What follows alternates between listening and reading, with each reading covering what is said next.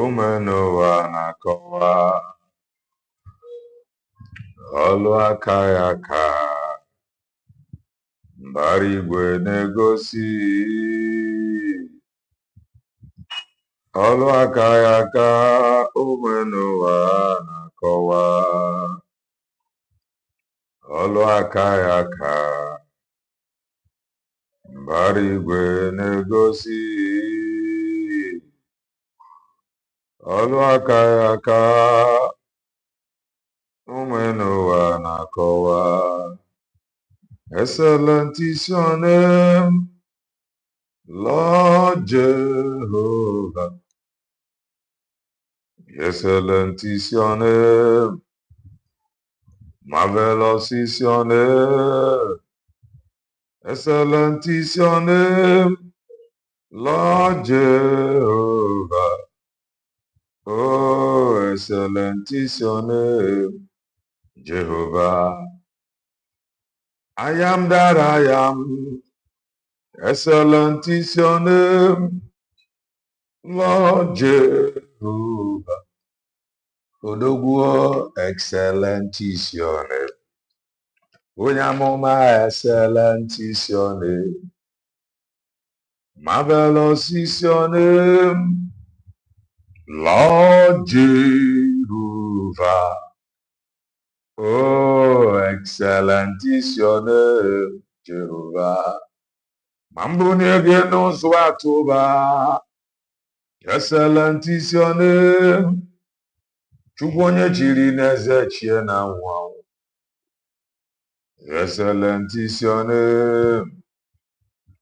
Marvelous is your name. Excellent is your name. Nanige bunde ya tuegu. Odogwo, excellent is your name, Jehovah. You are the miracle worker. You are the miracle worker. Daddy, come and do your miracle today. Come and do your miracle today. You are the miracle worker. You are the miracle worker. Daddy, come and do your miracle today. Come and do your miracle today. I call you Yahweh. Your name is Yahweh. You are the miracle working God. Your name is Yahweh. Your name, O Lord, Yahweh. Your name is Yahweh. You are the miracle working God. Your name is Yahweh. Your name, O Lord, Yahweh. Your name is Yahweh. You are the miracle working God. Your name is Yahweh. Idigabangwe, Idigabangwe. Eligwe na-agabangwere m o. Idigabangwe, Idigabangwe. Onye na-eme ma ị na-agabangwere m.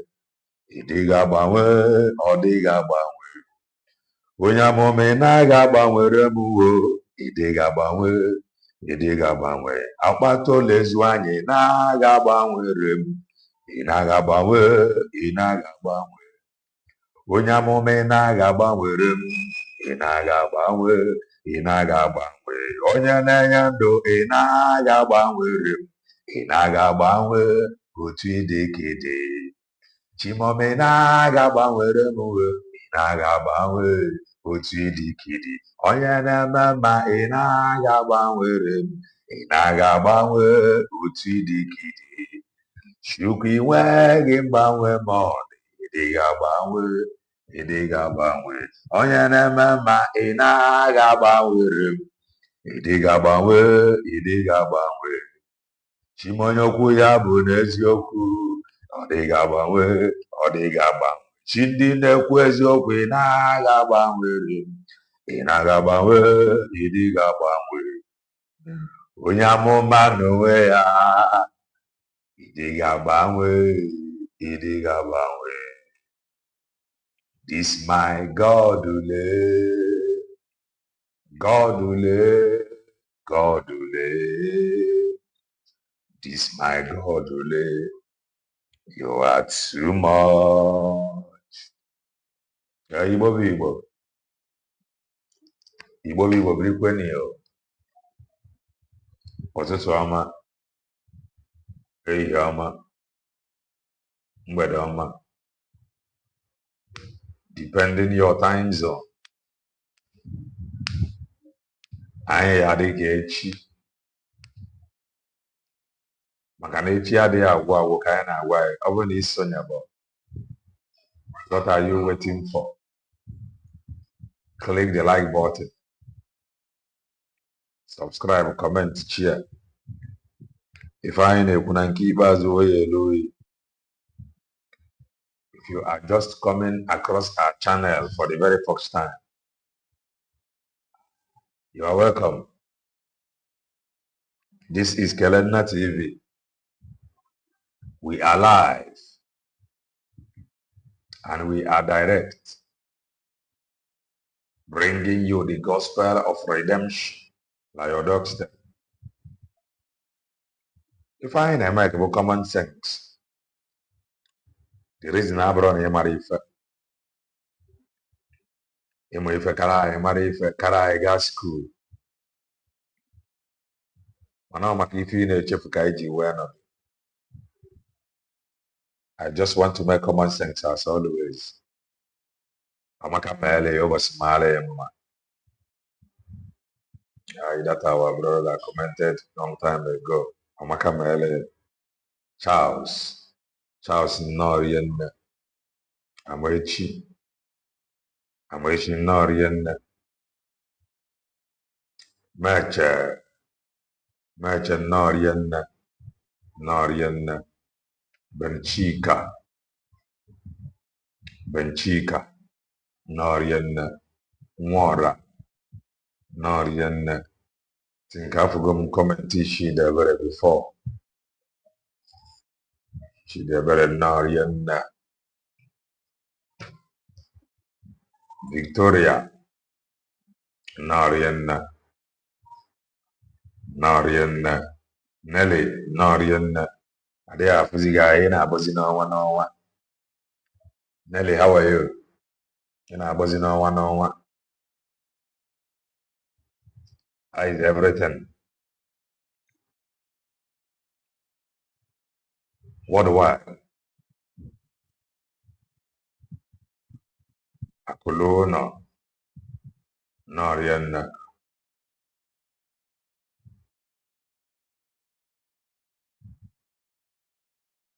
Daily World Nnorienne.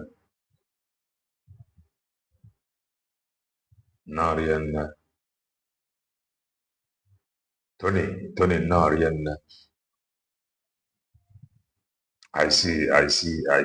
Na-arụ ọrụ a na-arụsi ike. Ejechi oge atụrụ izi n'ọgwụ. Ọ ka mma na-edi very focused because ụmụ Chineke somebodies they have lost focus from ifefaje. Gravezie onwere onwe with two hands with all their strength and might. Kafaji go bada onwere onwe. Let this freedom come, let us see. Emefajicha project n'aka. Emefajicha project with monthly ego ntụkọtas. Because you cannot tell me na onye ji anya na with the focus na nwere onwe na ndị ọbụla wetara ego over right channel. I can't believe that. Kana wa Aloyenna. Wenna Nnorienne mgbe emena Nnorienne maka meele Frank Nnorienne. Amaka meele Nelly daalụ. Eze Chiweke tụọla ya nzu n'ọgwụ. Frank daalụ rienne. We have a very long day by the special grace of Almighty to stay. Sorry about that. I was preaching some hours ago and something happened.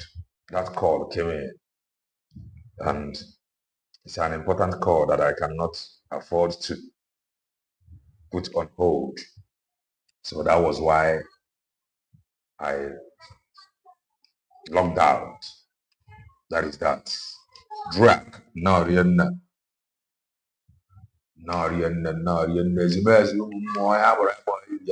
well and touch the like button. If today is your first time coming across our channel, you are welcome to Kelena TV.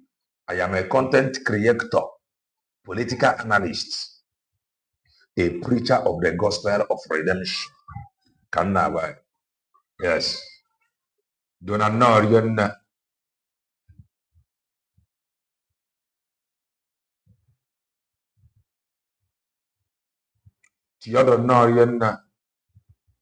Esther. Greetings from here, Chinemere. Frank. Please, if you are watching from Facebook, kindly join us on Twitch or YouTube. Thank you. Thank you. Thank you. Thank you. Thank you. Thank you. One Jesus and thank you. Hello. Hi. How are you? I will just you guy. Yes. Nchabo. I am a typical Bongolian. I will go. I didn't know. You know, jokingly, it's not as if I am happy. It's not as if I am happy. Man, I remembered, jokingly, John C. No, I remember telling a friend some years back, see, and the way Jadokonyo, Okite, Noba, or the rate, Umunai, Jiamajino Okite. I jokingly told him that if care is not taking nega for Okite on a fair, and I jokite, Cabin, I said, na Nebianozi, na go on a weird idea. He is returning to his owner. Jokingly, I told him that. Say, I'm gonna poke it on earth. And you will ask the Okita will be talking. You will ask the Okita, where are you going? I said, I go on a very average line, a bezo area. And here I chose the Gajan, boy, and we at least Yapo Chief. Everyone in the So we jokingly discussed it like that. But news have it some hours ago that has been sentenced to 11 months. It's not even up to 1 year. So, and na Ghana na bia, erego, ọtụtụ oke ite niile dị na bia ọkụ. And na o kwere nkwa na ya pụta, na ya ama mmezi ife dibia. Na ya ga-abụ gịnị for the youth. Na ya ama mmazi ife dibia. That is how news put it yo. Aha. So, ọ bụrụ ya oke ite niile a, ọ bụrụ na oke ite gị dị n'ọba. Erego, na nke nwa onye ọba n'ide mmiri. Oke ite ahụ enwugo ọkụ. So from now, henceforth, no one sign in notice well. Mana maka okita abaroko. Maka na have consequences when men deliberately undermine the truth. This yoji. It will read you okita ba moto. Moto abi dozi obodo. God help me. I want to preach. Moto abi dozi obodo. Ni na agba G guard, GLK 350. 300 Mercedes Benz. You can be driving Mercedes Benz in a bad road, and the Mercedes Benz will be crying, "What am I doing in Bongo? Why not send me to German?" So you can be driving Mercedes Benz, you don't know that your Benz is crying. You don't know that your Benz is crying. So about beautiful cars does not mean you are in a poverty capital. No matter motor upon the motor go see our celebrities, our politicians, private jets. You run over the bongo, and then with a private jet, they can't do number one in the jet. They were addressed to as poverty capital. Barely away. I am telling you. So it is not by buying private jets. It is not by doing okaka. The world knows you more than you know yourself. Ihe nwere private jet n'obodo Bongo karịrị na mba ụwa niile. Yet a na-akpọfa poverty capital. Ị kwesịrị ibere onwe ya akpa. Ịdazi ime ikpe gị ọrụ na isi ị na-eti mkpu n'oke olu. Your voice are very high.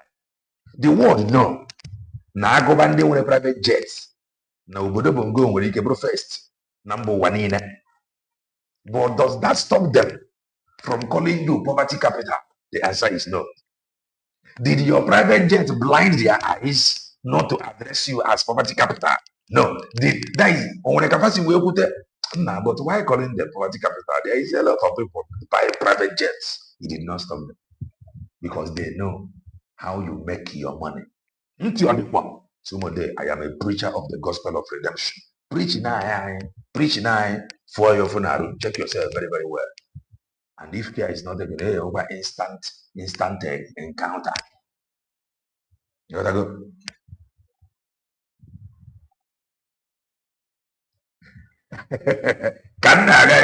If body they do you somehow, okay, they didn't walk. Now, but you don't really. Maybe I should be the mama fly. You see why now? Uche gị gbagoro na oke ite na-enwu ọkụ. Some people may become abnormal going forward because oke ite mmiri ya na-eme enwe n'ọkụ. Ndị Igbo ndị isi ojii oke ite mmiri ya na-ama oke ite enwe n'ọkụ by fire. And the fire ọ kachiri abụọkwa Holy Ghost fire. Ememekata ihe asị ka emetụ Messi na iri repent ele. Fire ọ kachiri wụ strong fire. Fire ga-enwe repentance. Fire not like your okite. So if body is doing you somehow, your okite is on fire. Your okite just got burnt. And can't worry about it. Okite ga ba na ọkụ boy. Yini na parija. This year, actually go G-guard with okite. Now look at okite. Okite enwe na ọkụ. G-guard e fọrọ. Ege fọrọ. Mana thank God for deliverance somehow because ọ bụrụ na nwa onye ọbara ide mmiri ka ya o nwere ike every month ị ka na-ebikwa ego ebi na-achọ nkụta ị na-sacrifice ri oke ite gị ma ọ bụ eru edego ma ọ bụ ebule anọ na-agba vidiyo na onye butere 5 million a ọpụ na ego niile ebuteziri ya obodo bụ nga adịrọ mma make una get sense. Upon ego niile ebutere ike Pentecost ego moto and dedicate moto every day yet you are in a poverty capital, not just you are a bona fide poverty capital member, very bona fide, very somebody poverty capital somebody. You are a poverty capital somebody. Upon moto niile anyị na-agba, the world still address you. They know that you are poor. So in a go motor. Where are you from? A 12 green white green as you stay there, go there. And you must behave yourself. You know that this way. If you your celebrity in a night quietly. Then why behave smart. Behave smart. This is immigration. You know, if I have to attend to her this way, mister, this way. I'm not have green passport because the thing divest them. Look at this monkey from Africa, poverty capital. Now we never see. Yeah, park on one side was be where area. Upon if any in a koga. They know that you are from the poverty capital. Who will redeem us? Who is going to redeem us? In the world. God help me. Who is going to be our redeemer? The only redeemer that is coming. Total freedom. That is the only redeemer. Obodo Bongo has crossed the Rubicon. Obodo Bongo has crossed the red line.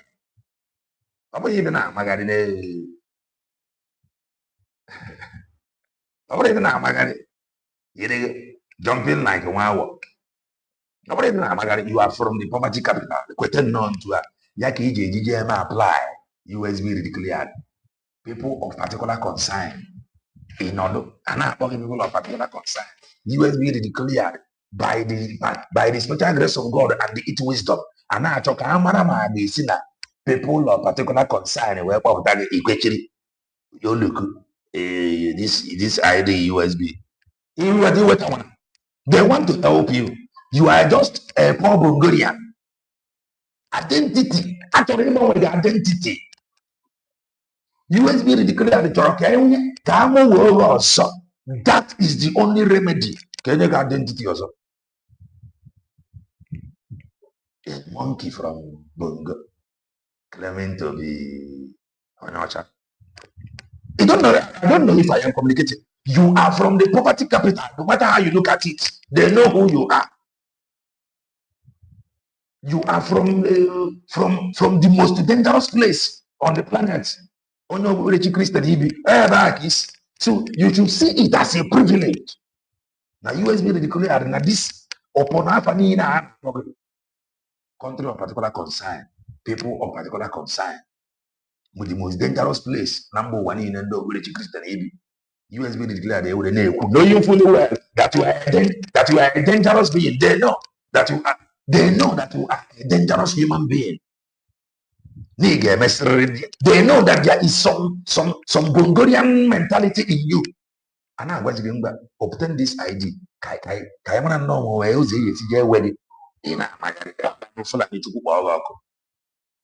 are you talking? You are from the poverty capital. Poverty capital is where you come from. Poverty capital.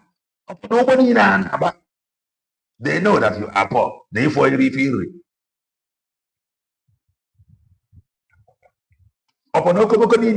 they know that you are poor. Therefore, you feel abroad. They know that you are poor. Truth is truth. It does not matter how you look at it. Yaka Donald Trump when you were very forward. I'm a parano on your way. Or why I'm over the night. I'm in a war. Even my name for country of particular concern. Poverty capital. Shit all. Now, when this man will be other than that man, he will tell you that bitter truth. He is not there to romance you. Oh, you are very large. You must manage your strength. There is strength in diversity. Hello. Oh, yeah, you are from the poverty capital. I want to feel German. Okay, there is nothing you can do. You are just a poor Bulgarian. You want to the man of see this poverty capital. Yeah. Give me a second. You're just a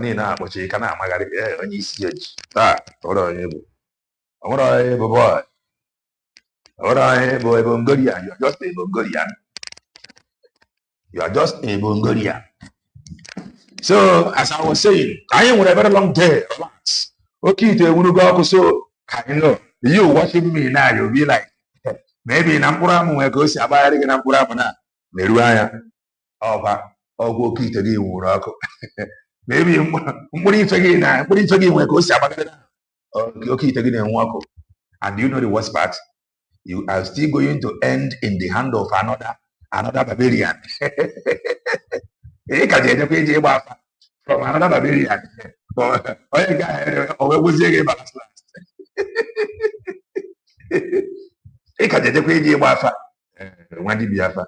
if you have another car, as 10,000 and the okay with the honor. So you walk, was the only walk everywhere now, also. He walk, Ebogiamba. All the herbalist, how much them is motor. Let me see if you can Faboriamba. What are you telling me? My God, and a real food. Go and check. If I'm walking this year, all the very expensive now. If any is young, you walk going to become chop. I ain't gonna side you go 247. So don't be in a hurry. I ain't with a very long day to stay. If you are from Bongo, go and get that. Because Queen Eagle Bird is a no. responded to Ugo247, not no 419. So we are coming there. So I can have the happenings. I can have the happenings. Nima Bongorian. And the happenings when I want one of the Melinga. Share this program. Atwanianga. And I young better than give my concern, my worries now. When I okay to home mother is on fire. I can't announce. You know, Anambra State, in the Anambra Kara, but senior announced that TV. I wouldn't look at the you ever had for you. Man, they just set everywhere by up until I come. I can't okay. I wouldn't look at the so as you are watching me now, we'll begin to a boom boom. Okay, to go one up. Boom, boom, boom. Okay, to go one up. I can't help you. I cannot help you. I bet it. Yeah, if I had done this, if I had done this, we are not going to look at their face. From Eggman to I don't know. We are not going to look their face because they have deliberately undermined the truth. Do not forget, heavenly immigration border control. Do not forget, depopulating their population is a task, a very big task. Every Mirikiti Bongorians, if you are there as a single soul, now one more to depopulate the population. Abra control. It's borrowed there. It's borrowed there. So wrap here. One year by the minute. Okay, then you don't be in one hour. Okay, it's here one hour. Ike ekwensu adịm ekwe na ya bụ ekwensu o mana egwu agụrụ agụ ike ekwensu ada na-achị ime ego zoro ne ọ da na-achị ime ego. I cannot be empty. His banner over me is of love. I can't be empty. My head will not lack oil. I cannot be empty. Ndị dibịa niile na big man. Imana, there was a day I was saying something here. The time mgbe a na-agwọ ọgwụ mgbe a na-agwọ ọgwụ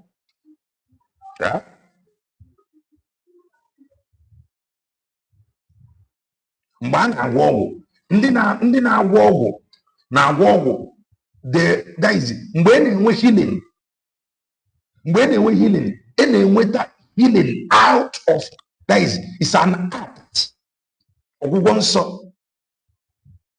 nsọ ọka nwere onye Kraịst gwọrọ bịa praise onwe ya na ya nwa bụ alpha and omega ya nwa bụ this that kwugide ya kwụsị ozugbo onye ahụ adị mma. No, the Bible says that he had compassion. He had compassion.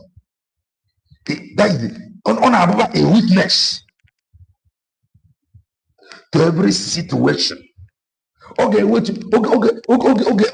descend so low to your level, and he will feel what you are feeling. So that when he utter a word, it will come to pass. In fact, every situation knows more than Christ batara. No, the honor itself gamma na Christ abatago. Mana mboge ijija na Christ abatago when Christ now pass a degree on back or gamma. Mana mgbe Christ ga-abata na the Christ ọ ga-abata so low. Even the ajọ mmụọ self will be like nah, we are formidable. You got it now. The ajọ mmụọ ji si anya ọkụ may not even notice Christ na some situation or some condition. Even ajọ mmụọ na onwe self seeing Christ may be like nah, we are formidable. So anyị ji onye nke a n'ọrụ. Now, who is this second one? Until Christ passed a degree, the Bible says that he is the fourth man.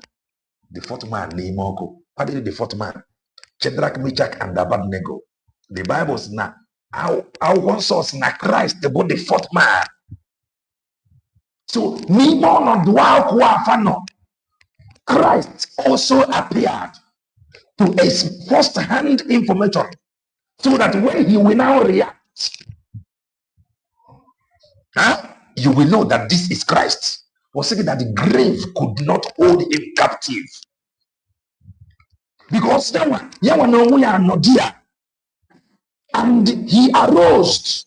The grave could not hold him captive. He is the fourth man. On a witness, he will first-hand information, not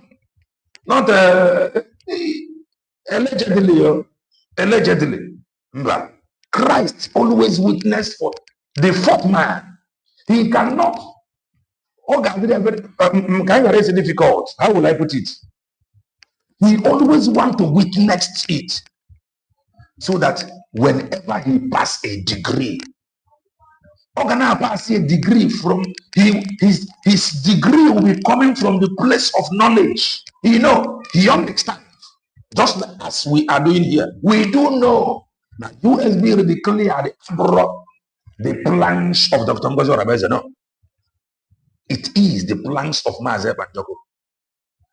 So we know that USB declare what the right thing to do. So we are diligently questioning that USB declare. Maazị Banjoko patanare kayamana moga declare another one. At least we have something. We have something. Oh, but it doesn't matter. Why must he go to declare another?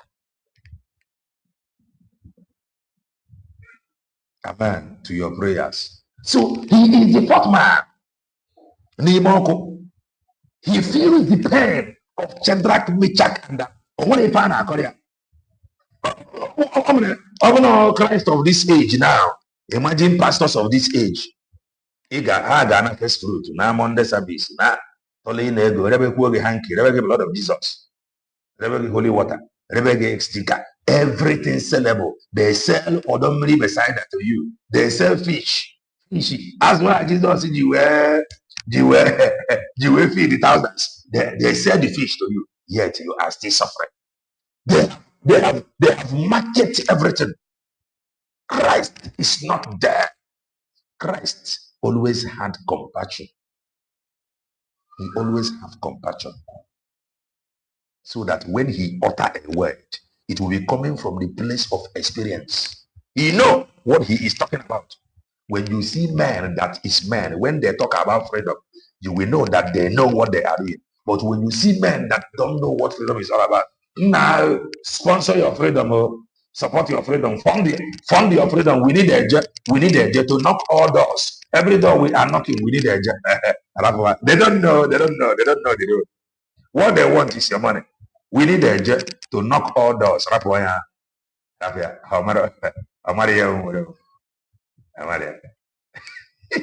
We need a jet. They make my job easy. I was like looking at it. Do you know the Amazonian government? They made my job easy. They said we need money. And money. Right here. Where can they? How can they? They have nothing to offer you. They are going to speak to you that thing you want to hear. And when that happened, gather. And they are Obodo Bongo have become so bad. Bona, when anybody over serve Obodo Bongo that will not be corrupt. That is why. That system is very, very bad. Maazị Kelena is on the spirit today. We preach as the spirit lead. Obodo Bongo, bad system, the very, very bad. No matter how good you are, even if you bring Jesus will still fail at the system of Obodo Bongo. Because Jesus cannot function on its own. How can he create disciples? What are some disciples from the north now? Where now? You are now partial. This is now northern government. Or what are some people from the east? The north Jesus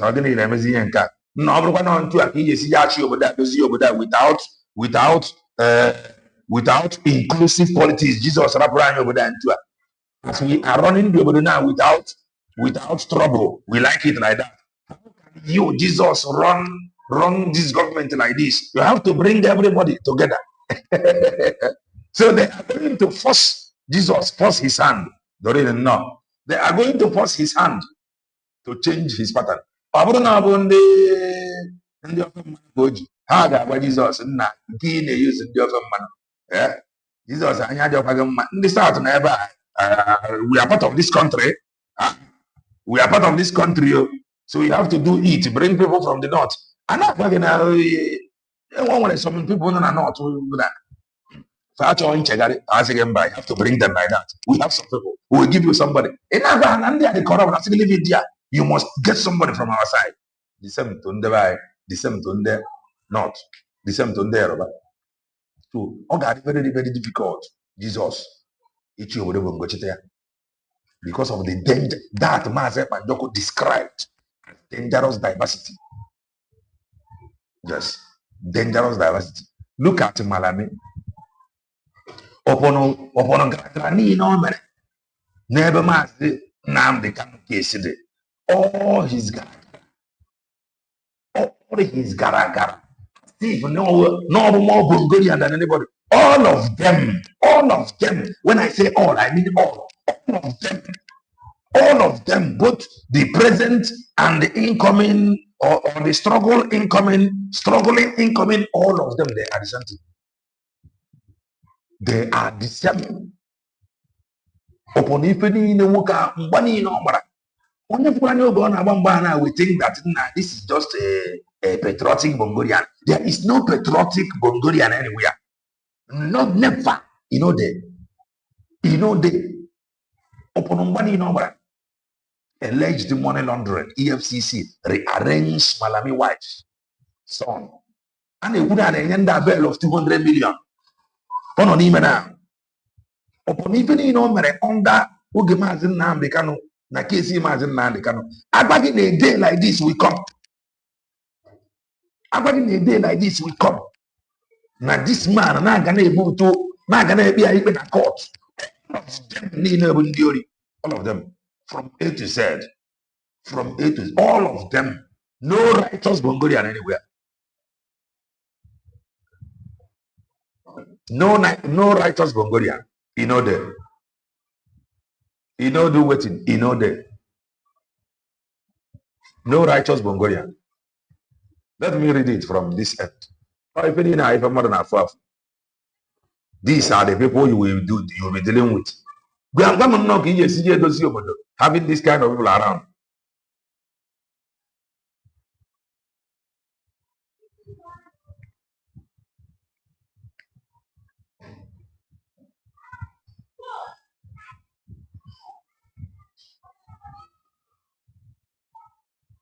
You have to get lost from here. If you don't like it, what are you doing here? Get lost. Come here, lost. Get lost. Oh, Konoha. Why must you mention Jesus? Where will I mention him? Yeah? This is how you go. If you mention Maazị Nnamdi Kanu, don't mention Awonyendu. Don't use his picture. You mention Maazị Banjoko. Don't mention Maazị Banjoko. Don't use his picture. So we can no longer make reference to something. Yeah? We can no longer make reference to something. Think at you.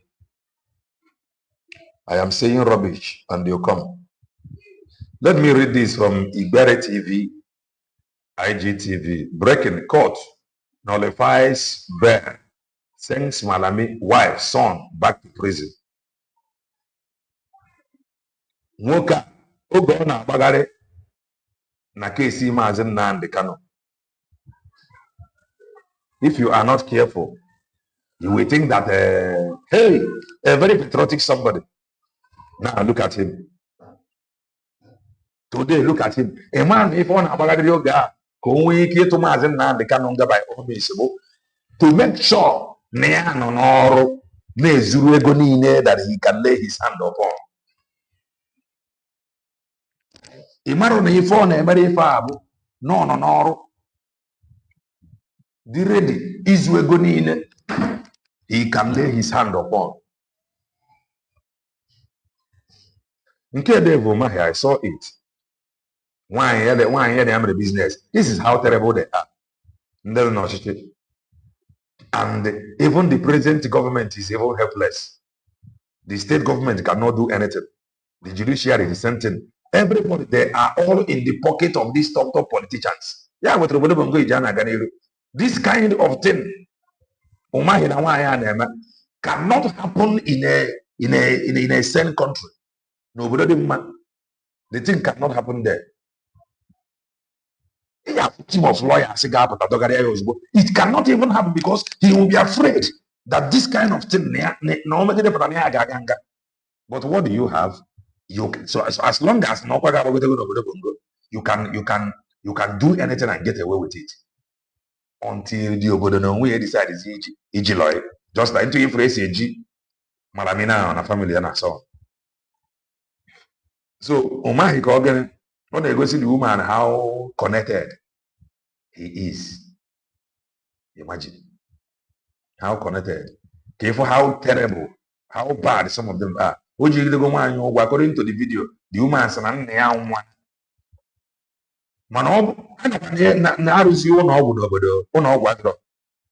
so the woman, there is every possibility no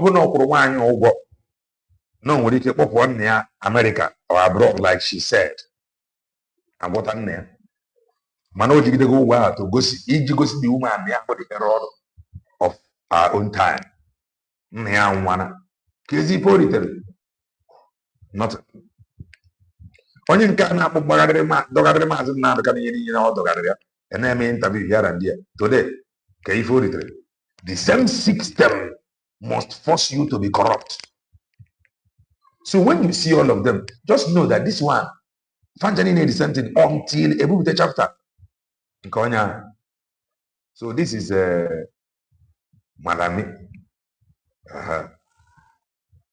And you know I finance over the other man.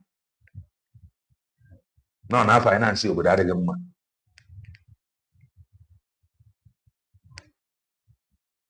It is really sad in the behind the mean. And this people now this evil must come to an end. This is what they mean. Happen? Why will it happen? This kind of thing cannot happen. And he is working freely.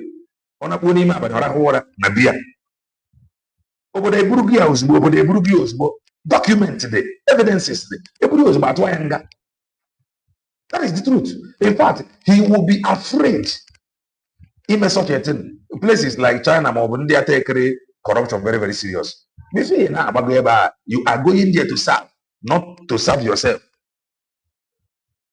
But what do you have in Obodo Bongo? They are all elites. They are all gods, small gods. Now like this, we go today. The answer is no. That is that. So I didn't care, madam. There is one news that I want to read out to us. That news, I want to read it out. That news is talking about what happened na East. And the news, this is from Punch newspapers. And the news said, troops dismantle IPOB ESN stronghold in Anambra. Stronghold. Underline that word. Stronghold. Stronghold. This is how they described it. I am any other stronghold. Mana, if it was stronghold. Troops dismantles IPOB ESN stronghold in Anambra. Nigeria troops successfully dismantle a notorious IPOB ESN stronghold in Anambra, neutralizing insurgents and recovering weapons in a major operation. Read full detail. Pictures, Fabayareba, bu pictures, ndị otu Ijele and the videos, ndị otu Ijele by telling you no Mother Valley. And this newspaper described it as stronghold. And the video and the pictures, according to Ijele and the rest of them, bu Mother Valley. Underline that word, stronghold. Underline it, stronghold, according to them. Now the question is, Ijele, only one picture opposed to what they call an airport. And that picture, let me see if I took the screenshot just to read it out. Let me see.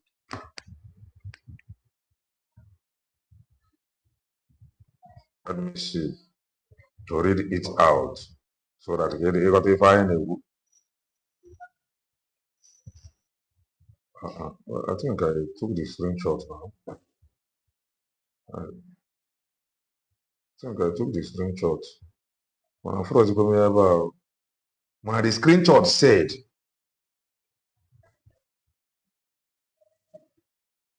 the screenshot said, I remembered it.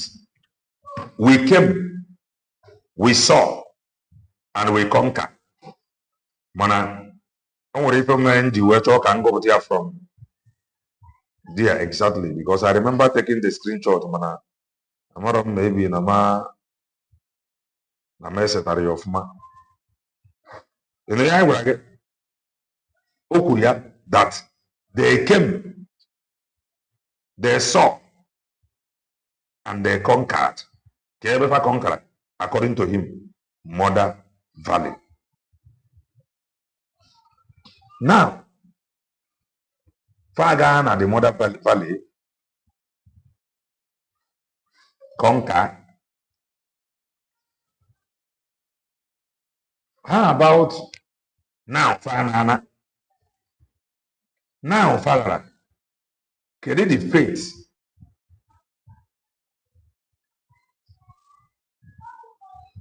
Can it the fate of the villagers?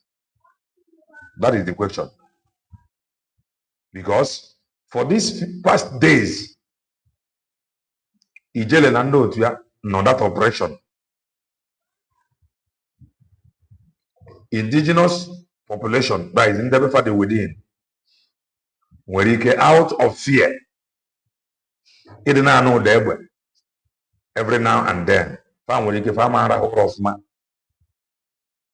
Now, according to them, they have taken over the Mother Valley.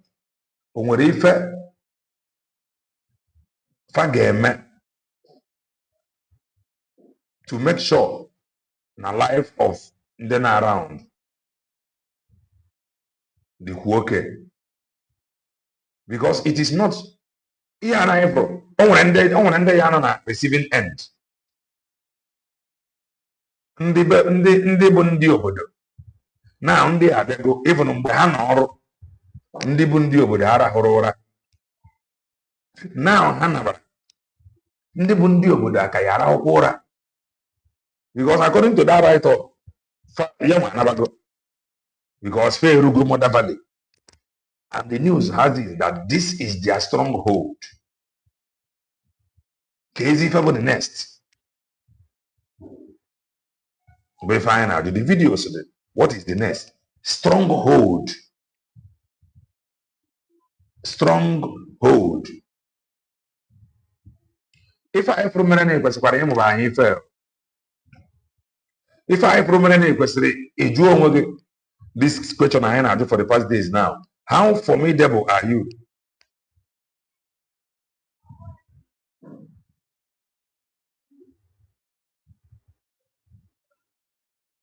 I am not believing in anything. I am telling you what is obtainable on social media. The news have it. Mother Valley.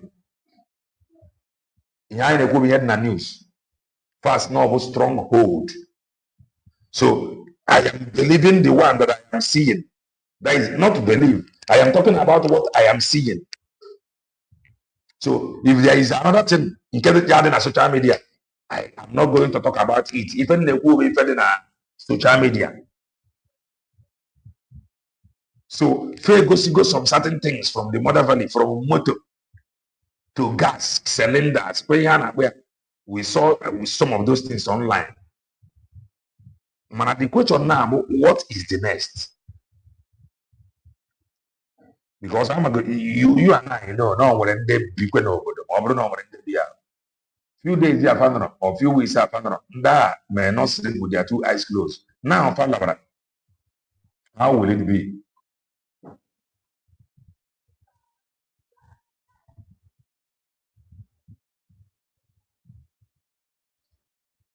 Systematically syndicates are going on over there. And I work a stronghold. Let us not go deep. Before somebody misunderstand each other or misinterpret it. Mana other than social media. So that is that for that news. Now, Ugo247 wrote something. Not even wrote. Ugo247 talked about Famdian. Accusing Famdian. Now Famdian. Bonyana supported Dr. Ngozi Oravezi. Now, saying that now Famdian, Bonyana supported Dr. Ngozi Oravezi. Or encouraging her to abandon, forget Maazị Banjoko. The question is, Ugo247 bo a man.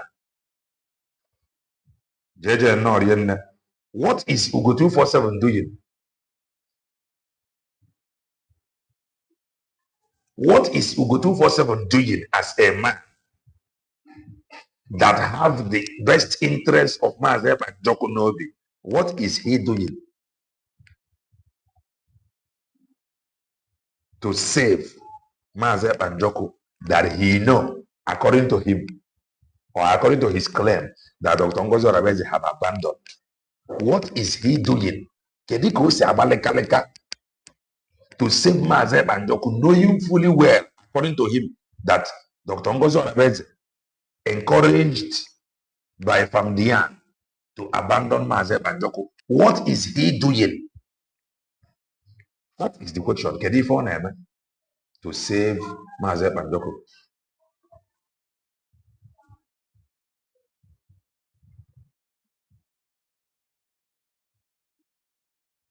My brother, I put on the other side. On what onye has again? Okay, or the has na ha or something.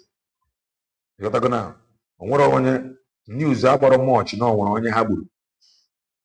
My pictures, main pictures, gas cylinders, motors, and other things. I don't come from video every father and I mad 10 or mad 5. From such news. Even the news that I read out before we misinterpret it. Started in a Igbo because now. I want to have a on a news. If I ever troops dismantle IPOB ESN stronghold in Anambra, dismantle. Okay, cool. Then a picture also there about motor and going down to the Mother Valley. Even on social media, watch the video of the social media. So I come and not run a hand ebe eburu mmadụ one ma one. I come afọ ya na social media. Ịghọtago na mana ife ha chiwere ebe a bụ ebe na-enwu ọkụ and ife ọzọ dịka lista and the flag edebere egbe n'elu ya gas cylinder jeep black. So ọ bụrụ ya. Thank you. That is the problem. Ugo247 said that Famdian have encouraged or supporting Dr. Ngozi Oravezi to abandon Maazị Banjoko. He is 100% sure that Maazị Pandoko has been abandoned by these people. Then the question that is begging for an answer, since you know that they have abandoned him, therefore to him to make sure that he is not abandoned and forgotten. He is not doing anything to make sure that Maazị Pandoko is not abandoned. He is not making any effort to overturn the plan, according to him, to abandon Maazị Pandoko. He is doing absolutely nothing. And do you know the worst part of it? All of them, whenever they open their dirty mouth to talk, the people they are accusing, we accuse them, and they want them to come out and they speak for themselves. They will not speak. They will not say anything. They will not come to debunk. He have accused Famdian without evidence. Famdian Apatago with evidence that Ugo247 contacted her, asking, give account to her, ask her to transfer money to one account. She refused.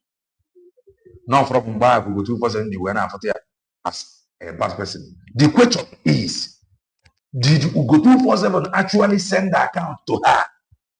That account to one Ubuntu case you know from nowhere. You just send the account to finance minister. We are please send money to this account. As who? As who? As who? No, Ugo247 no Maburu account. Send the other from the transfer money to this account. Now the floor is now open. Ugo247 to come out and debunk from the end that she is lying. That he, Ugo247, did not contact her to pay money into any account. You see how they are. They will always want to drag you for you to support them. Mumu, mumu, mumu. When you just support them, they mumu, they grow. If you have different opinion from their stupidity, you become an enemy. If you have different reasoning from their own self-centered reasoning, you become an enemy, you become a target. That is how they are. These people that have stayed long, that is very struggle. Check very, very well. He has no proof. He is not going to prove it. The same accusation is the same accusation he heaped on Dr. Ngozi Orabeze. Oh, I am coming to expose her. Up to date, he is yet to finish exposing Dr. Ngozi Orabeze. He have jumped to Famdian. This is how they are. This is who they are. This is how they lie. This is how they think.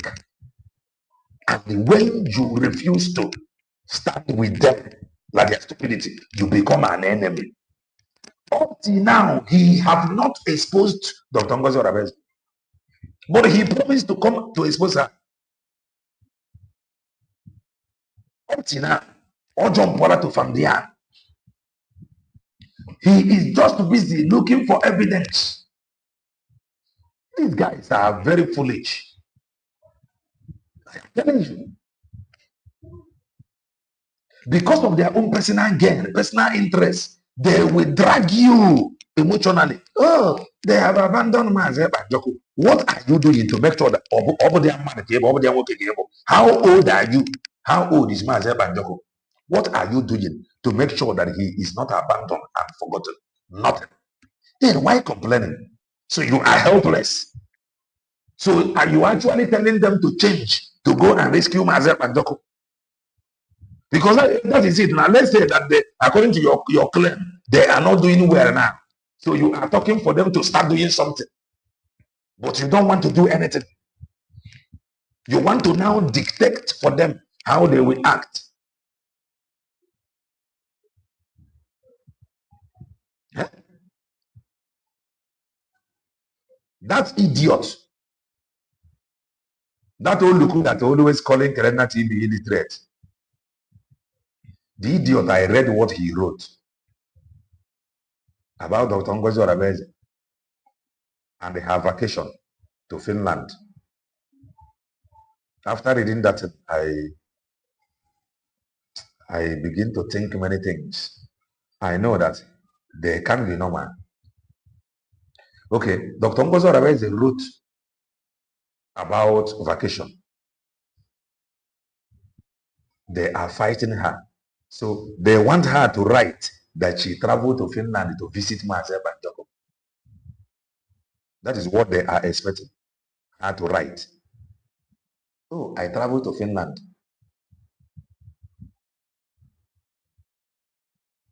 I traveled to Finland to visit our Obatobia. That was what they were all expecting. That is the kind of write-up they want. The Oluku wrote again, oh, she is displaying cars. But the idiot did not write anything when her friend was insulting Dr. Ngozi Orabeze. This is your car. It is Caterpillar. It is Gongoro. Get new car. He did not even write to like advise the woman. Nah, this thing in means nothing. He did not write anything. He quickly jumped into reaction of Dr. Ngozi Orabeze showing cars. But he was happy when the white painted hair woman was mocking Dr. Ngozi Orabeze. No, for motor go. So Dr. Ngozi Orabeze many forger easy video to prove to her that Nea Josro lie no living her life the way he were taught. He is now fighting the reaction of Dr. Ngozi Orabeze. But the woman that fired the first shot, the woman is sent. This is how they are. This is why it is good to always debunking them. Because if you allow them, they are going to give you half information and you are not going to understand it. The reason why we know what she said is because we are paying attention. She brought out the video of Dr. Ngozi Orabeze about on even motor video. Shouting and telling Dr. Ngozi Orabeze na motor abro motor. We watched it. We played it. Then Dr. Ngozi Orabeze in return displayed. We are near Gosiana na Caribbean. The idiot is writing upon the reaction. You see how foolish many of them are. You see how stupid many of them are.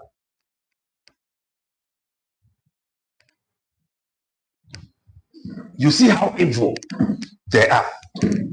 You see why following them bomber to bomber. The word is very, very important. We are following. That is why I need to wear for that video where she was mocking Dr. Ngozi Orabeze. We were following. So Dr. Ngozi Orabeze, in response to that, posted something. The idiot now find his voice to write.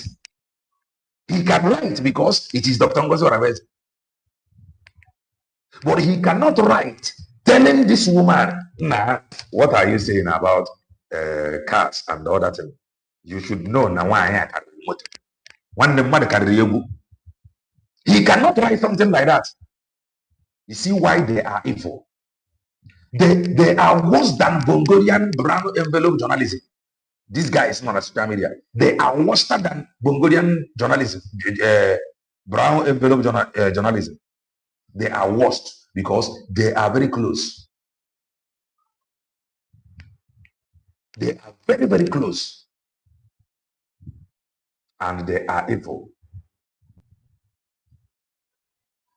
He wrote again that Dr. Ngozi Orabeze did not visit Mazer Banjoko. Like I said, that is what they want to hear. Oh, I visited Mazer Banjoko. I saw him. Then they will begin to interpret. Oh, she did not visit Mazer. She did visit Mazer. She did not visit. Now, everybody confused. Farmers mafaga sino visit Mazer Banjoko Nezia. Farmers no Mapa say no kitchen lazy without visiting Maze Banjoko. Farmers na no visit. So they are now in state of confusion. What he is fighting now is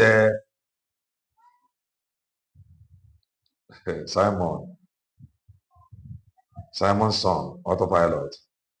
You like gossip, chat. If that is what you think, so be it.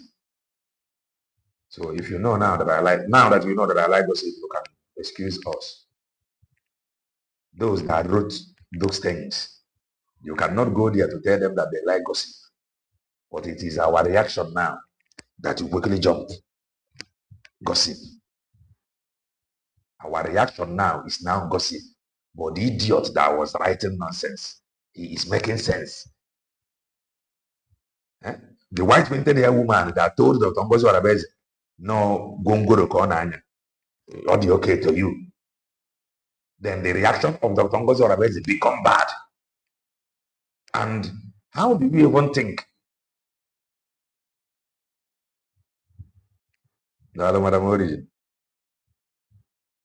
How do you even think?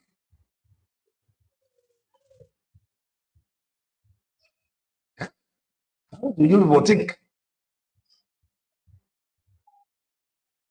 How do you people think? If I'm a journalist, when people react, please do well and touch the like button.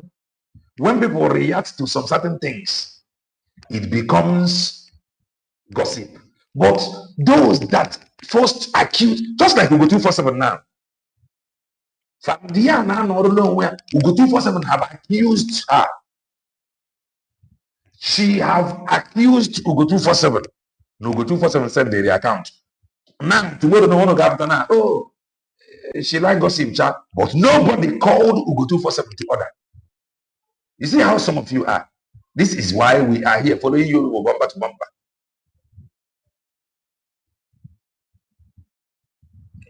If you comment again, I will remove you. These guys are terrible. They are bad.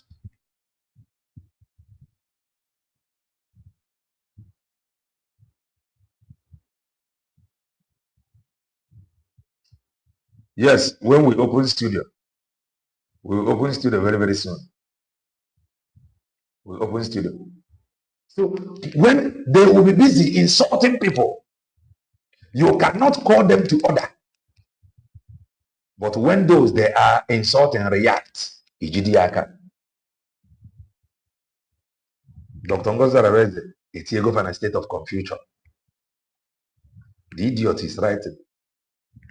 Why Dr. Ngozi Arabeze, why is she saying that Finland is a beautiful city? Finland that compromised and the Germans and Joko. She is saying that Finland is a beautiful city. Hello. If each of them, you know, no Maze Banjoko. Na Finland is beautiful. You know, no Maze Banjoko that he will deliver Finland to your doorstep. What is your strength? Beautiful. Finland is a beautiful city. That is why Maze Banjoko will promise to deliver Finland to your doorstep. So Dr. Ngozi Arabeze acknowledging beauty is now a crime. So Finland should be addressed as Zoom for you to be happy. I at times I can't understand these guys. Then the current one that she wrote, telling Finland, tagging the world to free Mazen Namdekano and Mazen Banjoko, they will not see it. They will not retweet. They will not post. They will not write about it. They are always ready to find faults. That is how evil they are. And I am not going to give them any breathing space. Not now, not ever, because they are evil. As she is latching Finland, they will not see it. Now, let me show you the way she is tearing Finland apart. Now her S handle. They will not see it to talk. They will not write about it. How many times have they wrote and tear Finland apart? Yeah? How many times have they go refer?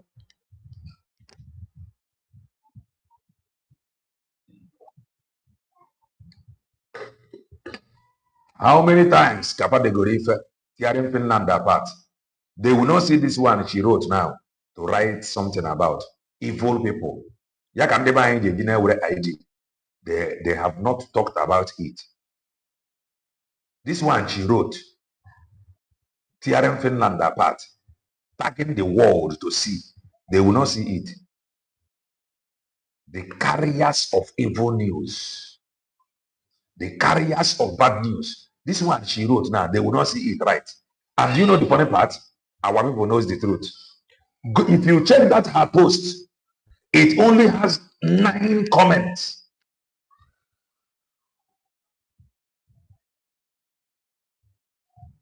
I just cause you now, they will run. Oh, watching it.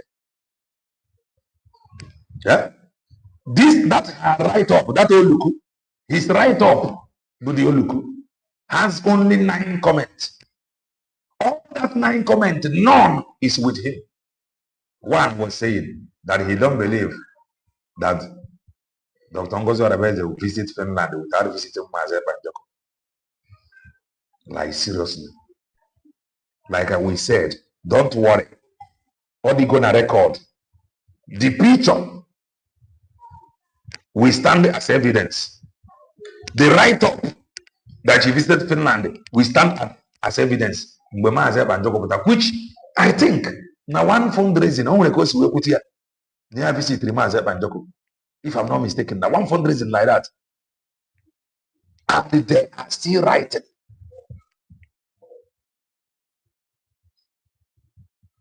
They are still writing, talking rubbish. This one she wrote now. Why have they not written something about it? Now look at this, breaking. United States Congress confirms Nigeria as the deadliest country for Christians to live.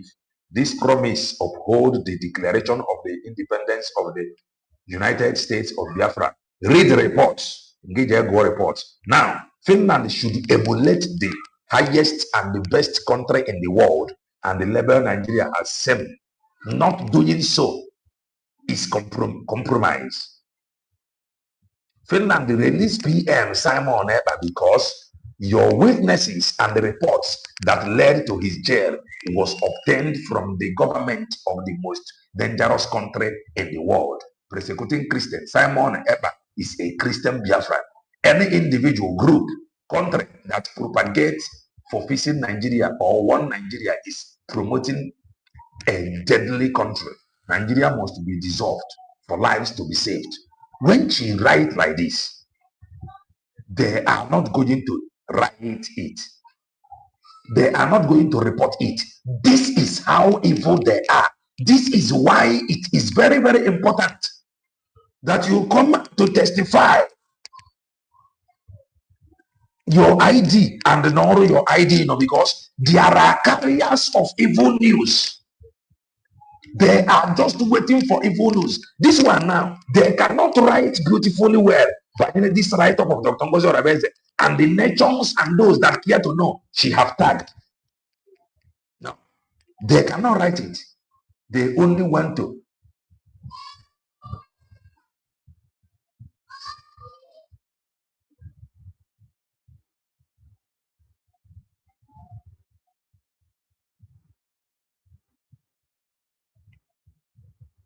They cannot write something like this. They cannot encourage her to continue tagging. Manakelena TV can encourage you. It is not normal for you to not retweet. Go and retweet. Go and follow Dr. Ugo419. Retweet her tweet. Very, very important. Eh? No, when they already now fly evil news, you are not yet equal to the task. You are not yet ready to debunk many of them. But you want some of us that have sold our slave, like Madam Origi do say, we have sold our slave. if you see us debunking their lies, they irritate you. Look at the people she tagged. Now this write-up alone, Sahara Reporters, read Donald Trump, at Flutus, at Premium Times SNG, at Jihad Watch RX, at US Army, at IDF, at State Debt, at USB government, at Amnesty Nigeria, at Amnesty USA, at Mobile Punch, at Vanguard News, Official BAT, at CNN BRK, at CNN, at BBC World, at BBC Breaking, at Fox News, at Sky News, at Who Kijat, Really More, at Really More, WV, at Europa _EN, at African Union, at UN, at IHRF._English, at Human Rights CTTE, at BBC Africa. Ndị niile a na mba ụwa ji wee biri ọta gị anafa. Retweet is very important. They cannot write about it. No, Mazi will hardly follow us live now. I saw his comments some hours ago. Mazi Guido. Hello.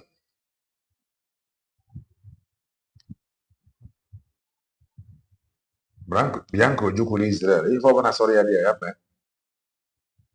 I'm not sorry, if I'm not Bianco Juku sorry, I'm not. What is happening now? Nobody can. Bianco Juku visiting Israel and if I'm the American Mego, can come. Kedi mkpụrụ visit ya ga-amịta obodo bụ nga emegide go lobbying firm $9 million fe win goni so rapụ na ya ebe ọbụla sọrọ ya nga fa na-agba mbọ na ife niile afọ na-amịgara igosiri na ife na-eme na-amịta ezi mkpụrụ so fa na-agba mbọ fa ga na struggle. The world knows the truth. Okay, now for bidoro ịgbagharị ọ bịara late now. Obidodo mgbe akpọrọ bongo the most shit hole. Obidodo gbagharị mgbe akpọrọ ya corrupt gịnị o ya nwa gbagharịrị oge a ọ gbagharịrị mgbe akpọrọ ya CPC ọ gbagharịrị country of particular concern ọ gbagharịrị oge a ọ gbagharịrị mgbe ha sendịrị those that came for fact findings. Now, does that stop those that came for fact findings to submit their report? Stop the declaration. But when you find them, anyway, we take care of everybody because all your point of when you come back again, America. America on ground. Then Israel and America. Can she be able to convince America? Convince Israel? Israel reports. American non-alien. She cannot influence anything. Nothing. She cannot influence nothing. What if we no influence? Oh, what can she influence? Nothing. Why are you worried? That day na that parliament, don't want to can you see the trouble, see the some report on after from Bonganya, Banyana, then they go to have Jewish.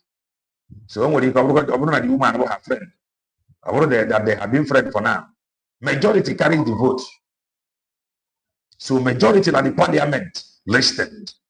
Majority in the parliament, they are following the footsteps of Donald Trump. Fanchad na mafanja abo fobo.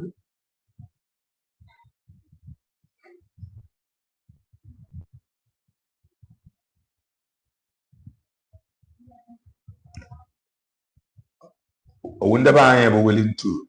Anya ga for that stage. Even Finland the one in Rojobaro. The way things is unfolding now. Mbagari wanya o mere nga ya o obodo ya bụ nwanya ruo now. they may not give her face. In fact, okay, thank you, you can go. No, Genadeganya. Oge ya bụ nwaanyị arụ o mere nga ya bụ ọgbagadịro ọbịa kwụsị okwu na dị obodo fasịa thank you fa achụpụ ya ọgaba ke ndị ọjị ji deceive now agafeela stage ma mmadụ ịdị worried. The only thing you need to do now, be focused, doing what you are doing. That thing that made America to send the Garanyocha, na-emesi ike. That thing that made America has no go CPC, na-emesi ike. That thing that made America is going to go the most corrupt shithole, na-emesi ike. That thing that made America is sending ndị ọgba mgbọ presently n'obodo Bongo kwechiri rafu nwaanyị na okay, you want her to give up. Open all the easy to give up now if I don't get you more. So this fight, they must put up this fight in our. But at the end of it, only truth prevail. At the first stage of it, when I want to appear anywhere, the person is free to appear anywhere. But can your appearance change anything? And they wouldn't mad every day over the Bongo. And they kidnap them mad every day over the Bongo. Since them American over the Bongo witness thousands of mass ononozi. He witnessed it. Of such people call one buying a GG call out. Father, Yawani Ruva. No man in for woman. Or someone like this Relmon now, Garaga, witness from first-hand report. Many of them were saying that the first-hand information with it. Now the chalk Ghana fanime until far or such people can the convinced. The atrocities, the evil happening in Obodo Bongo have gone beyond the stage of paying lobbying or lobbying people. The thing has gone beyond lobbyists. That is the truth. It has gone beyond. That is the blind can now see that all is not well. The deaf can now hear that all is not well. So let them continue to now balikalika. Kedelekalika efo je change. Eba na agbaga na onye isi ya na obodo Bongo na aria beg ka agara ibute his record na America. Mbagara ya kedifo ge change. So obakare si penny na at the end of the day ori aka ona aro. Obakare si penny na at the end of the day achwa ya na oro. Because she could not deliver. Over the end of $9 million. Have they delivered? Very soon, no. Obodo Bongo is going to terminate their contract and face their fate. That is the simple truth. Very soon now, Obodo Bongo will be terminating. Father, for no wasting of funds. They for $9 million. Faka representative of man. Can you renew such contract? The answer is no. Very soon, Obodo Bongo will be terminating the contract of the Obana factory in a contract because everything they have been trying to cover has been exposed to the blind to see. So why will they be paying you again? In fact, very, very soon, Obodo Bongo will be like, nah, it's an amiable terrorist. Nah, so be it. I can't defend anything. In fact, anything you say, that is it. That is the level, that is the stage Bongo is heading to. I am telling you, that is the stage Bongo is heading to. It's Nayabo terrorists. Okay, it's Nayabo CPC. Okay, what again? Or when anyone the bad than CPC. Or when anyone the bad than CPC, get what here. That is the level. Am I ahead now? Or if you don't know it, more than the America they send you when you go. Omazia continue. First send the underground fact findings. Omazia continue. They couldn't demand another. First send the under bambo. Omazia break. They couldn't demand. They will demand. Nay, they can see our community. Obey man never heard it to now. We have gone past the stage of come and lobby for me now. But Obodo Bongo is ready now for the worst. It's like CPC. Okay. or anything with the bad than CPC. Father said, "Now, you man, had the bad that CPC. That was it. It was nice CPC or what man. And what? Okay. You see, I when Islamic agenda or what it was Egypt, because they will now understand. Now they have crossed the Rubicon. No one that can save them. Ibabu. Mazin Nandekano Bragadato Bongo is heading for total destruction. Before the Cardinal in a chair, we are formidable. No Mazia for mother. Oh, Bragado is heading for total destruction. Nia Gadotan Diana nearby and they also take over their land. He said it. Yeah? She can go to moon. Thank you. Watching the moon, yeah. She can go to the moon. If I want to I had the first stage of traveled here. Even Finland now will be in regret. Can you face Finnish Prime Minister or President Gejina get Donald Trump on now? Can you face Gejina for Donald Trump? She can travel to the moon.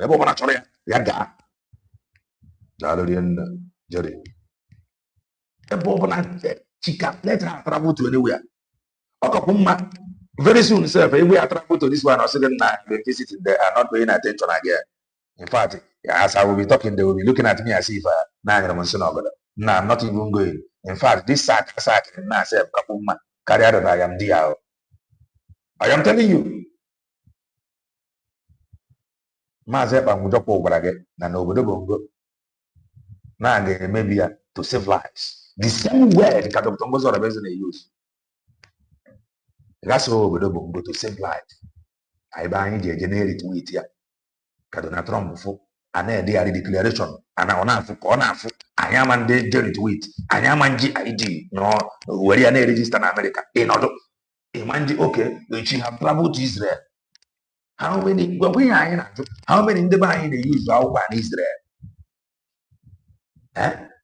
Man, over now when they buying they use Israel. Only folk by the world now. And I system. I found the buying Israel. And I if you not Trump on I found now why I have a trouble maker. The one why I say you find out. Father good move focus, but that's ID. But no. Get the idea, man. The Bible said something. I'll say that corporate anointing breaks the yoke. Let's cooperate. Name with this very idea. Let's cooperate.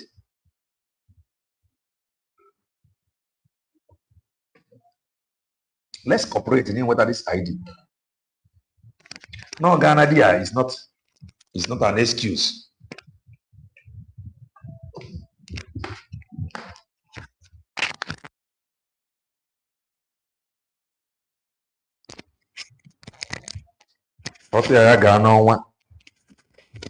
Even Satan went to Christ to tempt Christ. Are you following and you have not touched the like button? Are you following and you have not touched the like button? Yeah? Are you just looking us like that? Why have you not touched the like button?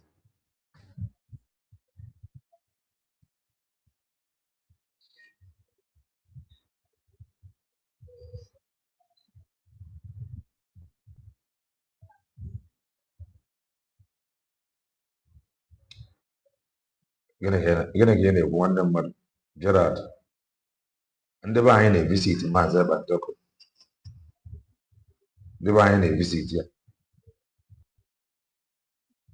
The buying a visit here. Please touch the like button. Now, we are 250 something. Only 150 have touched the like button. I went into a come. Do well and touch the like button. Do well and touch the like button. Never in a visit to Mazep and Joko.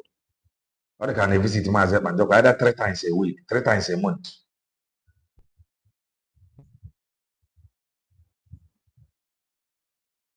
Also, we say a lie. Second, and never any visit to my and Joko see a lie.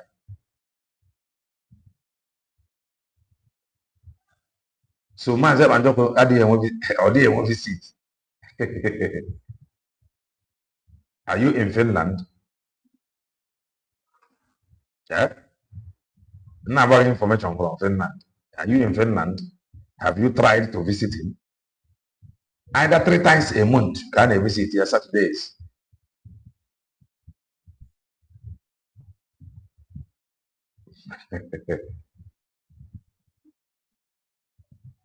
So that is that. So if I don't go now, they cannot write with it. They cannot encourage her. This is the most powerful awareness you get create. Buddhist tweet and retweet. And you have your document ready. That is the most powerful awareness. The most powerful awareness you create when you find on it. I'm going to news on half. Eggman, we are going there very soon. Eggman encouraging the mind to come out for protest. This is how we are. This is how they are. No, don't explain to me. Don't explain to me on WhatsApp. If you have anything to explain, you come to the studio. Come and explain it to the hearing of everybody. Don't explain to me. I don't want the explanation because I know now either 3 times a month or 2 times a month, and not Saturdays. So okay, for this even explain that I came most when so we So if you have anything to explain, you come to the studio. I don't want anybody to misinform me from what I know.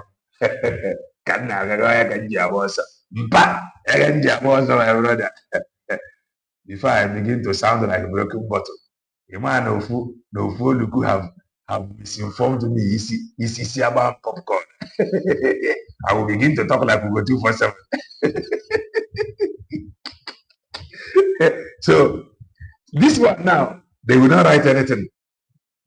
Banyeria. No, they will not. They will not write anything. Banyeria this one.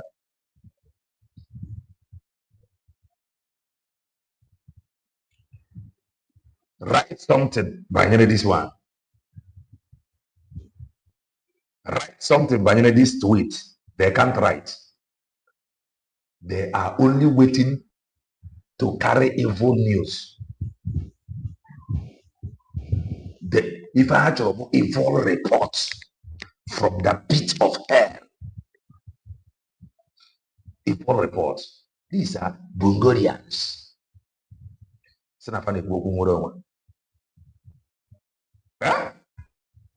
Bulgarians.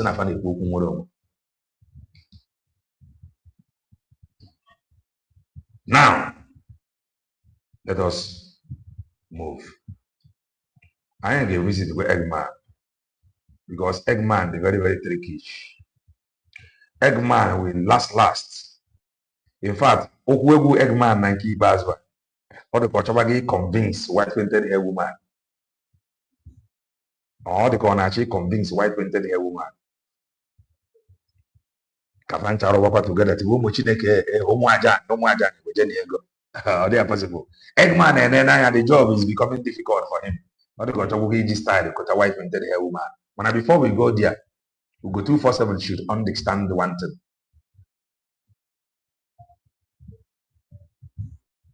Ugo247 should understand the one thing. And that thing is, if you are neither cold or hot, you will be spit out. Agaboy, confirm. Now, this is the response of Dia, Queen Eagle Bird. If I haven't do share that started following Kelena TV, it's not even I'm on 6 months. Queen Eagle Bird. She has been supporting Kelena TV, buying with draw for. Uga said, Mazep and Joko. I don't think that Mazep and Joko Pongo cabinet. But there is something to note here that is very, very important. Very, very strong word. Now, this is what she wrote in response to Ugo247's Bruha.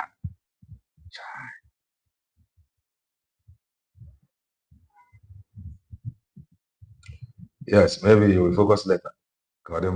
In response to Ugo247 Bruha, let me play you the Ugo247 Bruha. Collier shares your music, shares your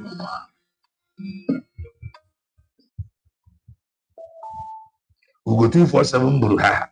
Ugo247 have abandoned Dr. Ngozi Orebeze and the image of Dr. Ngozi Orebeze exposed. Mapuruzie to Famdian. That is to show you that confusion is dealing with Ugo247.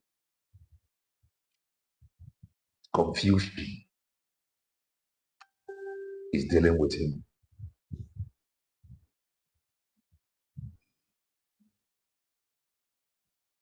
Please touch the like button. Let us play you Nyanyampo that Ugo247 talk. Then we'll play you. We read out the response of Famdian. Do not forget. I think it's tomorrow. Got fundraising, got support or USB declared it will be a chat. Anyway, to alliance, you know, what happened? They are selling. They are helpless and nobody can help them. You gotta gonna come and listen.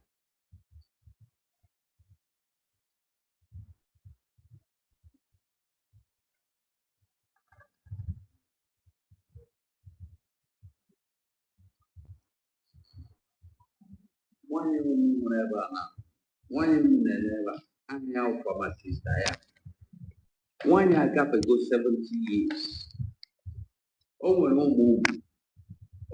Wait, I want you to hear it loud and clear. Now listen. Ntu akosi ebu te pish on the mado.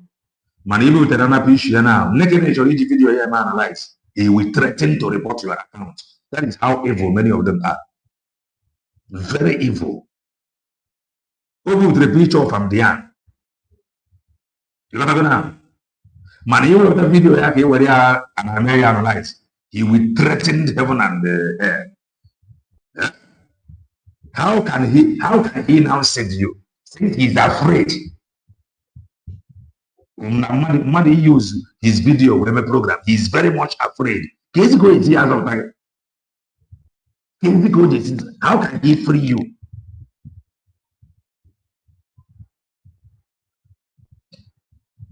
That is for sure.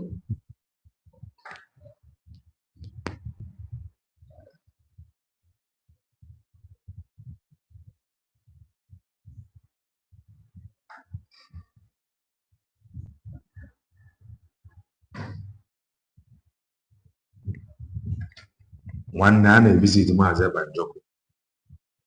Or you can visit here 3 times a month. So you submit. You show them signal that you want to visit. You submit some document.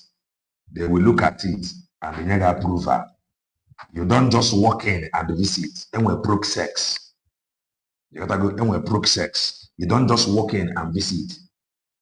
Then we visit there. Then we time. So when you submit your document, you gotta gonna a mehane approve. You can go and see him. That is how it is. Number one, you can visit here 3 times a month or 2 times a month, and those Saturdays. I go every day. So now listen to Ugo247. If you use his video to do program, he will threaten you.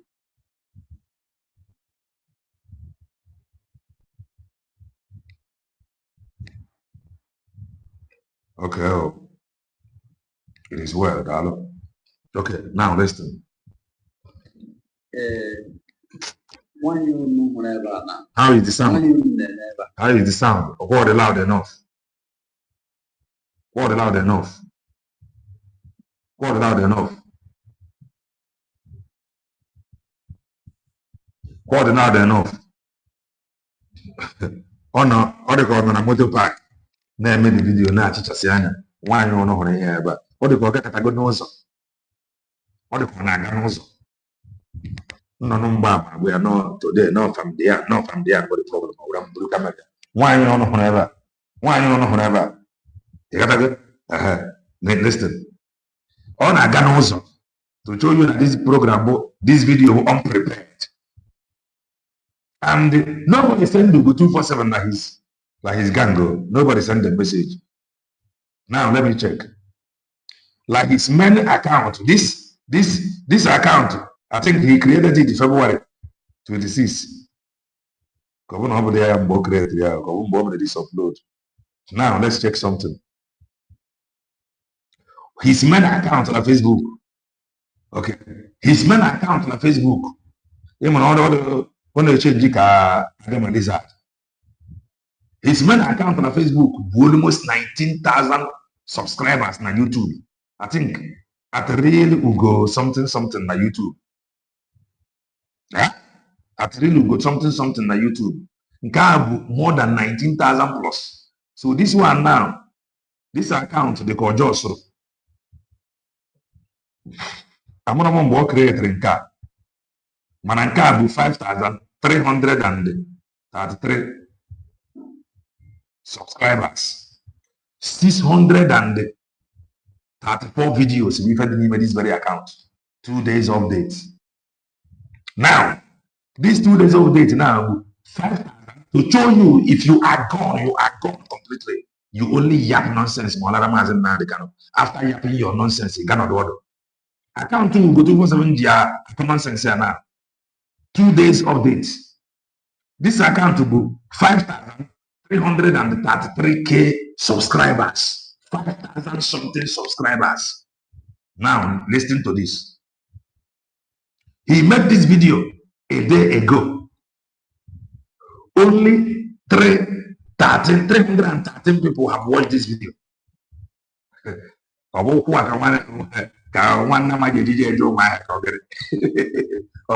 His messages 5,000 something subscribers. This video a day ago, and only 313 people have watched this video. He can't make progress. People have left him. People have abandoned him. So to some of you that is saying that we are making them popular, how is that? They are already popular by having 5,000 plus subscribers. Yet when they make video, they will only generate only 300 views. And that 300 view, the video of America is less than 6 minute video. What does that tell you? Our people have left them. So we are depopulating the population of that 300 that is still running around him, like the idiot that wrote about Dr. Ugo419 and the car. He have 9 comments. That 9 comments, all the comments, they are against him. All the comments, they're against him. 9 comments there.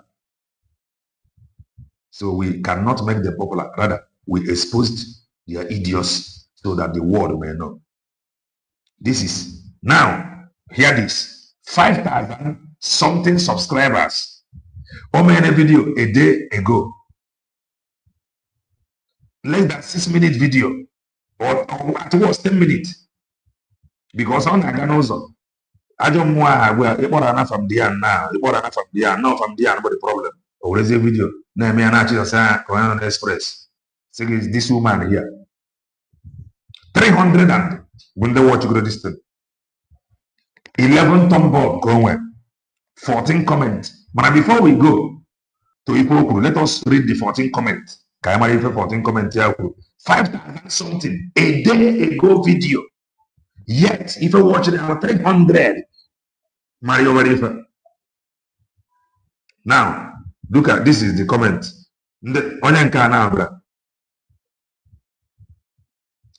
The sis wrote amen, amen.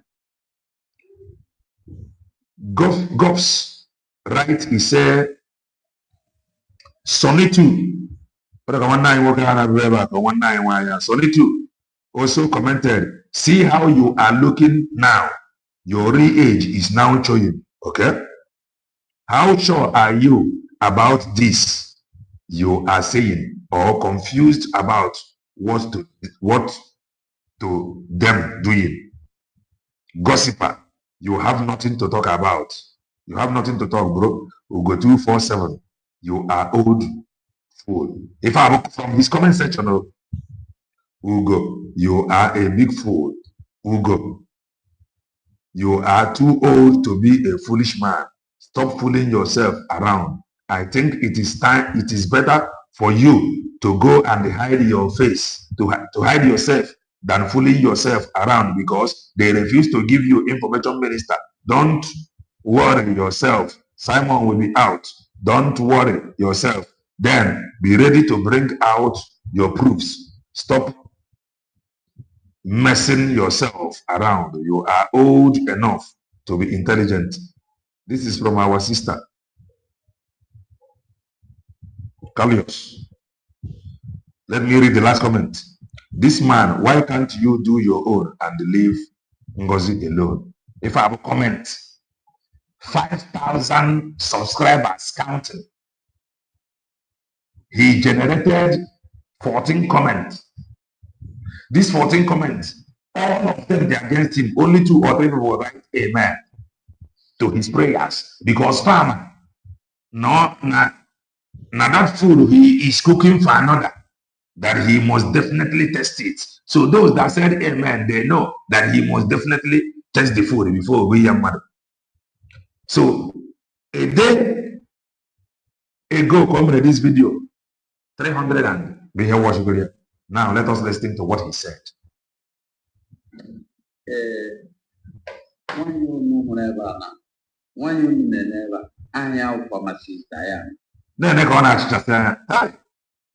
Na main road. Then go align Ugo247 I understand that. No, okay.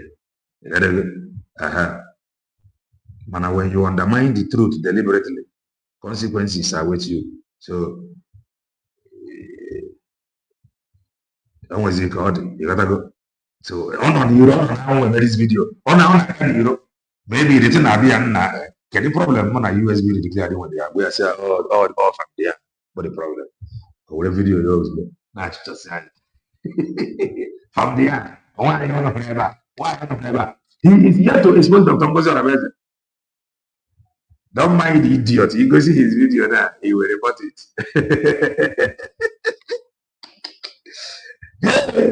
Don't be having a phone.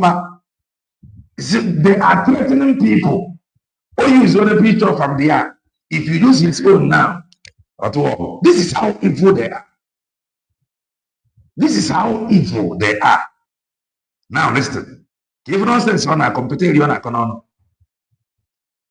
On an express, on a naga. Better, hey, off from the no problem, off from the problem. Or video. Why you not never? Why you not never?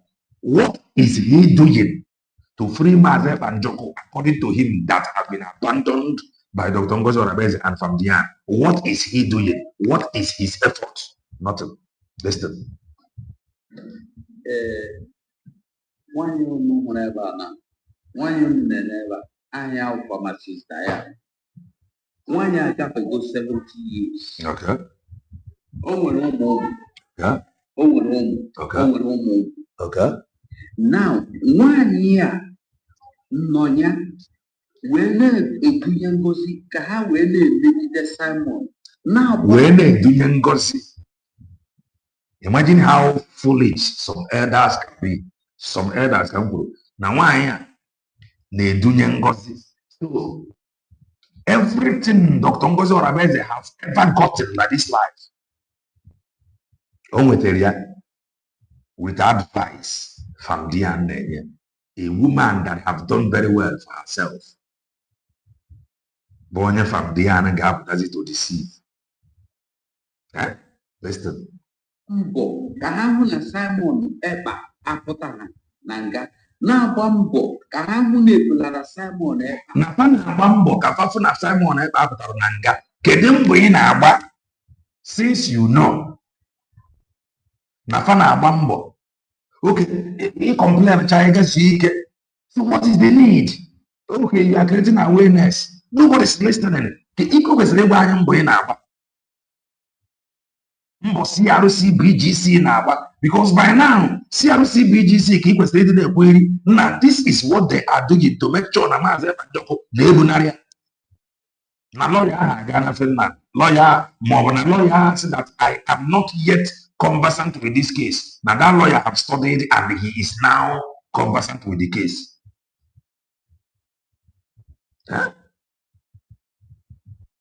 Negative. Nigeria. Ihe m na-agwa gị bụ nwaanyị bụ Diane, pharmacist Diane.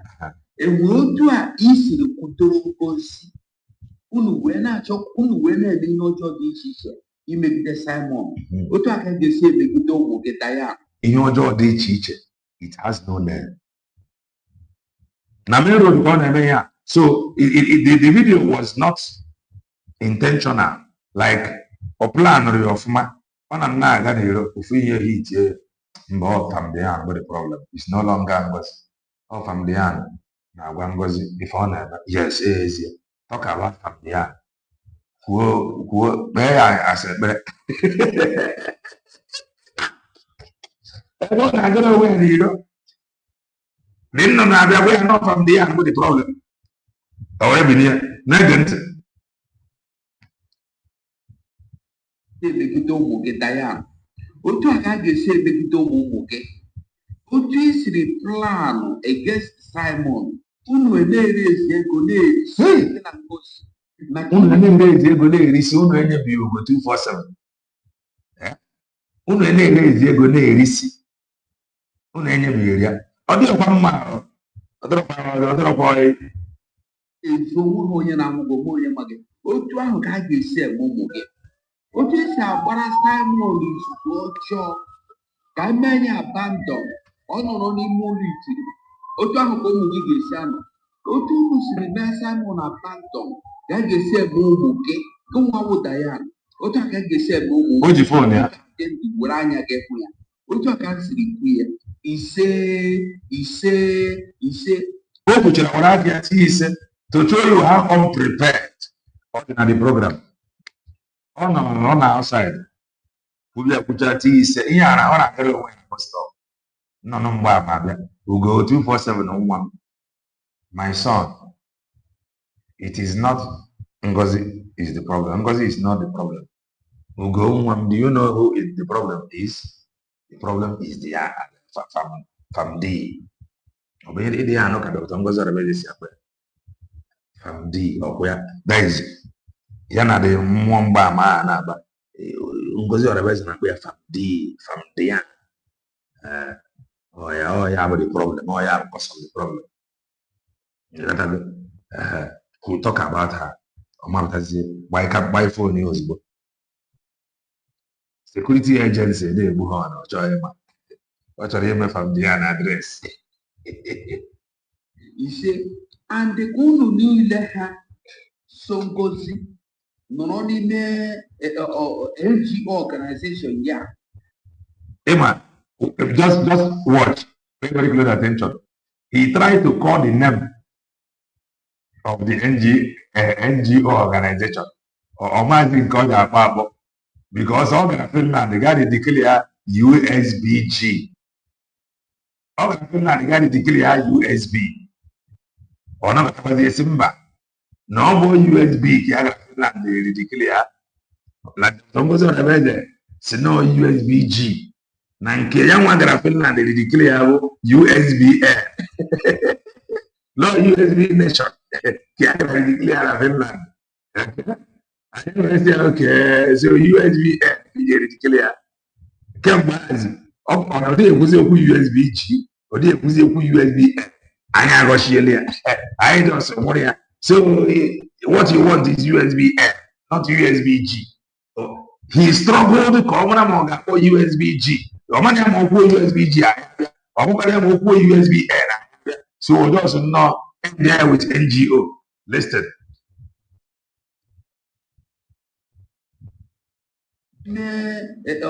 NGO organization, yeah. No n'ime NGO organization ya unu niile gịra na-agwa ya ọ bụ n'ime NGO organization na ya ọmazi ma ọ bụ ya kpọọ ya USB chip ka ọzọ kpọọ ya ga-abịa ọmakwara ma ọ ya bụzie USB N ahụ sịrị ya declare USB nation because ọkpụkpụ ya na anyị ga-abịa osizie USB NG organization ya listed and unu niile ha so ngozi nọrọ n'ime NGO organization ya kpọmkwem nọrọ n'ime NGO organization ya unu niile gara na-agwa ya nnukwu na-asọpụta ya ama ebido kpọm unu niile aha one by one ọ bụrụ taa ka ị were ihe otu gị na-ekwu na ị gara akpa ọ bụghị ịkpọ onye ahụ afa bụ isi na onye ikwuo eweta evidence ịkpọ na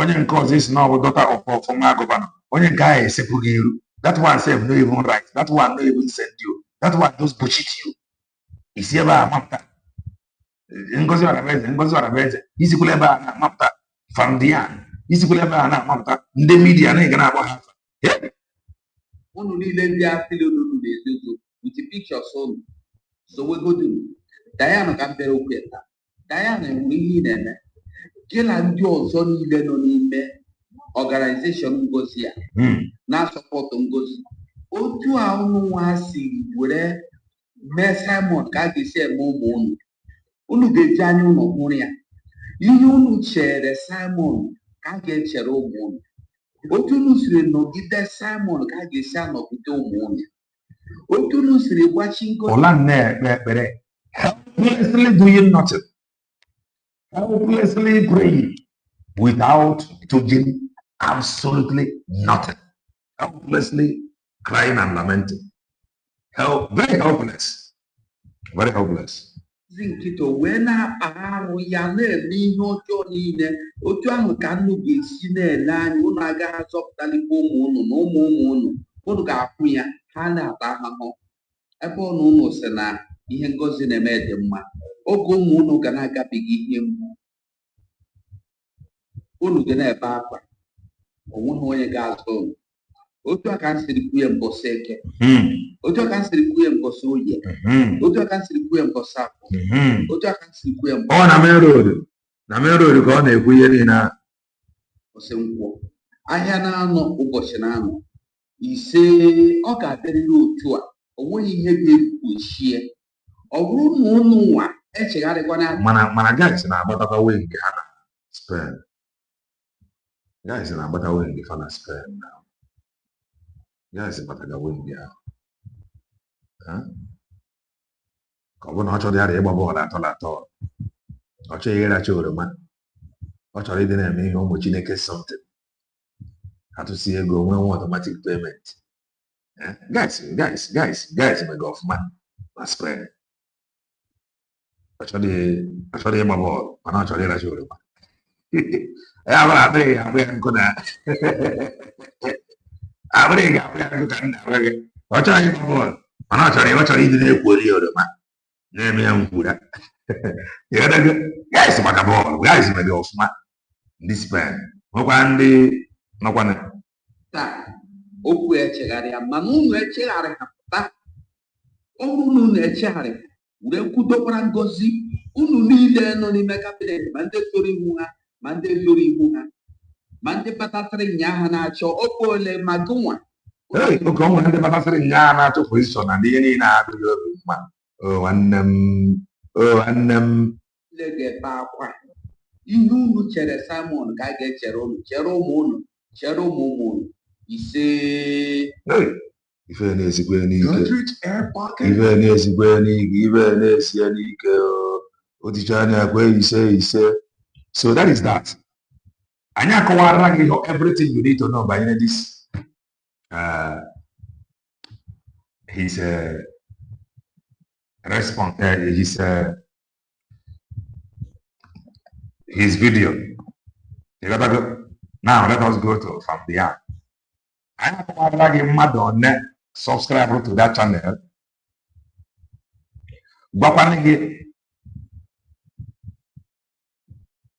I am a mother on net subscribe to the channel. Baggy how many comments you want?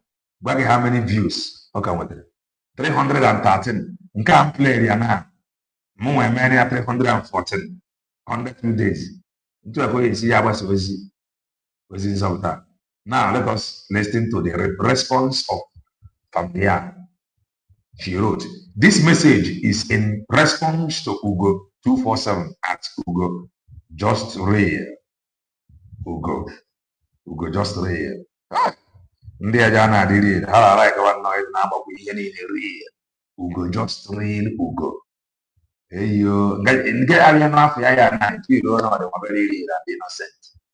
Ịma ndị a bụ make a PA. Now let us continue. Click the link below to watch this video. Here comes the most shameless, despicable desperado, deject, and the chronic liar, Ugo419, whom even the lesser gods and the vultures would reject if he were a male. Pocket good. Cover. Alright. I ain't gonna take that part again. Come on, if you know that. We're going to take it again. Okay. Here comes the most shameless, despicable desperado, deject, and the chronic liar, Ugo419, whom even the lesser gods and the vultures would reject if he were a male. No,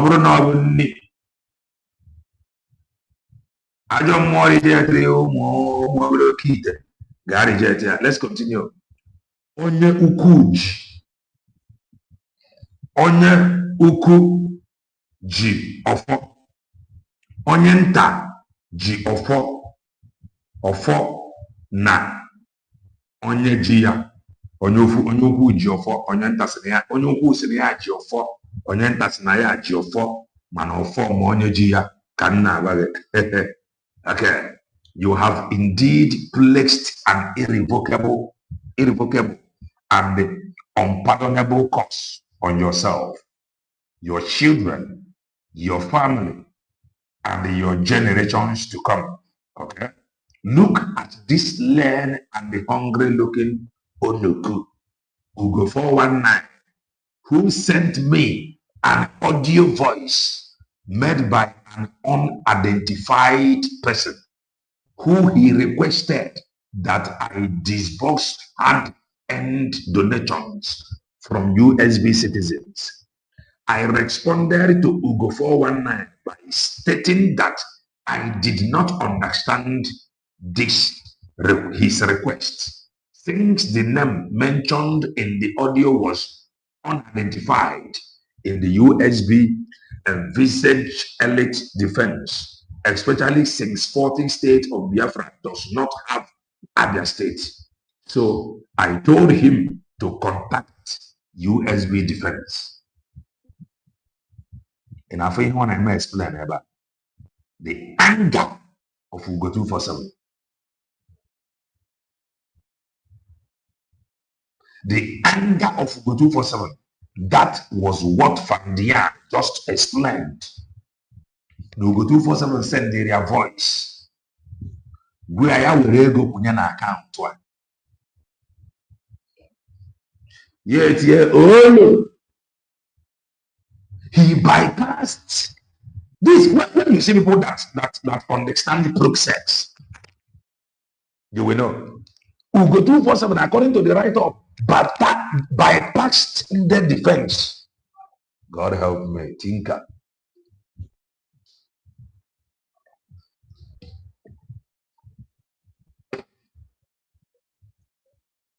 He bypassed in the defense. In the defense. He bypassed them. And he quickly jumped to Adebego. He did not follow the door. He wanted to enter to the bank. He refused to follow the door. He just did like this. Without using the door, without feeling the teller. In fact, he approached ATM machine demanding money without slotting his ATM card. From there, I say, I don't understand this voice because if it is for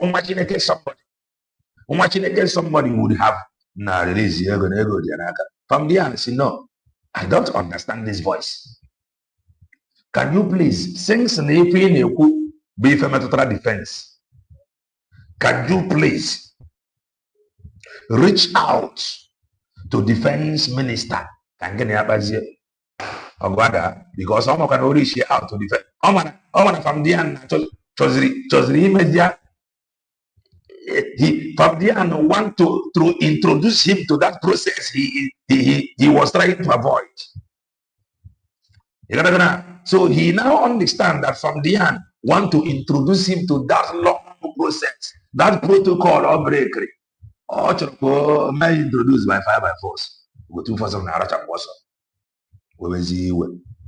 From the end, the idiot that is writing nonsense now cannot come at the right. At least explain this thing from the video of Ugo247. But you will see the idiot now. The idiot now will come to write against from the end. This is how they are. And this is who they are. Those idiots, they will write against this response now. But the question that this Ugo247. Ugo247 now have to come to he will now come to explain. He will now come to answer. Obezioku Ugo247 send the from the voice. He will answer. If I don't know, I baby answer or send their voice. I will not send their voice. Voice you only call send their. And the wife whoever from the send there in here by any defense. Is he now the defense minister? The same modus operandi of white painted hair woman. The same modus operandi of white painted hair woman. Bypassing process, bypassing procedures. This is why people like this must chase you out. Tiende the discipline. When you hear of discipline, you think from there, just showed Ugo247 how to be disciplined. She just teach Ugo247 how to be disciplined. And she have just showed Ugo247 that she is disciplined to the core. Very, very disciplined. Ugo247 Nayawani discipline. That he don't walk by emotion. Ugo247 Nayaman non her post, not on a position on also.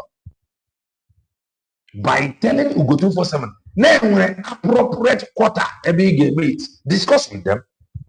From there, let them get to me. She just teach Ugo247 how to be disciplined.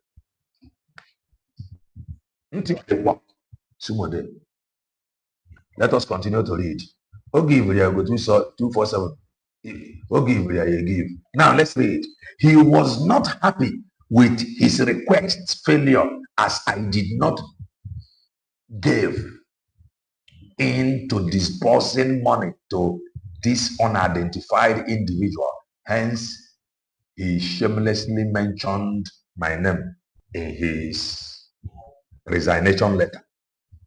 It is because of you and your likes that God brought me for my genuine service. It is because of people like you, people who is not disciplined, people who is driven by emotion. Oh my God, the likes of Ugo247. Oh my God, oh my God, people like Famdia. They are not going to teach you. You will equally learn from them by fire by force. He showed Ugo247 how to be disciplined. And he equally teach Ugo247 how to be disciplined. Oh, when I got over the person I jump for, touch the like button. If I never want to be film more, touch the like button. I did work with it. Ọ maka ndị a ka m ji wepụta. Ọ maka ndị a ga-arapụrụzi n'ebe nwaanyị eji arapụfa gịnị ka ma ha na-akọ. Anyị ama arapụfa. Please do well and touch the like button. Yan confirmed to Ugo247. I came, or God brought me to this very struggle, moved her to the place now to stop the lies of Ugo247 na their own very track. That is what she told Ugo247. Now the reason is that you can't be a man. Put him in the area to a way, a cripple. Or my mama say, Masina Masifa Masria, Uguanaria to a Guanacoronco Juano, Anonganga, more than no more, only Chiria, the Chiang, the Otokonadu, the Suntum Punt, the Immortal, the Invincible Redeemer. That the reason, the creator of everything that was created and nothing created him, the reason why he, God, brought her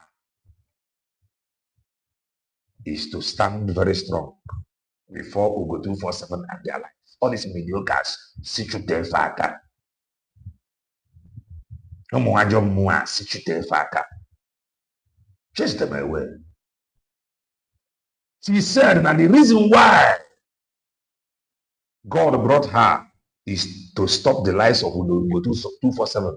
The Ugo247 and their lives who don't understand protocol, who don't understand process, who don't obey, who don't know what discipline is all about.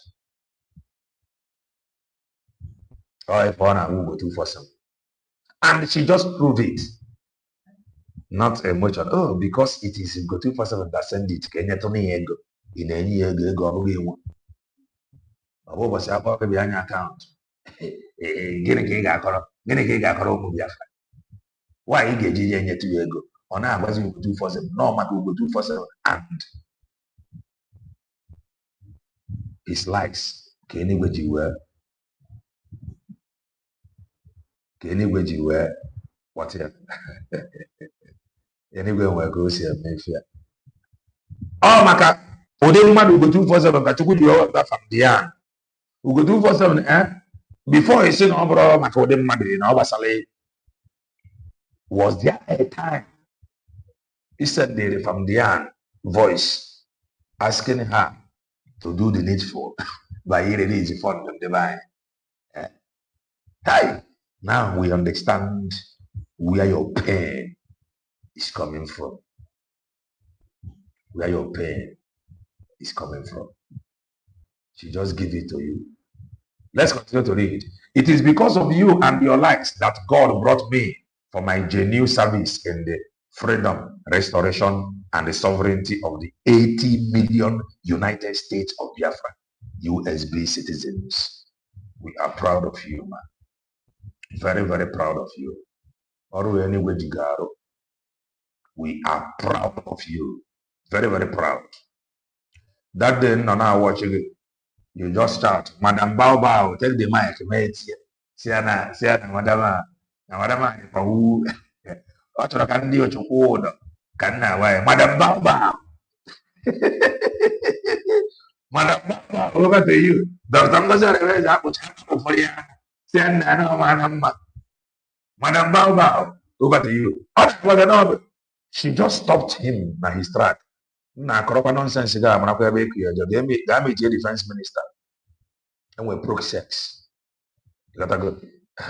You can't just jump and they come to me asking for money. Yetana. Imana onya abo one name, Madam Bao Bao. Imana fancha kuchi. You cannot get to Madam Bao Bao without encountering another Madam Bao. This is Madam Bao. But the other one, Madam Bao Bao.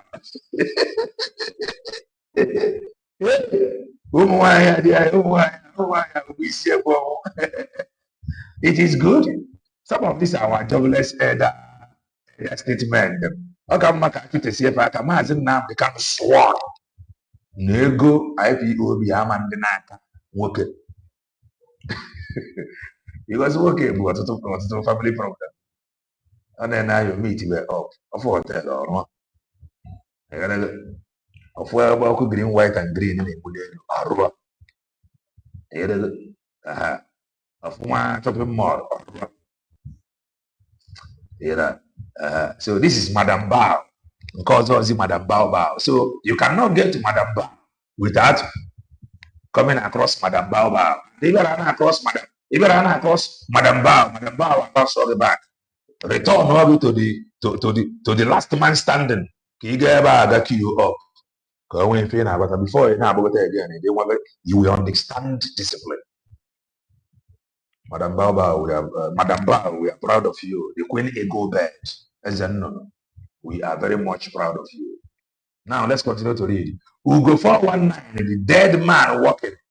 Onye tara amu ebule. Ji ebule. Ugo. Kanna brade. Hey! Kanna brade. Ugo247. Itarutu ebule. Itarutu. Obere go kisi omegere ta utu. Ta utu ebule. Nke abo bitekura. Have you ever chocolated any utu? Talk more of nke ebule. Ugo247, have you chocolated any utu? How many utu itra? Ugo419, the dead man walking. Onye tara amu ebule. Ji ebule. Ugo. Whoa! Be dead you. Child. I thank God Almighty for his love, blessings, good health, longevity, and the grace, courage, knowledge, wisdom, understanding, and strength at Ngoziora at USB government. Otagawai Facebook link Ugo247. She just bombarded Ugo247. That is a heavy bombardment with the artillery was the UK. The artillery Kahihana where Ijelefa Buwega. Evatana is heavy duty artillery. Kahihana where Otuleria. Humana APM, much of every artillery, Bayana where Osino Otuleria. Nafa Otuleria when I wait tinka.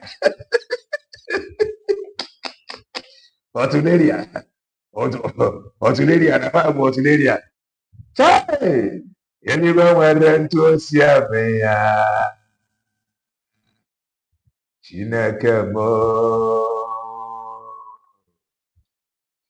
Babarano Pugo Siari. Babarano Puga Kaba. Nabara Okugo Siari. Nabara Okuga Kaba. Nabara Okuga Kaba. Chinekemo. Wapube ndi afọ na. Wapube ndi afọ. Jehova do wapube ndi afọ. Chineke wapube ndi afọ. Onye mụma chụba ndị na-achụ anyị. Chụba ndị na-achụ anyị. Nna chụba ndị na-achụ anyị. Chineke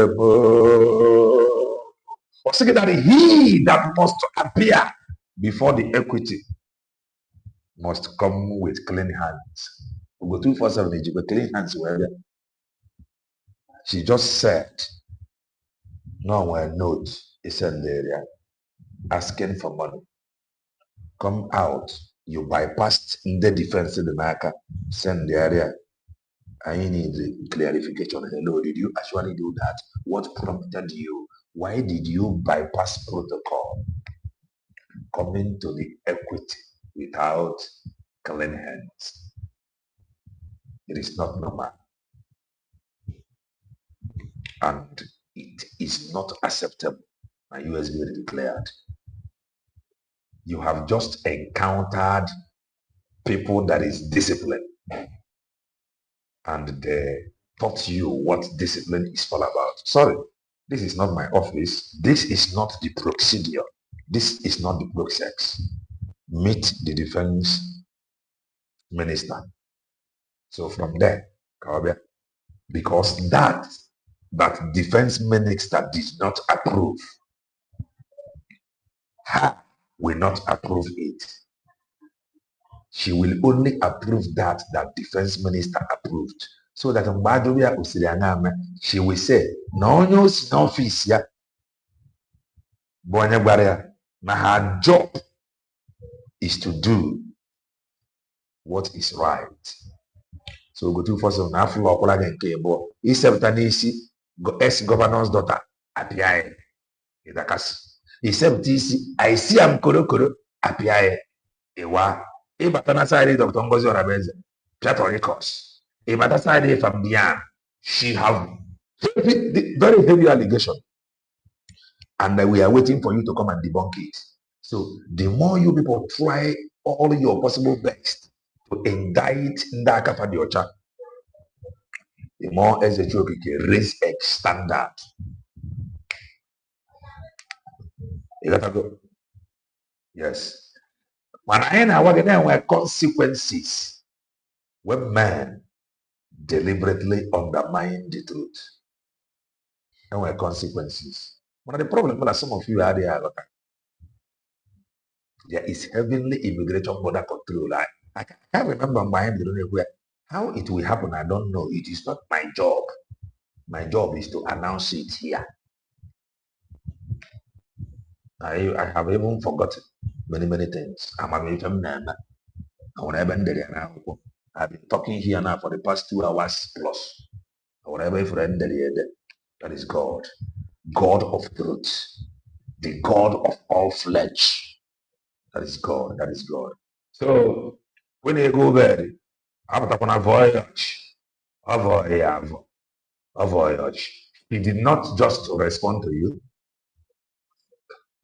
She just voyaged. So your ship is now open somehow. So we are waiting for you to come and tell us why you did not follow chain of command. And yet you are complaining. Now white painted hair woman, they first saw it. You cannot know you listen off from there. This is the problem. I am going to put link. I have a whole lot of programs lined up, but you know, with firewood, I have program from Eggman, and I want to connect that program of Eggman to white painted hair woman, and connect it to I don't know, but I think I have tried, but you know, with firewood. So I'm going to open studio. Come into the studio and talk to us. If you are not yet following us on Twitch, you the miss your Mazen Namdekano, all his past broadcasts. We are streaming it on Twitch. Restreaming it on Twitch. Restreaming it on Twitch. So do follow us on Twitch. Consequences when man deliberately undermine the truth. So here you have it. The studio is open. So a whole lot is happening, and I do some attitude. Are you formidable? Are you formidable? Because I know you are not formidable. Have any of the DOS members challenged Canon Takano? Why in the mind you were trust or US will declare why is US will declare succeeding more than everybody? Why are they succeeding? Why are they succeeding? We have countless questions for you. Come in and answer us. Touch the like button. Touch the like button. Touch the like button. Ugo, greetings from here. Omaka Mele, grab the mic. Oh my God. Good afternoon, Calendar TV, legend, Madam Origi. Oh my God, the house is so full. Oh my God. Master Kalenda, can you hear me? Loud and clear. Can you hear me? Yes, I can hear I'm you. gonna log out. Look like something. Okay. Okay. But I can hear you. Okay, go ahead. What do you go? Okay. So, in fact, I was reading the S of MD, in response to that Mumu man. I was just laughing, you know. Nakwa ndị be anyị si na ọnụ ada ejebe ọnụ gbara aka na Mbana. n'anya abachi na mmadụ niile bụ dọkịta ngosi ọrapezaba na-eriri nsị. That's what they thought. Do you understand? And you see, I don't know. Government have, I don't know if I will say to start disciplining these human beings, use one person as an example. But it's just that they are very, very irrelevant, to waste time and money on them. Hapugam, otu anyị na-achụ Israel, achụ US, achụ this country, si mma ndị ga-enyere anyị aka. Ọ bụrụ arapụ ibe ejila aka, ọ bụrụ go 247. Then if Monica, is enough. Is enough for my brother. Ama mi futugo if I want to make a boy. Oh, could go 247 day. Look at madam, what you not finish? Like the yeah. Oh, body going on. I don't to go water. Oh. And here about early morning sun. Early morning sun, because there is vitamin D there before vitamin D. Vitamin D, I could see a lot from the end.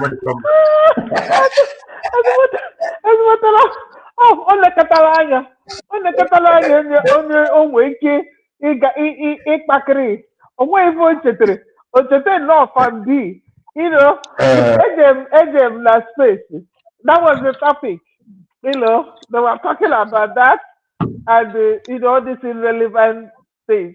And then I saw Rose was so almost going to cry, because of this man, the 247.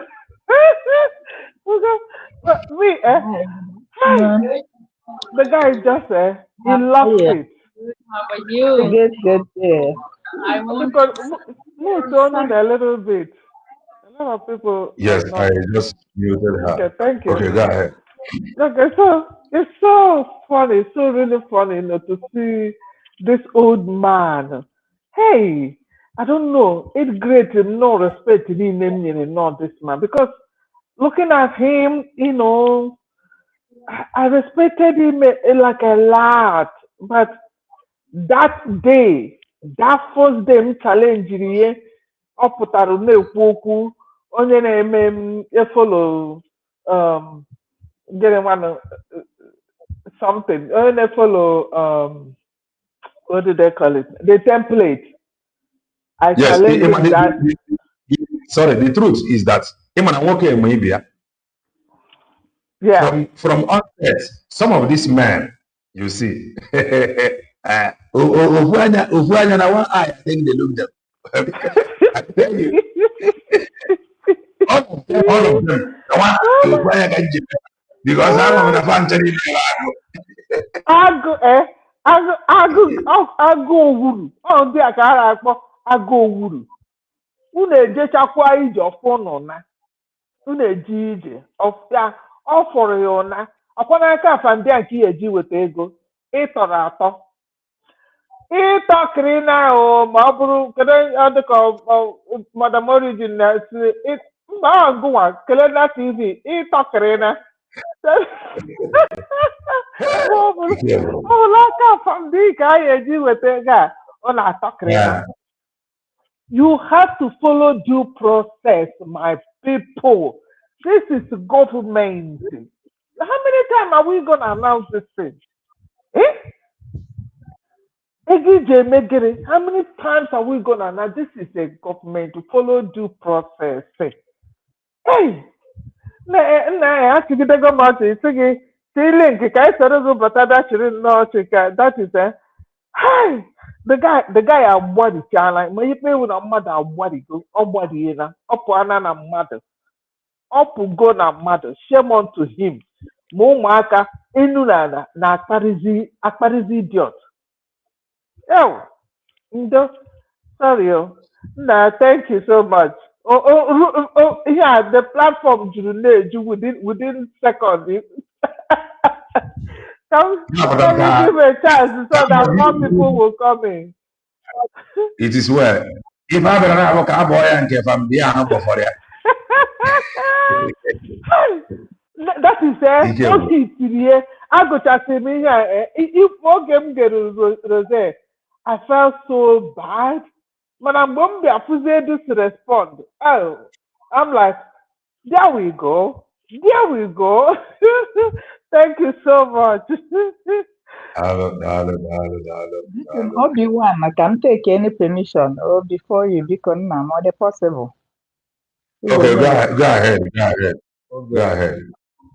Obi-Wan, thank you, Madam Oju, guy, great. And Madam Origin, Mr. Greg, and everybody, thank you for the privilege. Because where I'm jumping the queue, all network, they kick him up and down. I'm all love all of you. Onisi Woko, well, God bless you for what you are doing. Gina Duru, God bless you. What I want to say, Ugo247, it is short and simple. Whatever you release upon Pharmacidiana, equity and justice, I invoke the power that be. If Mommy Diane falls short of this glory, may what you release, the cost you release, let it be as you have said. But if otherwise, Mazi Ugo, you will carry it with your head, 100 and million folds, pressed down and shaken together, shall this cause come and rest and abide in your home, in your house. You call Pharmacidiana generation, so shall it be upon your own generation, upon whatever you call. Anyhow you send it to her, I am sending it back to you. Offer no go. Unless maọbụ na Pharmacidiana na ife a ibolie na o melie onye abụ o leelu gị dịka isi gọ. Mana ọ bụrụ na ọ bụrụ ya ị gaghị enwe udo. Nkwọ ịkpọrọ nkwọ, ịkpọrọ eke, ịkpọrọ orie, ịkpọrọ afọ. Otu ahụ isi wee kpọọ ya ka m si wee stand there on equity and justice. I push it back to you. Ịma na a na-asa eze anya. Ịghọta ga-ewele nkata kpulu n'iru wee gwa ya okwu. A costless cause cannot hold. It pains me. Ọ na-ada adọrị mkpụrụ obi m into pieces. Mgbe onye ma ife kpọrọ onwe mmadụ, ịbụrụ Chukwu, ike bụ a common human being na-eku ume, and you take the position of God to do things. Ọ nọ ka na idiot nke ọ na-abụ na ọ na platform nke ya, ọ na-release a cause. You are caused already on that street, you know, and you think you are doing the right thing. You are gone already. Ịkpọ Ngozi Ọradezi kwuo ya kpọọ family, kpọọ generation ya, kpọọ ụmụ ya. So you people like good things. Because only for the former natural blessing cannot do this kind of a thing. And because only like a former bialunu na they dish out evil. Oh Chineke nna tupu okike obiọma onye ihe niile dị n'aka ọkụ na-ere ikuku. Ask him, let there be a revise, a turn in the spiritual realm. Let this power damn you people with force that you will know.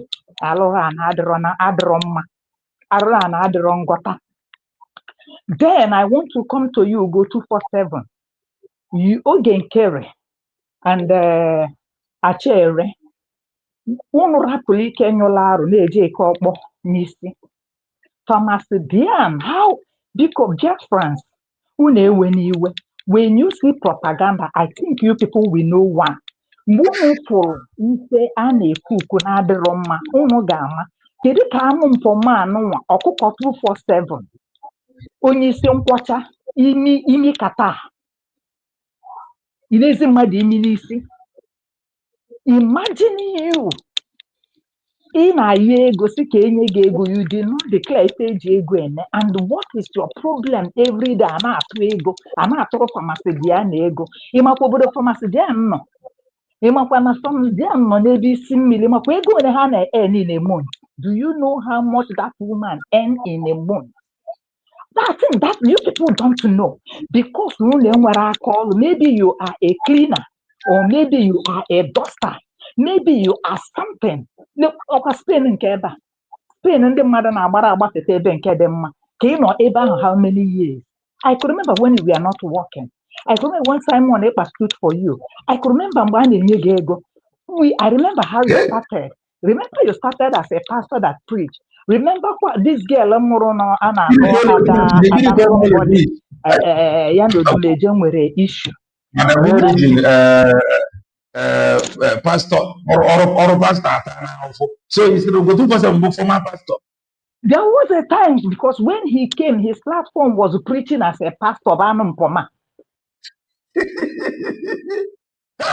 Ministry a na-akpọ Ada somebody ya Odumeje Imago mechere ebutere ya na chọọchị Odumeje. That time he was like the pastor interceding before ihe niile mecheze, o wezere nwayọọ bataza na IPOB sizi ebe ahụ ọkwa na ụdị preaching. Echenọ mmadụ ka ọwụ ifu ya mgbe ahụ ịma nọ ezigbote afọ aha a gụrụ ya Ugo ọchawapụ ya ị na-eche ya anya mgbe ahụ. But when you allow the spirit of greed and the spirit of evil, lasciviousness and slander propaganda, when they come into you bịa were oche, you are gone. Then you forgot then Simon Ekpa was like, you can't even afford ụgwọ ụlọ gị. Imagine. Then they wetere some people dowechara pillar, even a nurse in America, makwa ego na na-akwụ ha in an hour.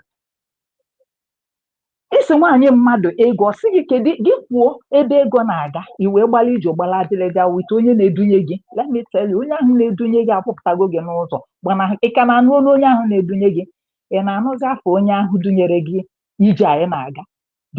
Ịbụkwa mmadụ? You a useless human being I have seen. That woman duputere gị, onye ahụ duputere gị, your madam, ị ka na-anụ onye ọ na-abago duputezie gị a na-akpụ gị n'ọnụ.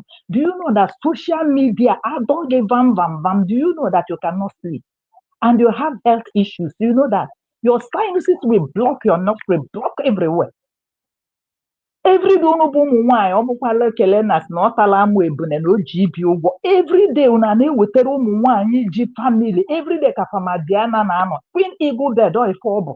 Do you know what she does? She will sit down making sure that this fire is burning. I don't blame you. Mana ihe na ayọ Biafrans, anything that happens now, onye ọbụla ewekwana iwe o. It is according to the mandate of God's structure that these things will come, and that is what makes us to be strong. Ugo247, go and meet Bianca Ono. Bianca Ono has gone to Israel to strengthen ties again, the way they did to Finland. Eji were etinye Maazị Simon Ekpa ebe ọ nọ. Ugo247, didn't you see Bianca Ono? Ọ na-ịma ha na ọ gara na Israel gagakwe n'aka ọ na-ịfụ that picture.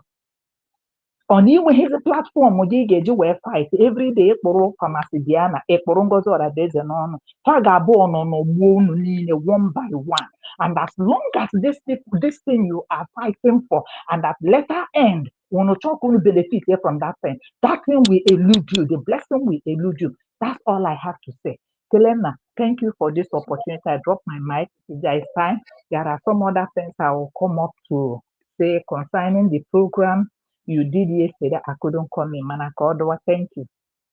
Thank you. The goddess. I Obi-Wan, greetings from here. Omaka Mele, grab the mic. As a winfer, Omaka Mele, God bless you. Yeah, greetings, Kenena. Can you hear me? Loud and clear, go ahead. Okay. I'm making Madam Ugo, and my favorite person, the River Goddess. I couldn't see any other name here, but I think Origin is here as well. I say hello to everybody. And normally in glasses, so I can't actually read it, and I'm using my phone. But anyway, thanks everybody, Mandy Chete, Mandy Mechete, and the ones on the comment section, the ones on the studio. Mazi Kalenda, Yes. you have, if you, I'm on my whole idea now, so many, some of the people have actually fallen out of the struggle without knowing that they are out. They thought they're still in it, but they are not of it. But I thank God now most of the people in the USD actually have already defined exactly what they want. And which is very, very important. Because when you haven't defined that, you will always keep blaming one person. Dr. Ngozi Abeg. And if you notice sometimes, whenever our GPM is doing question and answer, like, and we're different between government press release. Information will be gathered from all departments, so they put it in one paper. And I prepare.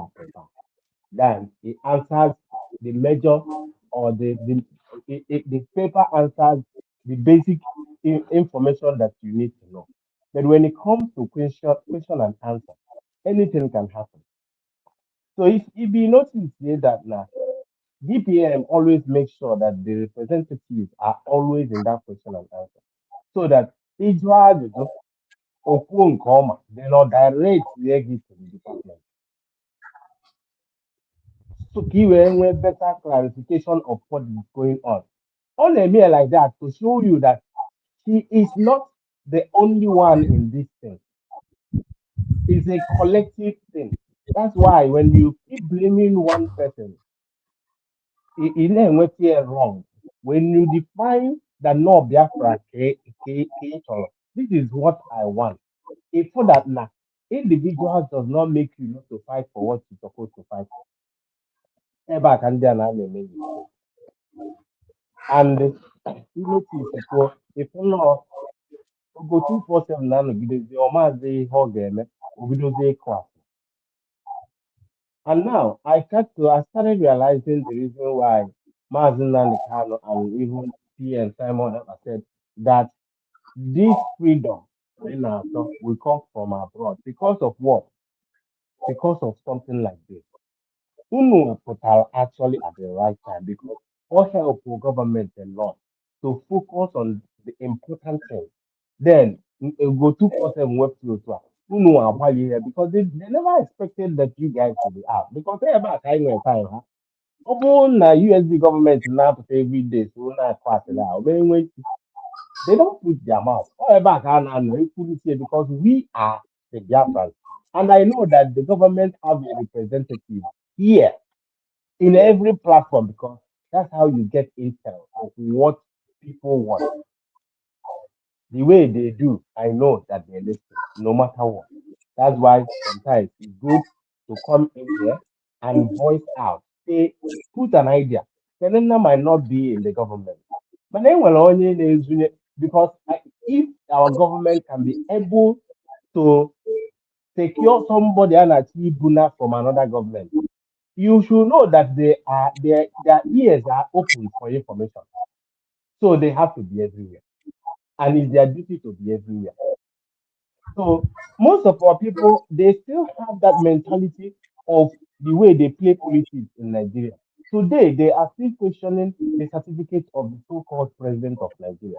Most of them don't know. Peter Mba is still talking about Mowete NYSC certificate here.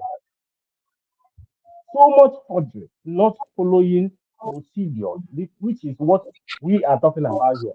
You don't follow procedure, you corrupt the whole system.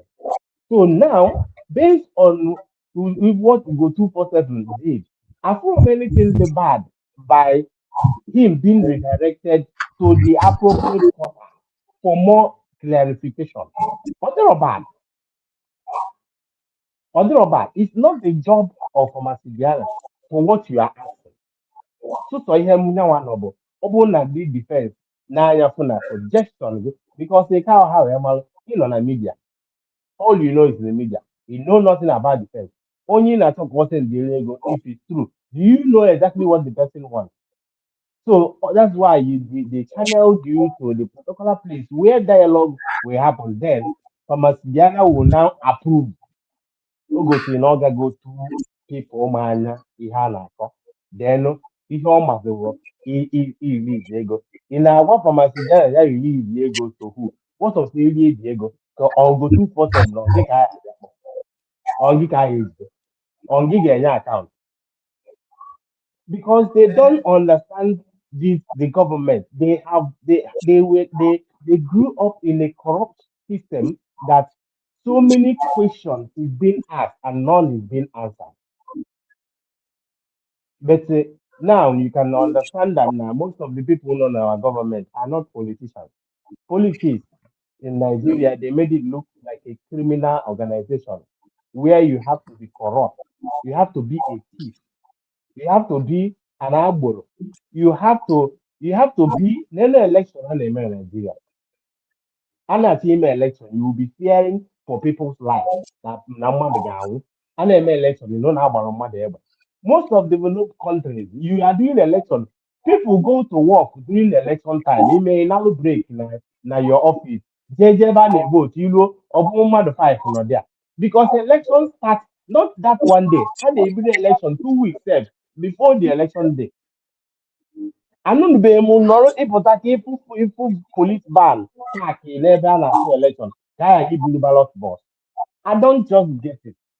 Everything ihe m ji ekwu all these things for you to see that na even na sometimes I stop blaming people's character or when they act like this, but I start to understand because I have our brain. Okay, o nwere mbọsị ngwa gị sị gị na-argue with somebody that doesn't want to listen to you. On a drain energy. That is the reason that Adabiorama is the last person that you want to correct because it's obvious she doesn't want to listen. And the more you engage yourself in there, you're putting yourself in trouble. So people like this is when you just let them just happen at a will and the end of one day, they will learn by force.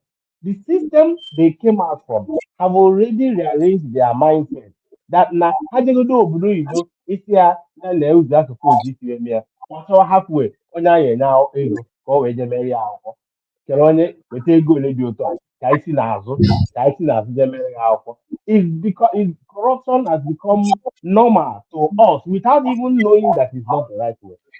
So in IFO that it's getting it's like they are finding it difficult to actually be part of this because of what they expect abroad the system that they are familiar with. But you know what? Oh, why? We will change all these things. Like I said, so many people have all go out of this struggle because they thought they are still in their education. They have never known how government works. It could have been better. Somebody had a familiar with okay, I can be much better. Obono na the kind of nọkịta na-eme that. But brain ha ya change because na ha enwego that submission because Nnamdi Kanu we ihe break the mental way of how for an Igbo man now to come today and say I'm a proud Igbo person and they got says because everyone but in na na-emebu before to ndị Igbo who wants to speak about it onwe kwuru okwu ya until Nnamdi Kanu started speaking it out one by one without fear. Now, people can be proud to talk about it without no fear. So now, this place, it will be much more easier. It's harder because Dr. Ngozo Arabeze came out of nowhere and already fear is everybody.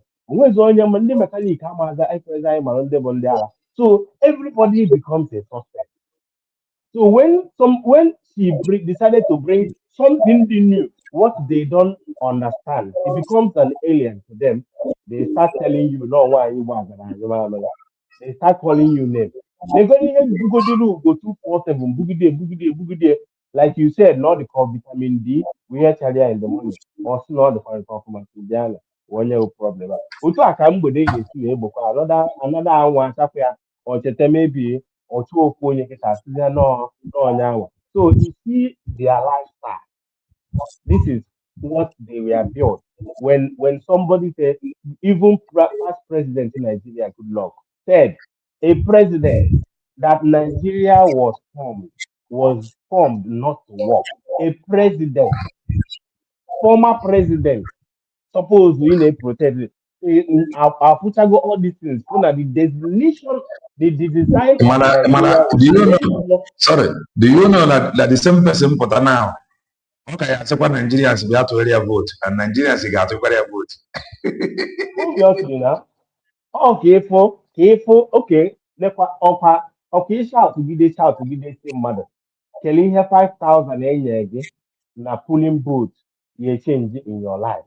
When you check the economy of Nigeria, 5,000 is nothing. But you know, I wonder, why are they still taking the 5,000 and sell the whole time? Or they somehow mentally disturbed? Because a little calculation of it, you look at it like this, that I rather vote for a nice person that can make my life good. But the reason they can't do that is because they have never tested a good one. They don't know what it is to be a good government. So they focus on that little one that will buy Indomie that time. They believe in it. Let us live just for today. Echi, kaichero for what next? That is a design. Or ndị design this country are very smart people. Look design. It was for their interest. A design in a way that they play you with your mind without stepping into your territory, but you do the job for them. If their name, you don't know that you are under a spell because you are using your own power to do what they want you to do. And it's working. They will just sit down and look at it. So if you have abnormal behavior of the buy that somebody can that okay, Tinubu na have that 2027.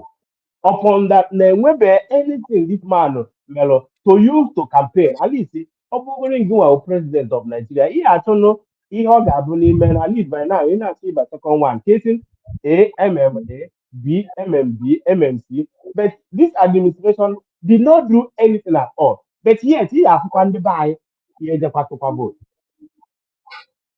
especially a na-ekwu ka ndị Igbo city boys si nọ na ọkwa ndị Igbo with all the marginalization a na-ekwu ọkwa a na-campaign for the same bad government or ihe o si n'ụbụrụ is the brain ndị ọcha rụcha ihe lụọ institution that na mmadụ na-eje school take go therapy they know that the war is on the mindset when you change somebody's mind you redirect it the way it produces things. In the morning, somebody can be sad, but in the evening, it becomes happy. All the same person. The only thing that changes is what you decide to redirect the eyes to see that change the way the brain reacts to it. And when you are familiar, obu ni to no na your dad na see your mom you to you know feel not like that. He told you like that. He if you don't because that is what you see. He grew in a family that a man knows that you have to respect a woman. Finally, a woman. If you born, ndị be anyị ji asapụta onwe ka esi wee kpa agwa asị kọrọ onye mụrụ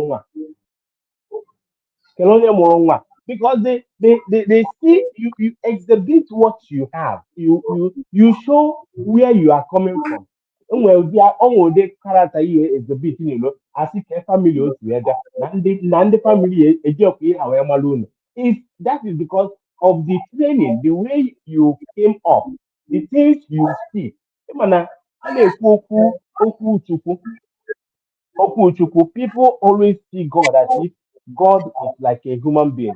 It's a principle that it's like a chemical reaction. Eating a one and one and two, it forms something else. That is what God is all about. When you want to reprogram somebody, he reprogram somebody by injecting something in the brain The brain now decides how to use it for. That's why they have choices. That's why the Bible says, I give you two choices. Choose one. Choose this one. Call when you choose well, repercussions and where result. Each and every one of them. So when you watch things, some things you watch, and when you have a Abiedena under 18, no man just supposed to watch. Anyway, so certain things tell that maybe anyway, age restriction. The reason is for them to be careful of what you feed the mind. Some people like to read novels, some people like news, some people like to watch fiction movies, some people like some certain things. Some people are careful of what that goes inside them because that will reflect what comes out of you. So that is what Thank it is. you. Because Thank for all you. of you guys. May God bless the United States of Biafra. Thank you. Thank you. Amen. Thank you. Thank you. Legend, greetings from here. Omaka Mele, grab the mic.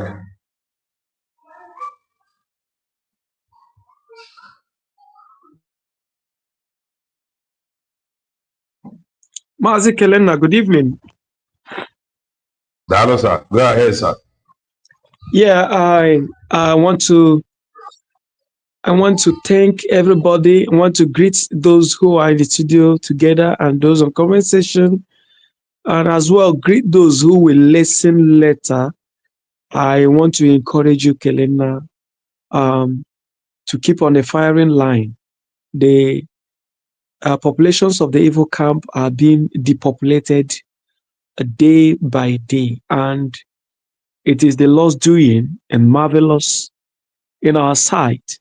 So I want to establish first of all that the target at the moment, the outlook, the one everybody now is, from the enemy's camp, the very person all eyes are on to ensure she's dismantled is Dr. Ngozo Rabeze.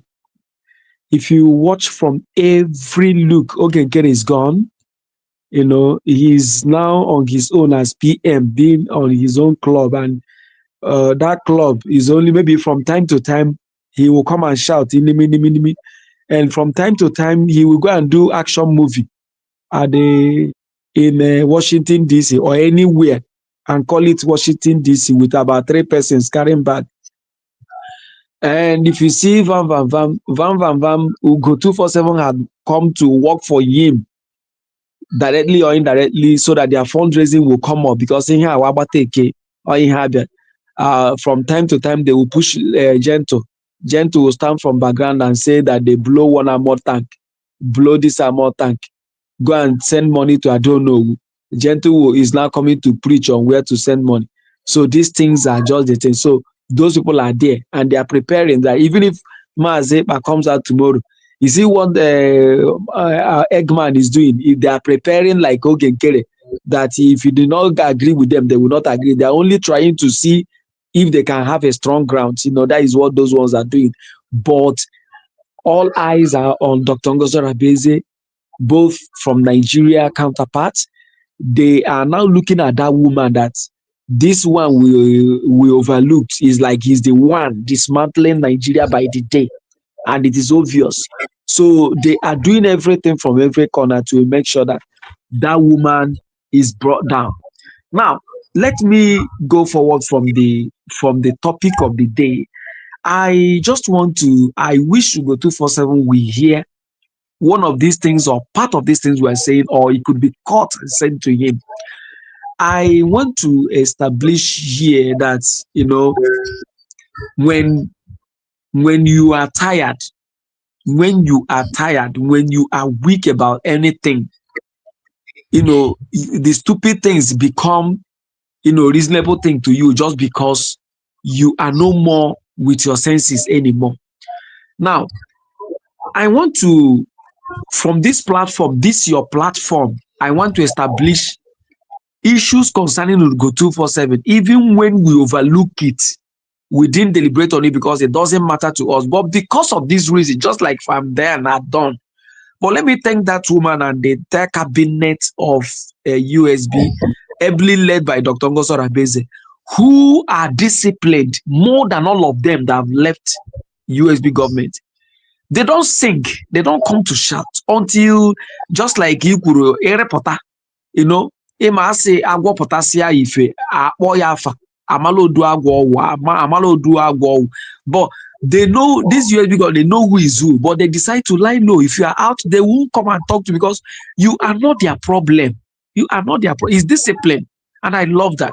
Now, number one, from this platform, if you go, we hear this letter from this platform.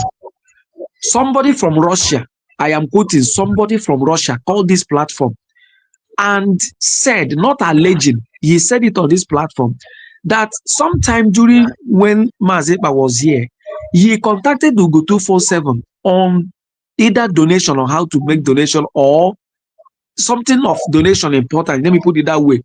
And instead of Ugo247 to direct him well and say, do this and do that, want to donate, Ugo247 turned him down, discouraged him, and told him that or this one so Ugo247 was with USB government and at the same time against the Prime Minister of Biafra Republic government in exile on this platform. Is it that this guy came to this platform and equally on Kai report, and I'm very sure of what I'm saying. That guy, that man called from Russia, and I was here the day he said it. Now, two, I want to establish that somebody had called Ugo247 out, that he was giving money to give to a colleague to buy laptop, somebody on media, and let me be specific, at Real Biafra TV, came here and asked Ugo247 to come and debunk this, that so amount of money was given to you. You told stories about it. And the question is, where is the money? He hadn't said anything. Now, two, somebody challenged Ugo247 that show us one receipt, a receipt of a donation you've made all this while, since Ngozo Rabeze is not getting it well, but Mazi Simon was doing it well. Show us 2 receipts of your donation. He hasn't. Now, somebody have come here to ask Ugo247, you claim to be media giant. Did you ever organize, spend town hall meeting for Mazi Simon Ekpa? Even those who were not in the cabinet organized such. Why didn't you? Now, let me go again by saying that this same person lied about Mazi Ekpa coming on Zoom meeting. He saw him with Korokoro eyes. Now, this issue of sending voice for contribution is now coming again. You see, Mazi Kelena, let me just say this. I want to thank God. Let me say, I said it, some people misunderstood me. If Mazi Simon was not taken away, imagine these rotten eggs, rotten smelling eggs, shouting PM, rotten. I mean, I said rotten smelling eggs. If Mazi Simon was not, because Mazi Simon was so lenient, thinking his eyes was on the ball, he trusted his cabinet members, but unknown to him that a cabinet member will see an ordinary person at a particular junction and say, do you think he'll come at a cabinet member? This is how bad people that have been with him is.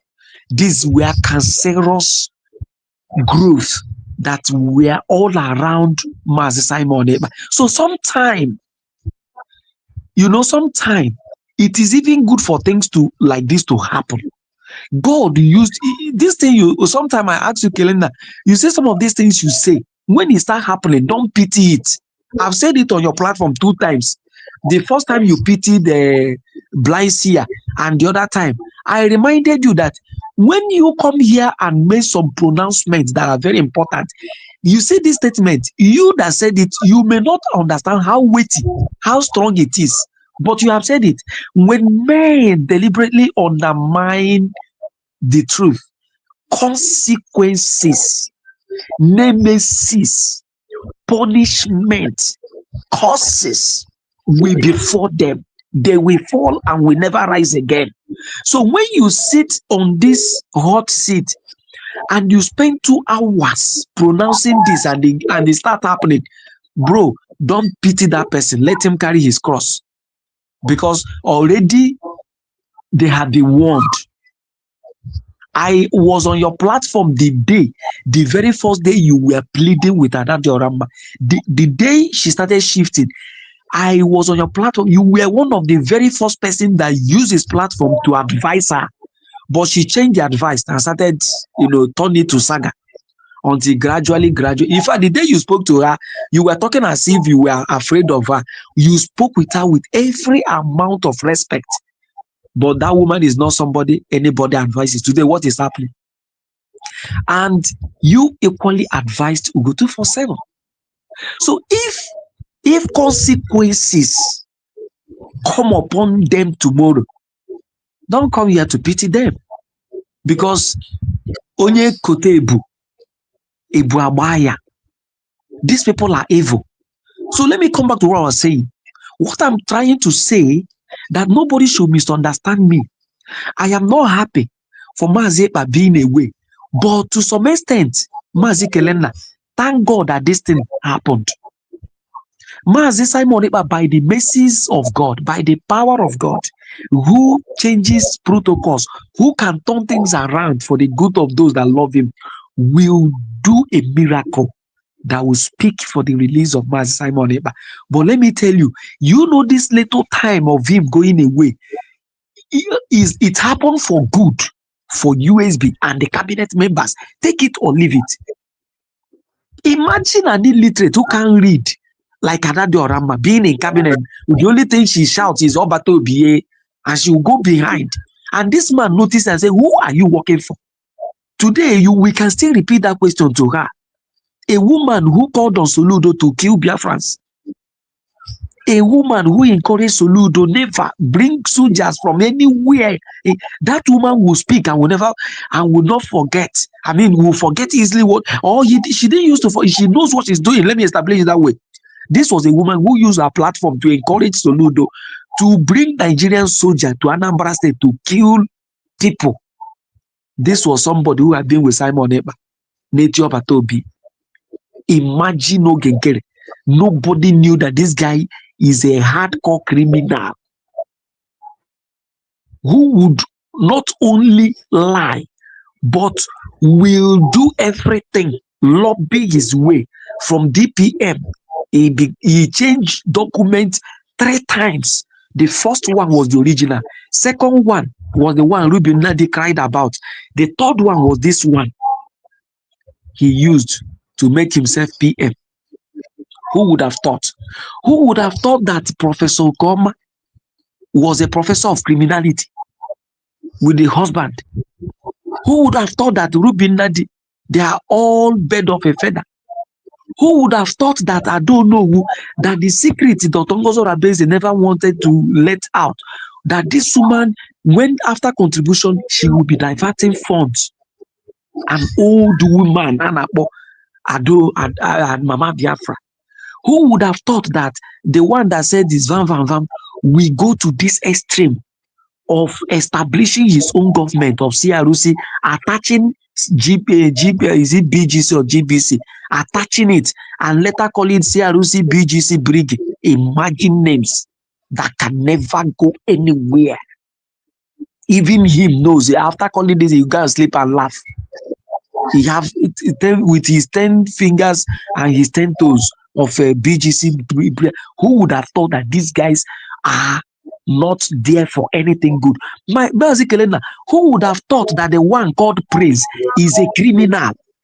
My brother, bring in more people because more Biafrans are coming for registration. We need to expand this scope so that it will accommodate more numbers. Let other hands come in and help you. He said no. Who would have thought that you left the system and you are asking for $10,000 and you say he's not following template or whatever you call it? That template, does it call for giving you $10,000 for you to teach others or carry others along in that system? Who would have thought that somebody that relieving his post will equally use the logo and the letter-headed paper of USB to start sending letters to people. Who would have thought that such criminalities, criminals exist among USB cabinets? So to some extent, Mazi Simon Ekpa staying apart for some time is a good thing that have happened to this cabinet. When he comes in, he will now see those he is going to work with. If he don't want, he can go. He still go and bring these criminals back. But to me, establishing, thank God that this little thing happened, and now it is speaking for itself. Imagine a man who is supposed to be minding his business. Oh, when you hear Rose Ekuru, that I'm very happy. Let me conclude with this. Rose asked Ugo247, are you happy with where you are? At your age, you are still working. But in Nigeria, at some age, you stop working and start eating, enjoying yourself. Do some things, put some goat and a fowl, or for the lay egg. Even this piggery farm, you open it, some things you go and sleep and wake up in the night and you enjoy yourself, go and join friends at one under mango tree and laugh, draft, play draft and crack jokes with mates, and you go. But here, every day you cover yourself in UK, in America, in some part of Europe, apart from some part of Asia, you cover yourself, you wear more than 5 jackets just for you to exist. And you still walk under snow and under winter, under ice, just to make money. Are you happy? Who among us is happy? Who among them living in overseas are happy? And yet, somebody will see a light at the tunnel. He say, no, instead of me to have this light, it's better I use sand and block the tunnel. Let everybody remain where they are. Because I am out, the system must collapse. If you are not, except I'm there. If I'm not there, let everything die. Let me say this. Thank God for my sister Diane. And what you said now moved me. I just want to bank on his platform. What is it? I want to subscribe to her. So I don't know the name of her platform, please, on X. Can you help me know? Let me what you just read out here triggered me to follow her. I don't know. Please, can you help me with her platform? From Diane, right? Yes. Okay. Wait, let me bring it on another page. But why doing that? You can as well drop. Okay, now, So yeah. Thank you very much. And just somebody have returned the course Ugo247 led back to him. He will carry this course because he's talking out of biasness, so he can go nowhere. Thank you very much. Thank you. Akonye wetere no here network. Is it not my turn? I think your system keeps shoveling me around. Yes, maybe your network. Maybe you go ahead. You go ahead. Okay, I greet everybody. Yeah, so please, I beg everybody. I greet everybody. Mazikelena, God bless you. Thank you for your platform. Thank you for this platform of truth. I thank all our well-meaning Biafrans that come out here every day. And I also want to use this opportunity to thank Fam Diane for making it prompt and addressing this issue. I so appreciate the fact that she did that. And also Dr. Ugo419, thank you all.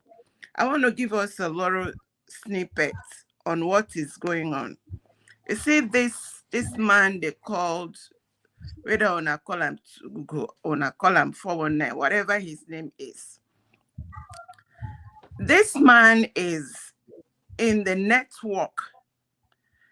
What Dr. Ugo419 did for us, what God used her to do for us, apart from the fact that it has helped us, give us opportunity to escape as we are escaping and as we have escaped.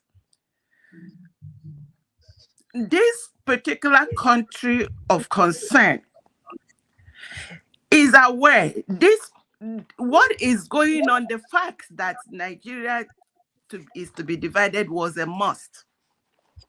They have known this. What they plan to do was to see how they can give us Sharia 2.0. Since it's obvious. So from the beginning, if you check the trajectory, the antecedent, the footwork of this current government, everything was towards shifting north from south so that they can encapsulate us into the next evil, which it would have been worse than where we were. What I call Sharia 2.0. Now, every Biafran, every Igbo person, listen carefully. You see all these things from this woman that called herself Neka, Madame Pinto, to Soludo, and to when you remember when that woman came out and started shouting Ngozi Arabo for the first time, she was able to know the name Ngozi Arabo. She started with DOS. She now came out another time. She started asking, "Is this underground men, are they working with you or for you?" Fast forward it to today. Fast forward it to this their Mother Valley escapade. All these things are plans of this cartel mafia humanity wiper plan. What they had, if not that Dr. Ngozi Arabo stood her ground and refused to listen to this Una Ugo. You people remember when Ugo to whatever. I think I prefer to call anyway, whatever his name is. But anyway, he is just a member of the evil cartel. You remember when he was pressuring Dr. Ngozi Arabo to make sure that these underground men, that she should allow them, because the whole network, the same thing they did to Mazin Nnamdi Kanu, they cooked up. Now, by the way, Nigeria government bought ESN, an IPOB organization. And you people see today, they are talking about what is the difference? You people watch. It was before, it was Osu Ihitopa. Then it now shifted to Osumohu. Between these two places, these are still the same ESN organization, whether they call them Ndakodo, these are the same people. Today, whatever they cooked up that they show is what they would have shown and say if Dr. Ngozi Arabo did, they shoot one bird, the mama fly. So all this evil is to portray, they are doing everything to scuttle this our mandate, this referendum. You see the other set of them that they are pushing, oh, we want a referendum. From who? UN. That since 1960, 1940, when did they create the new UN? I think about 70, 75 years ago. They were there during the pogrom. They were there during the genocide. They were there during the Biafra War. They were there when almost 300 people of our armies were massacred. They were there supervising all this. And now we have our referendum, which we know they will never have given us. Somebody like Ugo247. Let me tell you, you people did not understand what Ugo247 came to do. Let me call what they call him so that he will be on record. What he came to do is, because all these things are things they are going to send to whether it is for Mazin Nnamdi Kanu or whether it is for Prime Minister Simon Ekpa as evidence. What they are doing, in case it stinks, they will now say it was Ngozi Arabo and her gangs. They want to blackmail her. This is just all this is brouhaha, because everybody is reading their own script. So all I'm telling them is they came too late, because there is a God in heaven who is masterminding and making sure that we are delivered. And he is with Dr. Ngozo Rabweze, as well as all Biafrans of goodwill. And we have won already. So Shebi una here say Bianca don't reach Israel. Israel has been monitoring, sit at home. The Nigerian government never try to ask these people, why are you sitting out? Why are you protesting every Monday? Israel has been monitoring it. Now, Obianka is going there to tell them that it never meant anything.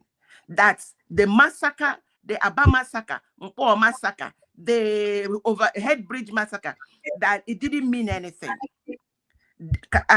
Bianca Ono is a member of the cartel. Until we begin to see them for who they are, we will keep thinking that they are part of us. They are gone. And I make sure, you people will make sure by the time we are free and completely out, they need to stay back in Nigeria, because we can never be a part of Nigeria 1 or Nigeria 2. We are Biafrans, and we have done our referendum, and we have our nation redeclared, and nobody is going to take that from us. I rest it there, Mazikelena TV. God bless you. Thank you, Madam Origin. I thank you all for your understanding. Greg, thank you. Go ahead. Yes, so Mazi Kalena, my greetings. Our beloved sister Kuroku, Ekene, all the rest people, Ekene, our brother no homeland, Akonye Weta, Udo Drogo. So I'm on Nabai Dema. Yes, my greetings to our leader Mazin Namdekano. It will be to well with him. Kana Mazi Simon our PM. Anyway, na-echekwa ha, ndị mmụọ ozi na-agbara ha okirikiri na-eburu ha agha. My greetings, Dr. Ngozi Arabeze, and all the cabinet. May heaven be their protection against the enemies. Here is Mazi. You know, I watched this Ugo, or whatever they call him. I'm watching through Rose and our brother Kai, and this is the opportunity for me to comment on it. But I love the question you asked to go here. Is that Totongozo Reveze and our sister Diana and the cabinet and the whole Biafrans Abokatago Mazi Simon Ekpa PM Hazo. What is he doing with his group? Ka our PM wepụta ebe ọ bụ na ndị niile agbagatara ya azụ. So I think a wise person you're supposed to know, this is what I have been doing to make sure that Mazi Simon Ekpa pụtara. I have done this, I have done that. He will be pointing those things that he have been doing, and Biafrans will be seeing it. And the truth is that I have been doing all those things. We did not bring one point. I think he will go and make our Simon Ekpa, but instead he has got Biafrans that the Biafran struggle has made him not be able to take care of his family, that he was not getting enough money that he's supposed to be getting. So for how many months now he resigned? I don't know what have changed in his economy. Since he have enough time to do at least 18 hours job to be able to challenge Dr. Ngozi Arabeze and show us the kind of Ferrari on Ayana spend. And so, you know, I can't understand why some people, the problem I can find in these people, most of them, if you watch just as our sister called them, the mediocres, if you watch the level of wisdom and knowledge of Adadaramma, the wisdom of Van Van Van, the kind of wisdom of Ugo247, the level of their exposure in life, a man it's a pity to say that a man had a request not 3 times in a day. Had a African non normal, they expose people in a public or in a shared idea or move out with people they exposed in their life at all. Because when somebody reason or when he come out and vomit, what makes him in the first place? The opportunity when not the time media superstar. People now comment this year that nobody is above him in wisdom and knowledge and in anything. So that is what I cannot understand on this man, honestly. And when I was able to go 247 at all. Okay, let me count people that have been in this struggle. Mechano, he couldn't work with them to work with the government from our PM. Here come Azuka. Azuka resigned and went to house. Here they can, many of them. Let me come in this new this thing. The new information minister, Age. All resign like here people who money here and more knowledge, more wisdom. They don't have time to come and start fighting a useless fight they cannot win. And that fight makes no sense. So since you resign, you don't want to work with the government, then you resign, you go home, want the government to know if they will not bring or achieve that thing that you want them to achieve, not to distract them and cause confusion, trouble, to show the Igbo is back on. Watch the last our brother, the former defense minister. But here they make noise because only I want a future. Let me use their colleagues in the media. I know before, a true survivor. Even when he started going in a wrong direction, we all left him. But then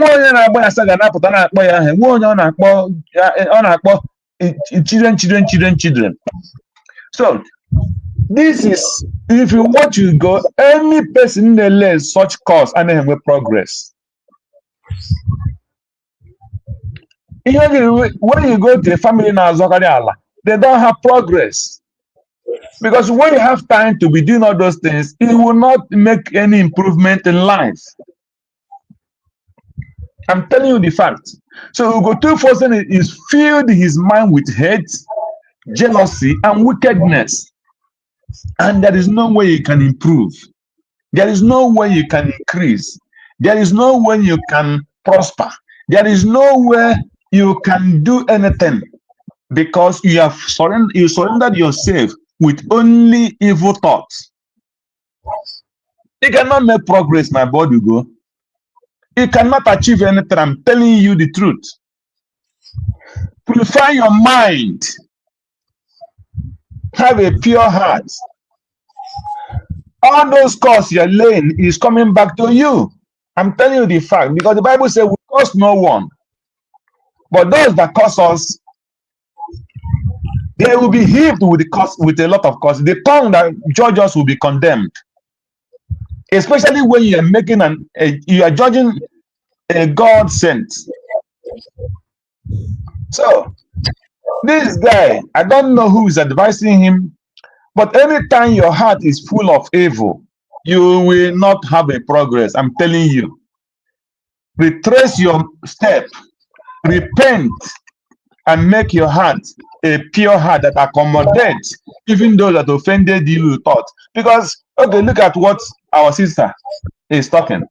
You called her to change the will and the condition of the law. The government did the, which is the, as a finance minister, you have no right. You do not asking her to transfer money to you without any approval from any quarter. Give us with account. Onye na with account. You go ekene na ịkpọ phone gị send your account ebe a ga-akwụ ya ụgwọ. Aga ebe a ga-akwụ ya ego.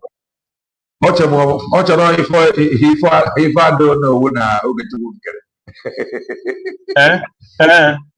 Exactly, na Ogechukwu nkere. Isi onye kpọha ya dị with account etiga ya ego. Yeah. Orizie echemewe account, he will deny. So I don't understand our people. Yeah, Nigeria can actually be able to Biafra, but it will not work for them because every Biafran is a mwanya. Every Biafran's mwanya. Just like what we discussed last time with Akonye with her. When people start hearing all this kind of thing, donation. What do you call it? This thing. Because in Cameroon, man, when they made that law that will restrict people from misusing finance. In Cameroon, Morgan carry the money dodge. Only me have balaga. Then again, if again super be able to million. Yeah, but think half water. I'm on night. Tafu butega hot butega blessed here. I said, be my account. To give balaga. Okay, since all of our PM so much, since Finland got a declaration, what government to he traveled there with the from the pulse of the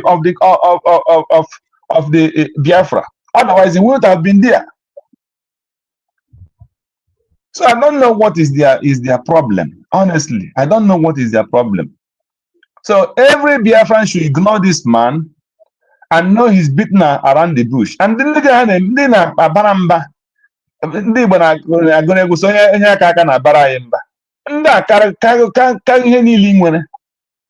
So what is your problem? Why can't you marry you when you said that your man batarago? As the human FF.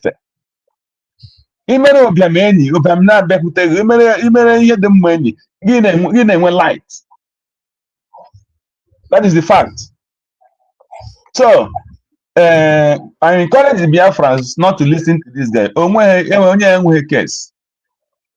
Only any single thing to contribute to the Biafra. The Biafra had left his level of thinking and wisdom and knowledge. Agafe level 247. So he should just keep quiet. Biafra have no time for that kind of village thinking. That is the fact. Thank you. Yeah. Thank you. Thank you. Thank you. Thank you. Thank you, Greg. Abone na na the screen. Yeah, auntie na abo. Eshando Famdian. Follow her. Oh, the way guy. Akasiri Aike. So follow her. Kanna wale. And I have not seen Asatina's comment. Hope she is good. Asatina, I've been observing the thing, but I'm not. But it's all good. I told you what the greetings from here after you, Emmanuel and Chukuma. Hello. Ndewo Maazị Kelenna. Hello. Dede Greg kwupụrụ okwu, ana m ekele gị. Enweburu m 2 points m chọrọ ikwu, mana Dede Greg bịara mana asị na uchele eme na mbịarute. Yes. Nwere okwu ọ bịa kwuo. So it now form another point. So m ga-ebidogoro na nke ahụ. See, jụrụ ya ma since all of Simon rie nne, kedu ihe mere o jebere ọzọ? Do you know one thing? One pertinent question on this charlatans that are doing well. Ha mahụ na number one, ha katago onwe ha o. Even ma meeting ụmụnna ha na onye uche kpakọrọ ọrụ nọ na the meeting ha bịa, a ga-asị ha mụkwara maka ego ha ka ha jee na side ego na country ha nọ. Because afụgo na ha na ego adịghị na mma. Now, ihe ha na-emebi indirectly, ọ bụ na ha mabiri ma ndị mmadụ na-asụ anya ikwu ya. indirectly ka ha na-agwa anyị n'ihe niile DOS kwuru about Simon bụ eziokwu. Ọ bụ na ndị mmadụ asa anyị ikwu ya, dị m asa anyị ikwu ya. Ọ bụ na uche ha da arụ ọrụ na brain ha da brain nke m na-arụ ọrụ. Because ya ji si na Maazị Greg kpalitere that place. Simon si na a ga-declare na ndị be anyị nweta ego.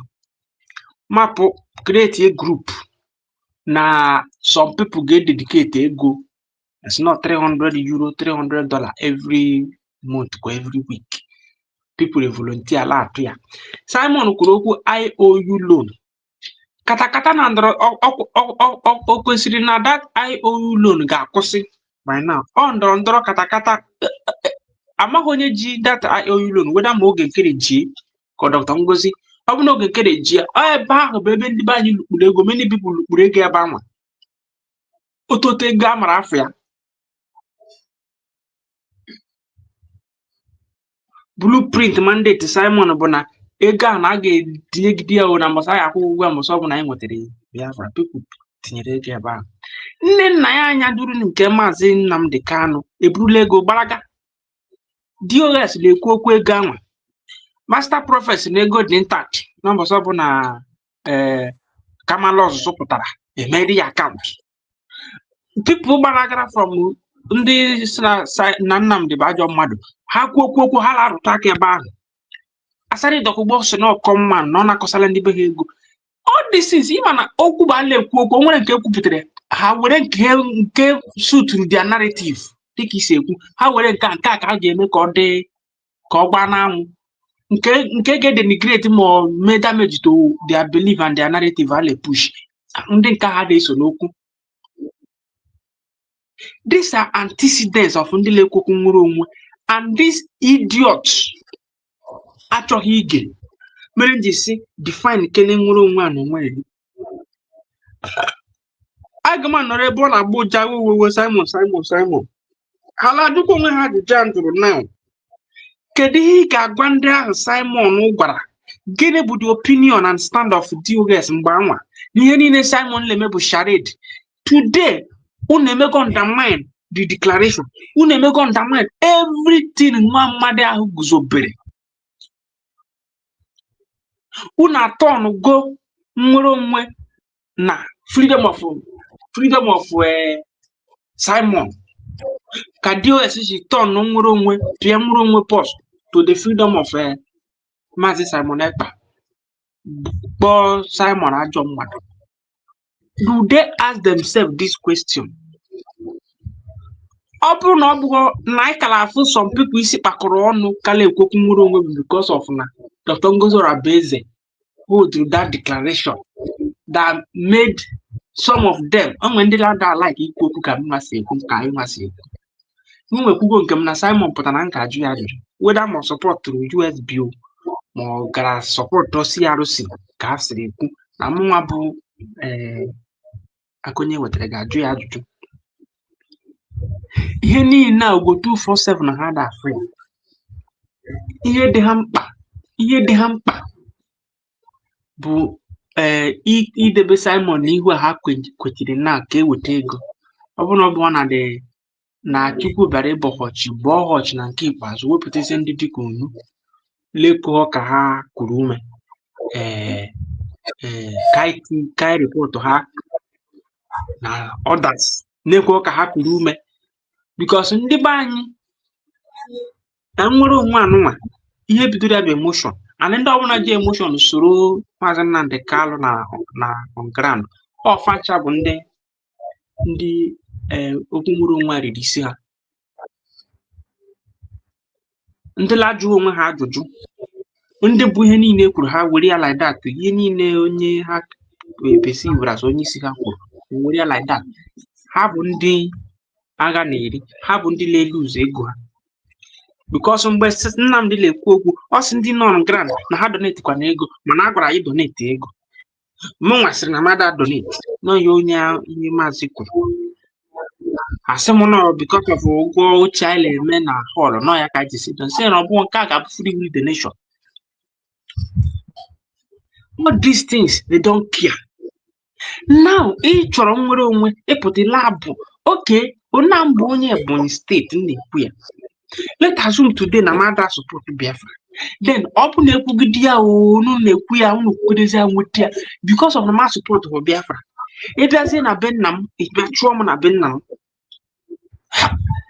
Amakwa m ka these people say reason o. Ọ bụrụ ndị a ga-reason ọfụma.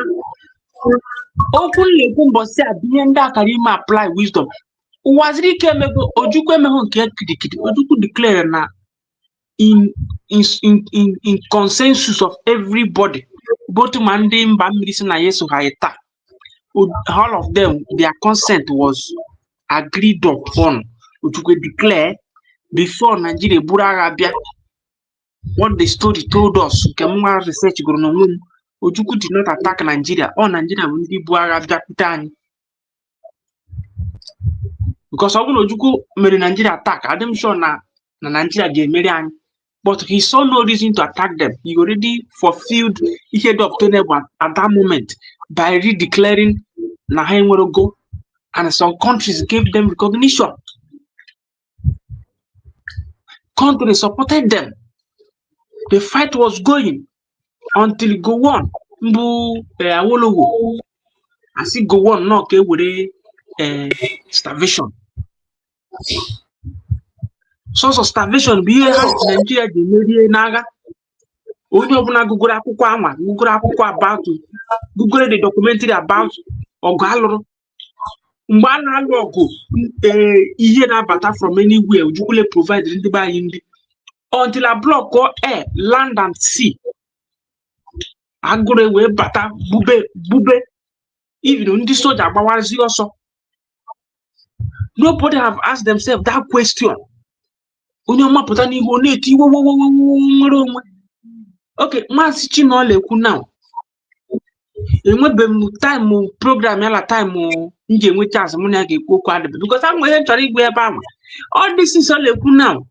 Now, you this is all ekwu. Let me tell us truth. If na ali Igbo ala ekwu na anyị cha niile na-ekwu nwere nwa asị ọcha. Asị ọcha onye ọbụla nọ grand gwa nwe eziokwu. Asị ọcha because ọ bụ na ndị be anyị niile nọ n'ala Igbo na-ekwu nwere onwe. Even iro la be nke nna m onye kwutere ugwu Biafra sị gị ezu ike. Asị ọcha. Ọpụtasị gị nọ sit at home ndị la nọ sit at home. Onye chọrọ igwe onwe eziokwu majority apụ dịrị because of Nnamdi Kanu. Na ụjọ. Mmadụ niile na-ekwu okwu nwere onwe ala eme some state ala eme sit at home na 5 Igbo speaking state. Some state ala eme some state adịghị eme. System dey people ka eje collect census. Currently ndị ọ dị n'obi ka enweta nwere onwe. Ọ dị ndị be anyị n'obi ka enweta nwere onwe. Ndị nke nọ na mba ọzọ obodo ndị ọzọ ala busy la azụ ala la agba ala la eme ihe. All this is this crop of individual ekwukwu nwere onwe a sịrị na onye ndu ha nka na onye ndu ha bụ nwere onwe ha na-ekwu. They know they ask themselves question. These people emeghị ihe a n'ike now, let's say concurrently since 1990 now should be around 30 something close to 30 years. How have they sat down to ask themselves question? Kedu ka isi eme ihe ya dị emeti ya mere people that matters achọbiri itinyere anyị ọnụ? Good ndị nke political elite. Let's talk about okwu nlekwu mbọsị a ndị la anwụghị ha na-eme na gọọmenti nọ system bongo nyegoro ego. How can we approach them? All point na drive mbọsị a. This is the point. How can we approach these people? Have they sat down to think about the politics not good in Africa? No way. Guinea can the people matter in Africa? About it create another state, another country in Africa. How can we approach them? If we cannot penetrate Bongo, can we start letting our people penetrate AU na EU? I just know na our cocoon let some be here Dr. Ngozi go put na second point. Be here Dr. Ngozi because o gela abia mgbe ha ga-agwa gị na ihe niile ha ji kpọ Dr. Ngozi Rabezas and Dr. Ngozi Rabezas ya gwa anyị all because of accountability. na afụgo na the woman achọghọ ka ego because ọ na the woman achọghọ ka ego ndị be anyị pụtara ka that woman ji that speech je chọọ ya kele nna mgbe Dr. Ngozi Orabeeze ọkwa onye ha sị na nwaanyị na-agba ngaranya mamịrị nwaanyị na-enweghị ihe ọ bụ vam ha sị na PM jere national assignment na ọ bata n'ihe ike ka eme mkpakpa ga-akpa. That was what Sonny Akparawa did online when everybody was asking. All of them hide. When you say that moment, be all amazing recorded video 9 minutes, 12 minutes. So send there. Akwa anya asị na the PM bụ onye akwalekwa okwu okwu mgbe o mere ya address si na Finland jidere PM n'ezie. Chọọ that video Maazị Kelenna chọọ ya that first address o mere. Akwa that woman nwere human sympathy bụ onye siri oke na ọ bụrụ na mgbe ajụ PM asị na PM siri na ọ bụ na ha ga-declare dị ọ bụ na ha ga-emezi na ha ọ bụ na ha ga-suspend ha suspend ya ihe ha capitalize na PM asị Dr. Ngozi Orabeeze declare. Ọ sị na ọ dị unu n'aka ọ bụrụ unu ga-aga na-aga unu na-ada aga na nọrọ. All of them dechara their ticket n'ike. Oge nke o jiri Finland n'oge ọkwa sị na o jere na ọ na Germany leche Elias ka ọ bịa mbọsị ole ka papa m jebere because that time ha egosibara their true color. We are still following them. Let them ask themselves a question. Let them ask themselves. I don't want to be talking about them again. And me, if you now open up your platform, I don't care to know. Because njeba all the no kamadu is in the Igbo jela bok je noro. Ushi Igbo ga no gala ahụ pụta police ejide. That is how I see them. For good because they don't make sense to me. So nke ha bụrụ the last point. I want to thank you because only is a shuffle this program.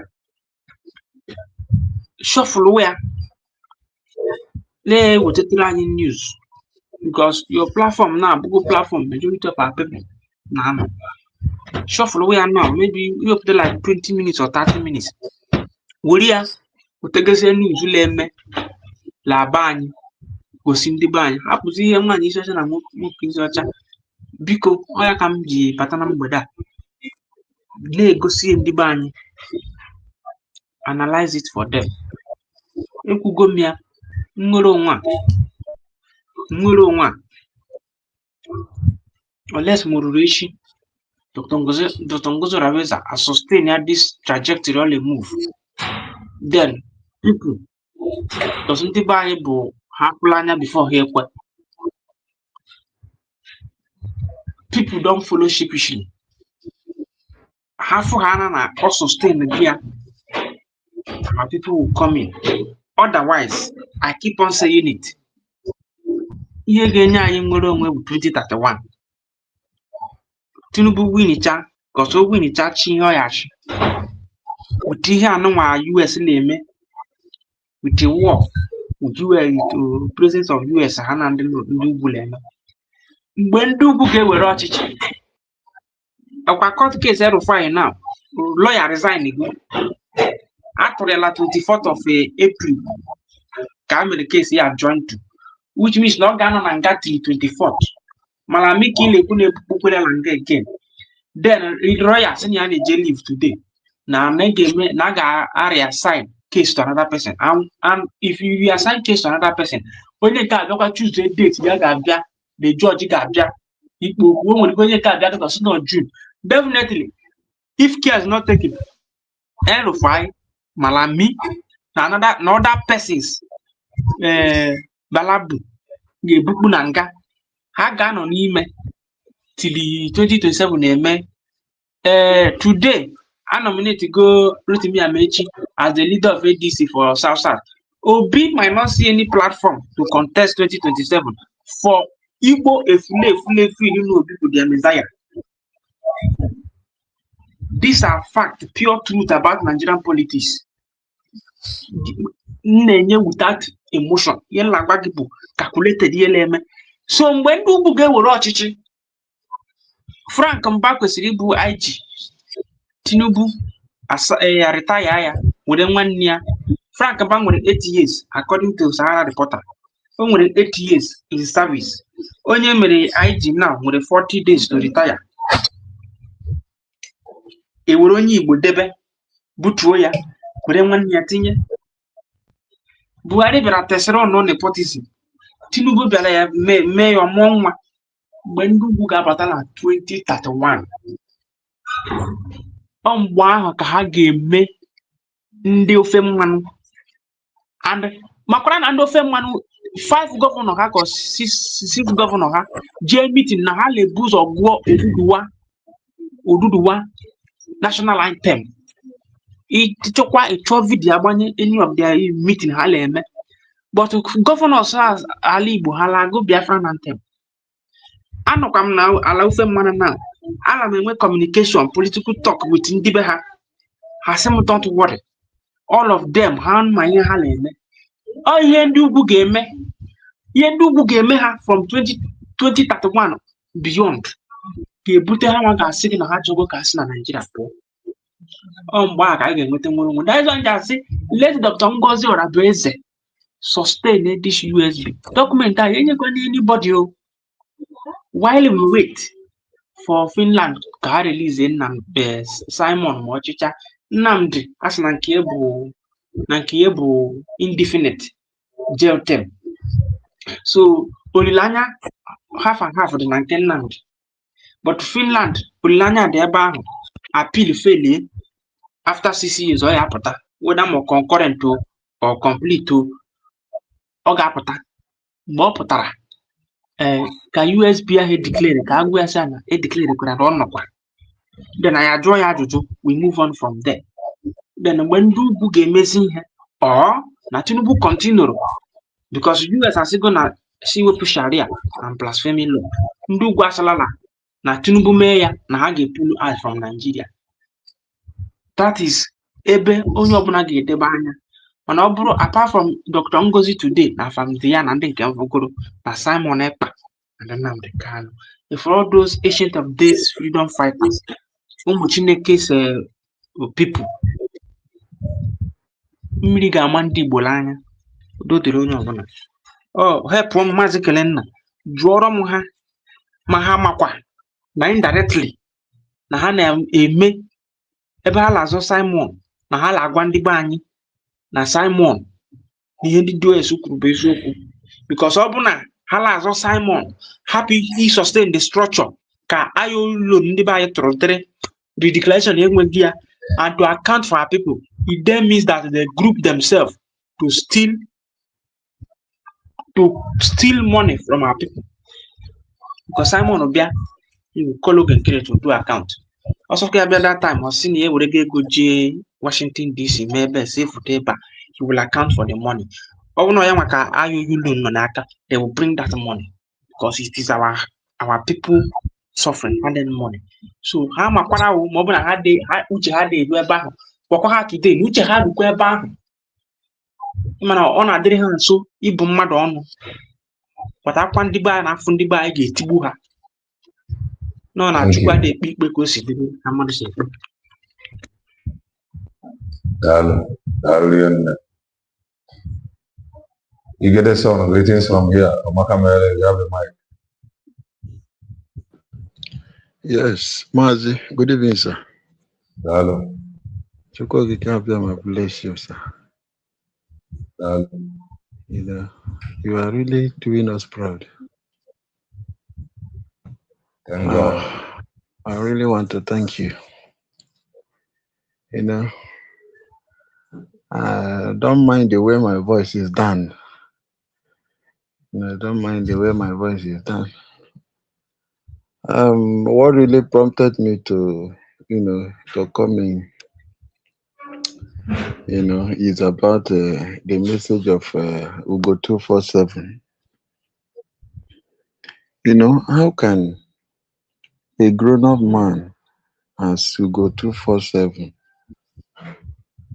cannot sit down and reason like a human being? How can a lying lion busy sleeping on its own, all of a sudden, he wanted to go and test to know what the lion could do.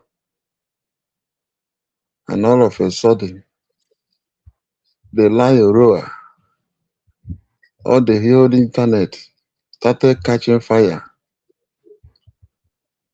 Everything stated by Famdiana in that write-up has finished Ugo247.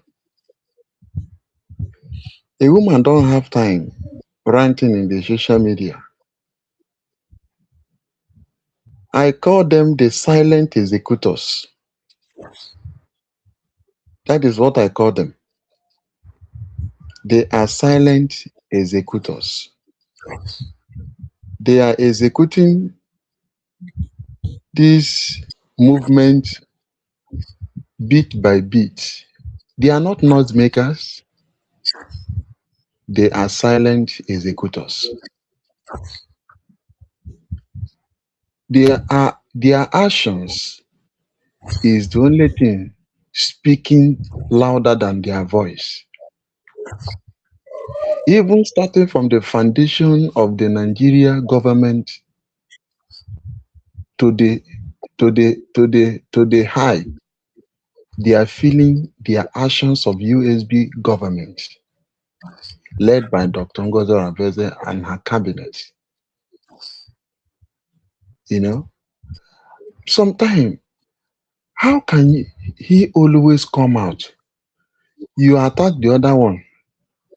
You have the same him that come out and said, accuse Dr. Ugo419 without fact. He came up, accused almost all the whole people, the genuine ones who are now at the forefront of this struggle, this liberation. Almost all of them, he has attacked them. And while attacking them, he has no single tangible evidence to present against those people. And he's busy accusing them. Now, he has come up again to accuse Famdiana, a woman that does not talk, a woman that have no time on the social media. And now look at the way people are descending on Ugo. Like you always say, Mazi Kelena, no onye weta isi ya, afọ isi ya. That is what you do say. Now, every respect people used to give to him, likewise me, everything had been stripped out of him. I want to thank God for the courage that Dr. Ugo419 has on that fateful day in November, 29th of November 2024.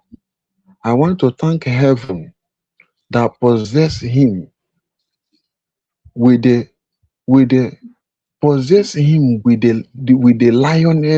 lion heart.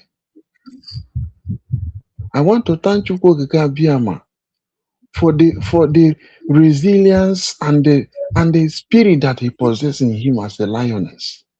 She stood on her ground. She always said, even our Prime Minister Simon Ekpa that I know, even at the gunpoint, nobody can stop him from doing what he wants to do. That is how to know a true follower of a disciple. I want to thank you for debunking their lies. The more you keep debunking their lies, the more you depopulating them. The more you keep depopulating their population. May God Almighty strengthen you. Amen. May God give you more wisdom. Amen. I am speaking to you from Igede land. May the land of Igede bless you. As I'm matching my two leg in the land of Igede, talking with you. May the blessings in the land of Igede under Adoka state of United States of Biafra bring blessing that you desire and wish in this life in the name of Chukwuka. And all the followers, all the cabinet in the USB government, including the DPM Dr. Ngozi Rabeze. May the land of Igede vomit every qualities, everything that you needed to execute this liberation to the end. May Igede land vomit everything. In as much as the land of Igede is part of Biafra, and I am marching my two legs, talking to you from the land of Igede, anywhere our DPM and her cabinet located, I pray, may the land of Igede, the spirit that govern the land of Igede, may that spirit govern, may that spirit ensure the safety, the protection of all the Geno Biafran fighting Amen. for the land, for the liberation of this struggle. May God possess all Amen. of you with the grace to sustain this struggle to the end in Jesus' name. Amen. And I'm also sorry to tell you this. I lost my mom yesterday. I lost her yesterday. So It was last year, May. It was on May I lost my wife. Now, last year I lost my wife. Today, yesterday evening, I have lost my mom. All these things are challenges, but we are not going to dwell. Me, I don't have leg due to that accident, but I'm managing it. But I wouldn't like all those things to be a problem to us. So I feel like to also inform you and also to be aware. By the grace of God, Chukwu Kabiama is making his name in my life. I'm getting healing. So may God strengthen all the people, both all our listeners. Thank you for the opportunity you have given to me, sir. Moguke bless you. Thank Accept you. our condolences. So accept my condolences. That God Thank you. Almighty will wipe away your tears. Okay, Thank you, just be Mom. So strong. sorry. Okay? So Thank you, sorry. So Mom. sorry. Thank you. So Thank you, sorry. sir. So sorry. I'm So grateful. Thank sorry. you, sir. Please, I want to ask you. Sorry, I want to ask you. I'm Okay. from Anambra State, but this land of Igede, which state it fall into? Old state, please. Under Adoka State. Adoka State. State. That is the Adoka State. old Enugu Old, State, Charlie. no, both the Benue State after this in Otopo. Otopo. Okay. Yes. Yeah, we have Thank you. to start. Anybody that we have to start asking. Me are from Anambra State, so Wow. that is fall into Anambra State. Thank you. Okay. May Thank you, so sir. in rest in peace. So sorry, my brother. Amen. Thank you, sir. God bless. Thank you. Thank you. Igede, please, how is your leg going on? Upon? Man? Just better than that. How is your leg going on? Are you still in the hospital? How is it going on? Man? I say, how is your leg? There was a time you were in the hospital concerning your leg. Yes, How is yes, it yes, going yes. on? Are you still in the Yes. hospital Well, or your yes, I am in one of the herbalists, one of the traditional man. But I have left the place now. Currently now I'm in my hometown where I normally apply some of the roots. So just that last month the bone could not set proper. So and I fell down with my walking stick. My walking stick, I don't know, it has rusted. So at that process the walking stick cut. So I fell down with the leg. So they have to reposition the bone again. But I'm getting better now. Okay. Okay. I don't Thank know you. how to say it here, but I don't know how to reach out to you, Okay. heartfelt, or how to send love or something for your little treatment. I don't know. Okay. It can be done through Mazikelena. Through No, Mazikelena, he can reach. no, just whatever. Yes, sir. Whatever she needs, just let it be something you can handle by yourself, like overall phone number now. So you know Okay. how to receive the call. That is just give the number. You matter who is Okay. calling you. Yes. Okay. Can I call it? Can I call it? So yeah, you can call it, or maybe you can drop it at the comment section. Whosoever that let, is let, call. let me call it based on the way my So, phone. wait, My phone. sorry. Please, for security purpose, please. Okay. For security, Okay, thank you, sir. purpose, please. Thank you, It's sir. very, very important. Please, for security purpose, we There is Okay. something you got to do. There is something you got to do because Mazi Kelena information is not out. Maybe if you can call into Mazi Kai or Mazi Exodus, maybe if they have your contact, there's a way somebody like me I can get it, or anybody who is interested. But Okay. I Okay, think Mas. let him, sorry, the goddess, you see, let him, at times, him or dear would divine at all. Yeah. One night you can now, Wadria. He have a phone number. Obonye no eji buru onye kwadro gini ka iji onye kwadro eme. So I think nke o nwere opportunity nọrọ ebe a now. Ya nwa akpọ ya na phone, ya nwa amarago ife ya bụ egwu ya na ọ mara ife ọ ji agwa gị. You are not coming to see him and he is not coming to see you. So I think my own opinion, phone number ebe a, onwe anybody that want to reach out. So the only thing he will try to avoid, let me send somebody across to come and see you, which calendar TV is not sending anybody. So I think that is just the thing. Yap, all the number. Look at them. Okay. Okay. Can I call? Call the number. That is my own opinion. Nobody is coming to visit you. No, you said like the last time you came, isn't it when an accident? Then the accident, he said that you lost your mom. Then from there on, but the thing did not go through. And now you complain you lost your mom.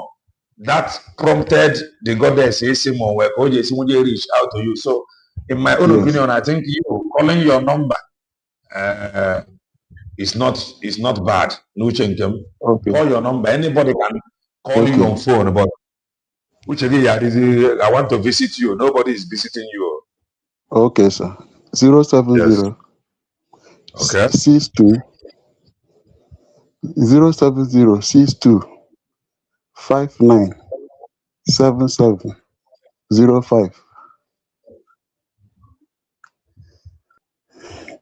070 okay 62 59 77 05. Okay, I think that is fine. So anybody who actually reach out. One night, okay, when accident, lost all the wife, according to him, and now mama ya wanna at least if one ya is in ya debate. So on what much thing there, no chemo, what just an independent broadcaster. So what no need to hide. I'm going to follow Kai report. And I'm not going to be online again. So I come on boy and two. Nantua Buntua. And I can have a brew, ya brew, and what is somewhere. And I was again.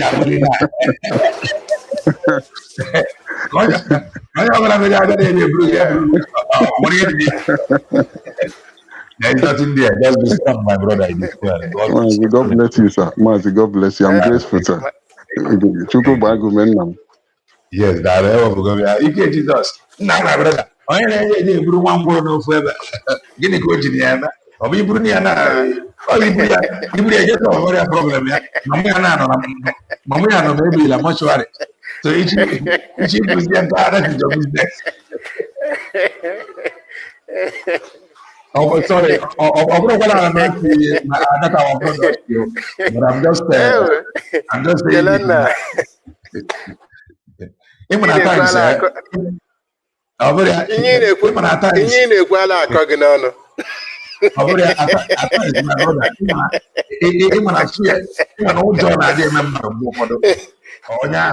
Opportunity. Something he have wanted. Something he have wanted. He would get a severe car. Okay, for the network and I may see a cordial like a report. Amamo did not come to Africa report. So come man or didn't wire. Kupios was but nothing will happen to him. That is just the truth. Yes, go ahead, EK Jesus.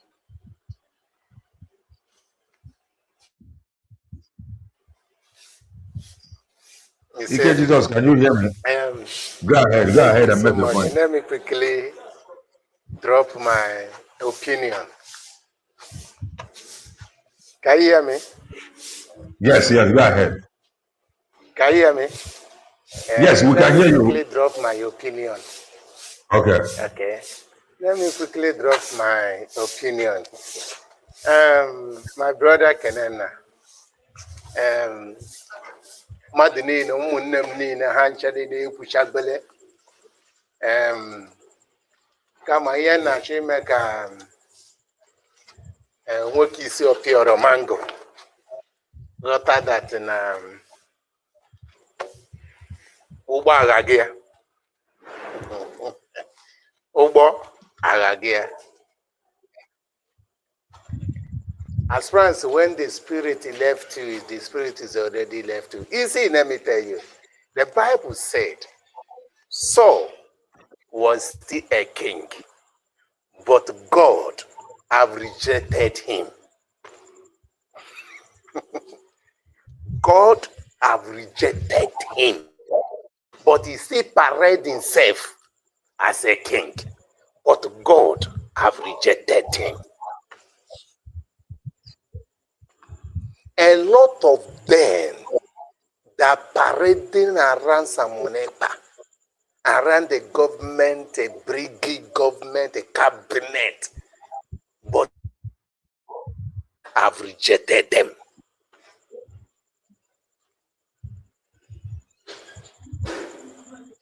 All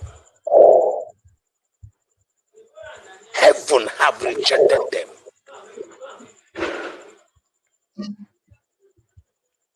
The Bible said, he hacked the heart of Pharaoh so that he will destroy Pharaoh.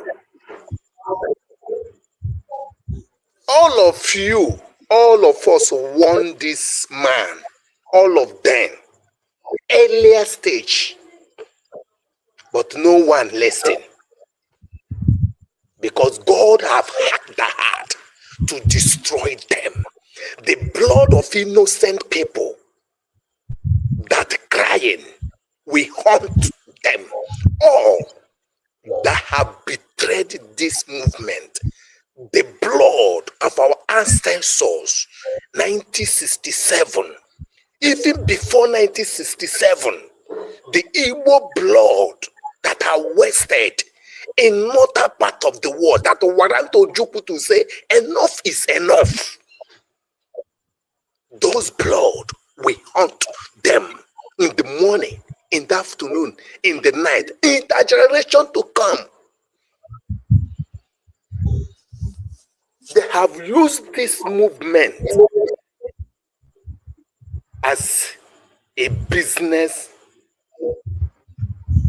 way. Accusing a woman that working morning and night to make sure what you do not have, that the woman came out to deposit it.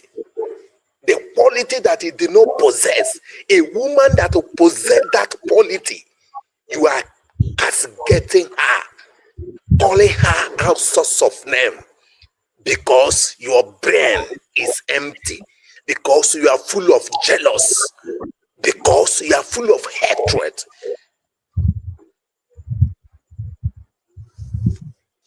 It is evil. God have seen all of them, and heaven will destroy all that have fight this declaration. This is my opinion, and I want to remind our people, tomorrow is another day. Please, you are not doing it for Ngozi Orabeze. You are not doing it for him. You are doing it for yourself and your generation to come. I'm not supporting Gozi Orabeze. I'm supporting my freedom. I'm supporting myself. I'm supporting to fight. I'm fighting to myself, to my generation that's coming. My children. That is what I'm doing. I'm not supporting Ngozi Orabeze. This is my opinion, and this is what I want people to understand. Thank you for long day that you have. You have said a lot. Thank you. Thank you, my brother. Thank you, sir. Thank you, sir. Thank you, sir. Thank you, sir. Yes, there is something I want to say here, and that is the truth. I, Kelena TV, I am afraid of all these Umuchineke's freedom fighting, all these Umuchineke's freedom fighters. I am more afraid of them than Bongolian government.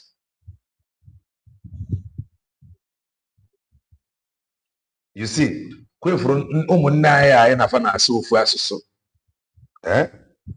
ana m atụfe egwu karịa Bongolian government, like Bongolian government from Abuja. Many of them don't know you. Many of them don't even send you. But the most deadly people, when they are in a you feel na non they are before I get that if you just shout Umuchineke na I go run. Ana m atụ ụmụnne anyị a mụ na fa na-asụ ofu asụsụ egwu more than Abuja. Ọfa nwa ji Abuja na dem da Abuja na dem go still bring Abuja. That is the truth. You know, can't you ya? Ọfa ji Abuja, ụmụnne anyị ndị a fa ji Abuja, fa ji DSS, fa ji ife niile.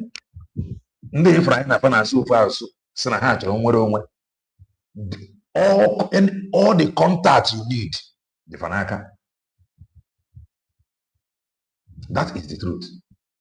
Now them go still go to gossip like Elena TV now. They know that I am a content creator. They know that I am not a member of IPOB.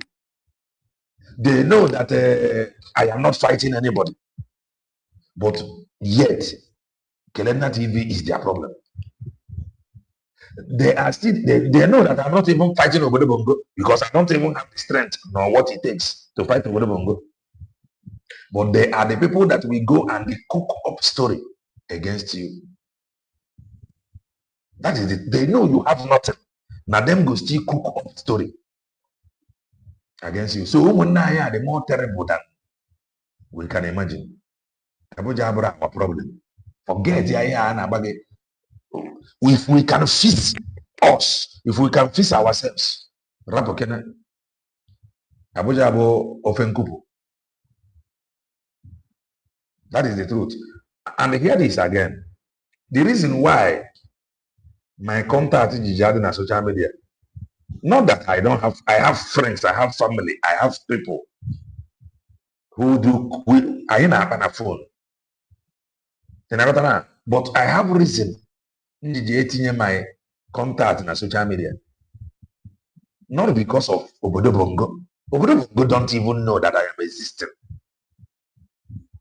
But the reason why I'm in my contact with social media, because of our own people. Our own people that will call you with emotion to blackmail a brother or a sister. They will call you to confuse you. That is just all. Because when they call you, they will, some people will from Nemo say white, say red today. Many of them was misinformed. Many of them All this gossip you see, no be Abuja tell anybody to gossip to you. They just there, then one just gossip to your ear, and they will do so until you begin talking nonsense. So too much of everything. The other, na me tell my contact na social media. Abro na me nwere igwe, abro na me nwere WhatsApp, but abro na me na atu obodo bongo egwu. But I don't want you to misinform me. Don't call me. Don't give me information. I want to base even with even na social media. That is just all. So one night you can for here now. Even though we go mboku turoku, then a poor camera my aka. Then I must say na agaporo and ya wana we anodo.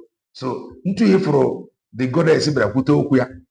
Anyị bịakwa were ụjọ a ga-ejide gị gịnị ka ị na-atara akịrị onye ji eji ụkwụ ọ bụ ọsọ ka ọ na-agba onye nwunye ya nwụrụ anwụ mama ya nwụọ ibute ya iji eji amjeme gịnị. Obodo bongo is not that heartless. So now we human being they make some certain things heartless and difficult. I am telling you, we are our own problem. So opportunity I for the goddess in the way now contact. Na gịnị ka a na-ezo ezo.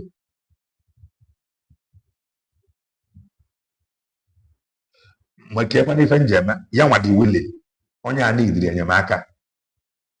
Ọ bụ ma ọ nkwerezie narị ya nọmba. There is no how o ji esije nye m the number. The goddess na onwe ya na-idiri ntu o ji esije nye nwe ya the contact. Ama release her own contact. So nwanne anyị nwoke na-idiri enyemaka. And nke ọ kpọrọ ya na onye ọbụla ga-enyere ya aka ga contact ya, and he is an adult. So if only they were kpọọ ya na phone onwe sorry ga-asị ya isi ya sorry. Anyị adịghị agwa gị na ọ dị advisable mana onwe condition ndị abụ mmadụ nọrọ ime some certain things ka ị nwee ike ịma ma ihe eru ebe ị na-aga ọsịsọ. Let me close with this. Ịnọdụ na street every time ụjọ fear ejide gị agụụ ga-egbu gị na street you forget ya gị before you marry you become so nwa Chineke somebody freedom fighting as an avenue to make money. So ị nọrọ na street ị ga-adịrị active. O nwere mgbe a ga-agwa gị na ụzọ adịrọ mma nwanne ị na-ene anya ọ bụrụ na ozi ị ga-aga na ka iji eji rie nne the shop na ị ga-akwụ ụgwọ ụlọ in 2 days time maka na make this move now, and if you make this move now since money you remember only and the ụgwọ ụlọ ga-ebu in 2 days time no one naira, what will you do? Maybe you call money from Bongo or you call your mother or your father or you know did somebody gauge you akwụkwọ egakwa ozi pụta na-eri nri ịnọdụ ị na-achọzi ka onye anyị ga-agụọ ya egbogide ya you become nwa Chineke somebody.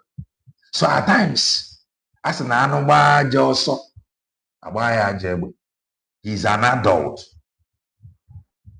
Ọ bụrụ maka na ọ kpọrọ nọmba ya here almost everybody nwechara contact ebe esi enweta fa.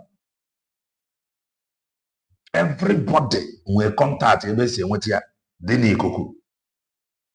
Some platform you got female for everything. So every day they are all the same thing. Am I having two heads? Am I the one that will come and put my own contact? Not that I am afraid of Bongo, but I am afraid of our own people. That is just the truth. Our own people is the problem, not Bongo. Bongo no send you. Kedonyo na complain that is working everywhere. Is it Tinubu that is working everywhere? Our own people is the problem. They are the willing to until you. That is it. More make yourself available. And you go say so. We are the problem. Did you see Bongo fighting the declaration? No. The people fighting the rate of our own people. So when Gongorians looked at them, they will see that this one is a willing to. If this one can fight that, he or she travel to the declare, call him and give him money. That money to go further. Go just give him small jara. He is already wicked. Add small wickedness to his wicked, completely. They will just call him and they add small wickedness to his wicked. The person a couple complete. On a the chief commander of terrorists. Only consider no control Boko Haram.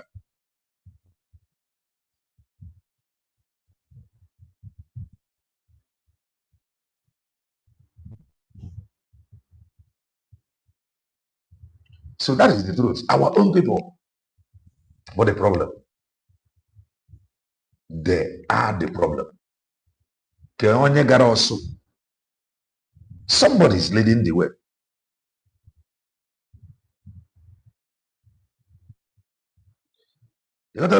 Ijele bụ onye nọ n'ọsụ na-elidi the way. Ọ bụ ofu arụ na Katsina bata. Ọ bụ ife a na-ekwu na eburu mmadụ. Ife ọbụla bụ iburu mmadụ na-adị ụzọ ịbụa. One, ndị ọbụla eburu na highway ntụ ya efuru ndị Fulani si eme ịmana nke a na-eme sọdịn. Nke a dị iche na o mere sọdịn. Mana kwa efuru na mmadụ nọ na biya anọkọta bịa buru ya. Ife na-egbu ọtụlụ ụdị ọtụlụ n'ukwu. Watch it very very well. Aka ndị nọ n'ogbe dị ya. Somebody ama nsi Abuja, somebody who don't know you ama nsi Abuja nọkọta na ọbịa na be gị where you are n'obodo Bongo gakoli mba. Somebody somewhere bụ onye na-afụnị onye nọ mmadụ nso na ana isi ezi ya. That is the truth.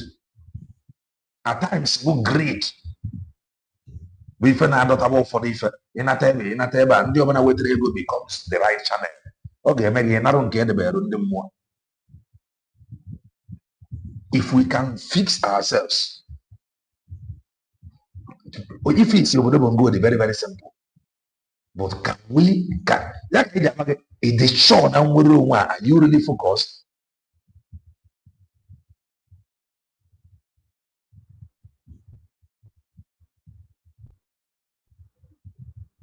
That is the truth. In abroad now, I can you become somebody. You become somebody of Chineke.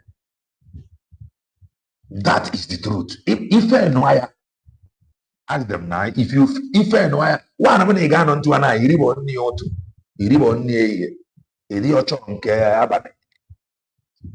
house rent. Monthly house rent. Internet. You know they look your face. You go million you go internet. You go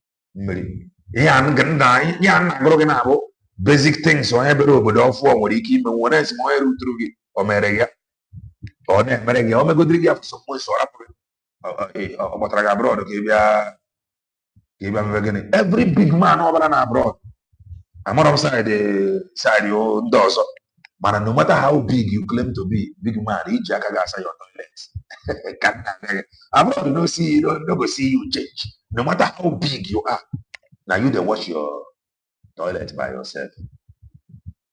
So in order to know now, mother, what is saying now? Cross you reba, baoba, ruebene, mekola, meifa, return, where go into it. In any ribbon in order, Ija, Eke Brugi, each other Nigeria with you, Homer boss. Ega nobody, you become so watching somebody. At the end of the day, either you more watching somebody or maybe the Robareko with or and the more money we don't know for Joti a woman at the end of the day. Woman that is a gargarenga because Obuma Nana number away banana. That is the truth.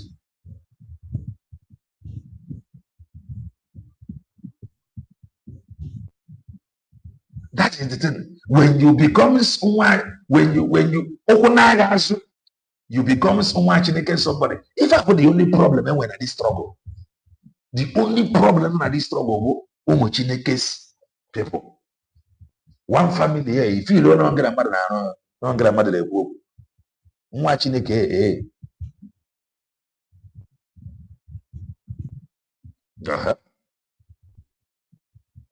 I have house cleaning services every month. So our own people got the problem. And the Igbo through Nino, Sino Keno no. Warankeno na maya bia no wara azu dị na ngịga. Ife ọbụla ifuru mmerụnị tinye anya na ana lete nsi n'ogbe. Nwanne anyị nwoke iko nsọ ebee ka agba ya na bia. Ife niile ọ nọ outside agbanwụ ya. That one alone ga-agba gị n'ọbụ mmadụ. Somebody somewhere, people know within gbara ndị asịfa bịa na ọbịata gị ọnụ ya na come in. Ndị abụrụ spirit what you want them. O nwere ka ihe esi ya nọrọ onwe gị na eke atụ maọbụ eke foto oyi. Ị na-anyị ga-ama somebody somewhere pointed you because the way you were stop going, you may not recall everything immediately, but after some days, what happened? Why? In the midst of the mother, I am about the name. Yes, mana Neroya enough. I call you G barrier. You're not going to know a boss to obey by a code. Neroya. So the reason we have, we are our own problem. You go there abroad. Oh, one day, Bobai, now I'm going to send the iron on a befa into I see up, into I see up, on the buy. On your buying, I will echo. Echo will be a such on your buying now. What if for you? Mano, it's an if I am and I bag the room on a bubiana. No, we're on the Nano na moto.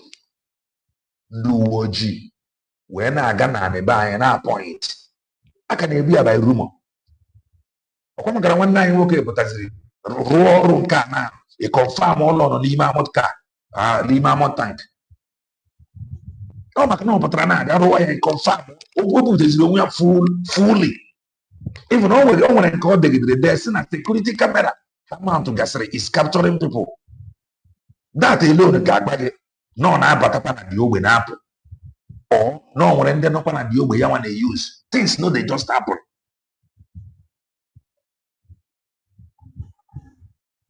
Things no, they happen. Who knows? Na rumo ni na rumo no when they enable no babata. Until now, Maya, you might even put a mother battery mount to a camera. And you come to social media, you want to convince me that you are formidable. What are you telling me? You want to tell me how formidable you are? I ain't married. I want to if I go sister into her, but that formidability is questionable. That is the truth. So we are our own problem. All for the buying gap now. To some point, Abuja not to what is the problem? Just don't worry, I will handle it. What am I going to gain? In fact, some of them I say will get me a flavor.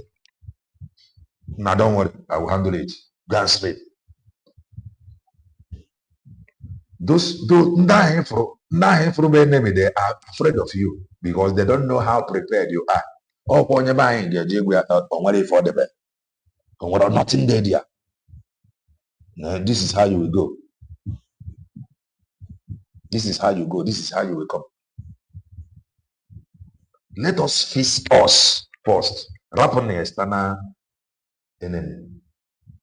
Then God often cook. But all the difficult among us. When somebody now for see right channel, it has been really cleared, documented, and now about that documenting, and they want to tell me that the person is normal. If the person can actually, if the person can actually travel to declare and turn around, at least separate the style of governance of Dr. Ngozi Orebeze from the declaration. You can say that it has happened with the declaration. Daniel Omakamele, ị ga-apụtanwu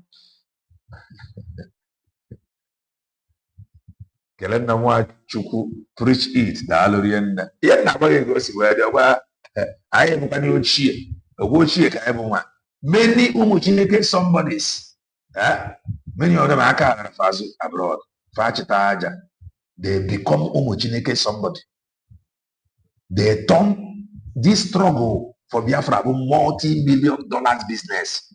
Maazị Nnamdi Kanu na-ekwu ya na somebody stole $70,000 if you don't know then hafuzie gị na the genuine fafu something penye gị ga-erie many of them adịghị ekwu okwu nwere onwe. Daniel darụrie nne many of them adịghị ekwu okwu nwere onwe. Many of them started as business, serious business.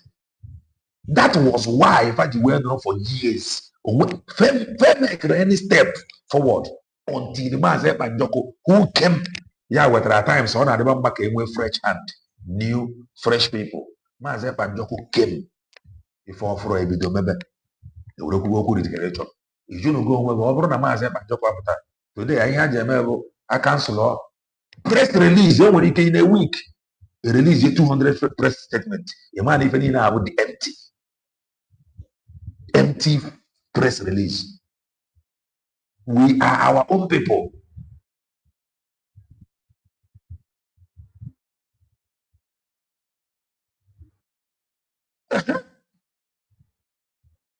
More than the man who say, "It's your one."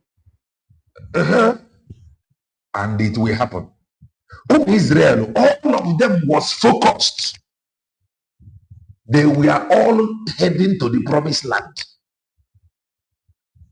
If I put the point, everybody must get ready, heading to the promised land. If I go for Sabotua said, when you look at it, you will know. No,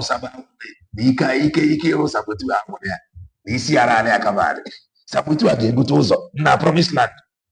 Ya ga-ebute ya ga-anọ n'iru ị na-ajụ ọbụzikwe Sabotua bụ ife a.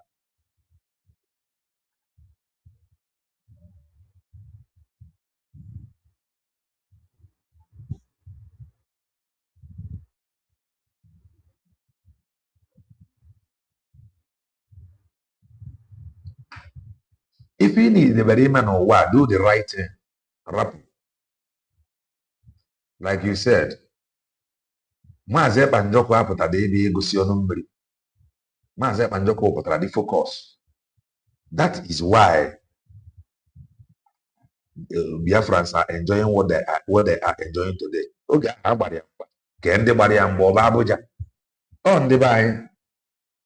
Our people can agba ya mgba today, knowing fully well no bara n'ime. Ị na-ajụ n'onwe gị, brain ndị ọ na-arụkwa ọrụ ịma nọ gossip. Ọ bụrụ na agwa gị na by now na IPOB DOS of Chike Edozie na fe nwere document, you get believe. Cannot have challenged them for some days now. Nobody have said anything. These are lies that have taken too far. We are our own problem. That is the truth. So Rapone, anyị bụ nsogbu anyị.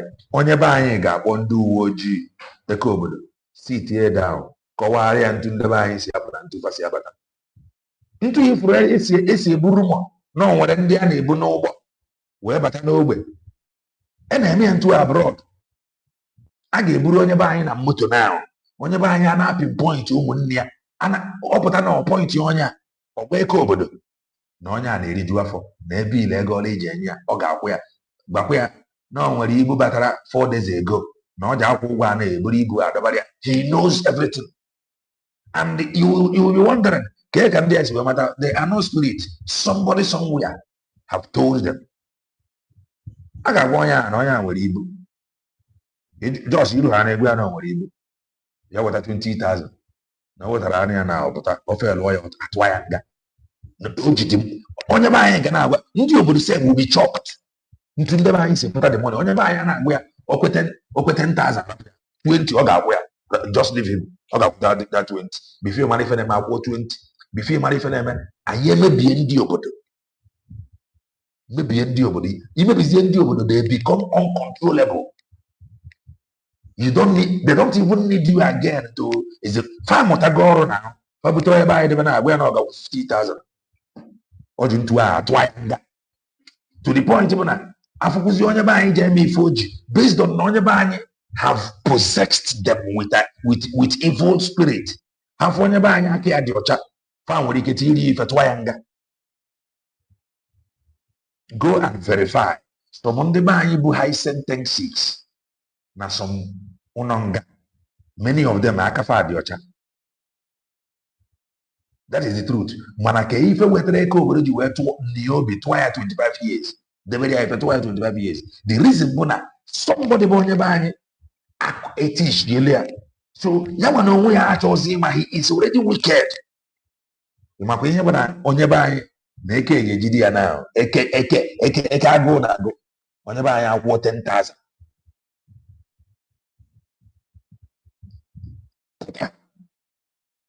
Imana, that is Arai Abagodi Kobodo.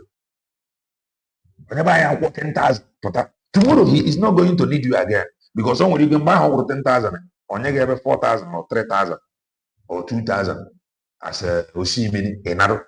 Tomorrow, he is not going to call you again. And don't get that wickedness because all of the on a money. What is wickedness?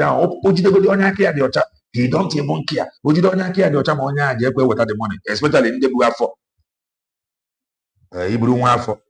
Echo with the Magotagaka. Oh, what a price. Oh, price. Okay, because on the buy more than I'm going to see, I say, if one on ya, Buafo. If one go really, and far. So offer alone of Buafo. Even someone they buy in Bru would offer.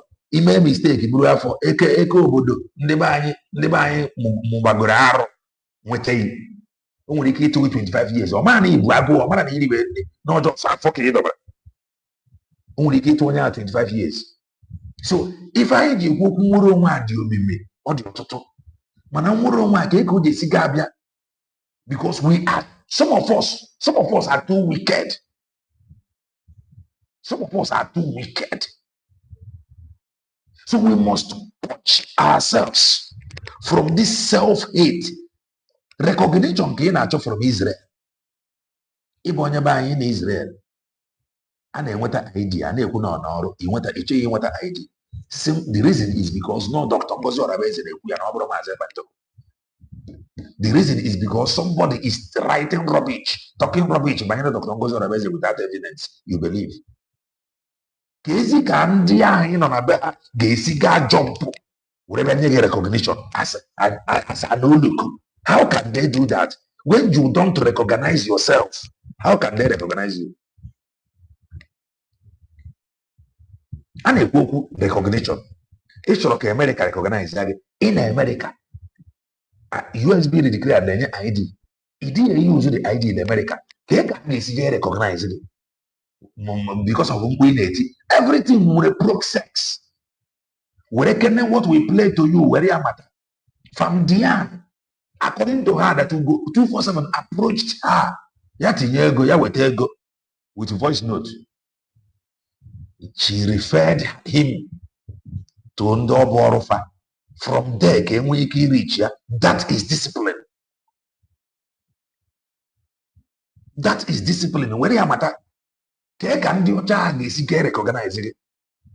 You will be shocked to the recognition or what do you even want? You will be like, so all this cry and the videos I am making, you are not seeing it. They are not seeing it because they want to proc sex. They want to procedures. You cannot just wake up and you will be the recognize me or they know now what have you done? What did you have? What is your effort? The only thing you do is to complain. That is not enough. Oh, how much you see through you, Gabata? How prepared are you? How ready are you? Israel, come here, Nataya. Is your ID? How can Netanyahu know that you are actually on your Biafra? How can Donald Trump know that you are actually on your Biafra when you don't have the ID? Everybody knows this strong man. They know what they represent. Who knows you? And no one will look from Africa crying for help, and you cannot fix yourself. God help us. Israel many of them at the end of the day, that they are useless and worthless and their life is nothing without getting to the promised land. Heading to promised land. Internal conflict. You must be civil. It is normal. Your brother can actually have different opinion. I'm not a politician. You know. I'm not a politician. Oba said, now, if I have different opinion with you, you may say that the reason why I'm sounding the way I'm sounding is because I am a politician. You know I'm not a politician. So why am I now your own problem?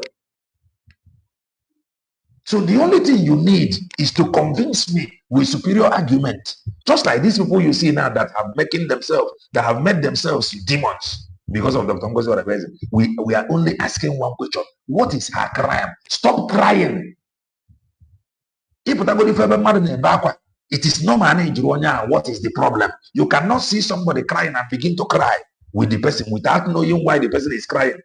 So, if ma ị ga-eso onye a baa akwa ka ị ga-enyere onye a aka ka ị ga-enye ya encourage ọ bụ ife a ka ị na-ebere akwa? Is this why you are crying? But some of our people, Ugo Fulani. Then when we ask you, can you family you Ugo Fulani? Oh, you are a Fulani man. Kelena TV. Ngozi Orebeze akwụna gị ụgwọ. Oh, Maazị Ekpanjọkụ bụ agent of Nigeria. How is he agent of Nigeria? Anyị ajụgidega ajụjụ a. Now, Maazị Ekpanjọkụ nọ n'ime because of this same struggle. Many of themselves don't even believe that he meant well. Some people know that he meant well, but because of act of wickedness, they know that Dr. Ngozi Orebeze na-agbakwa mbọ ntu o kwesịrị ekwesị ịgba mbọ because Maazị Ekpanjọkụ have set everything in place. Everything. USB declared there. Everything fundraising. All n'aka Maazị Ekpanjọkụ ka Dr. Ngozi Orebeze si wee mụta fundraising. Wee laa nọ na fundraising 4-6 hours na-erezi ego.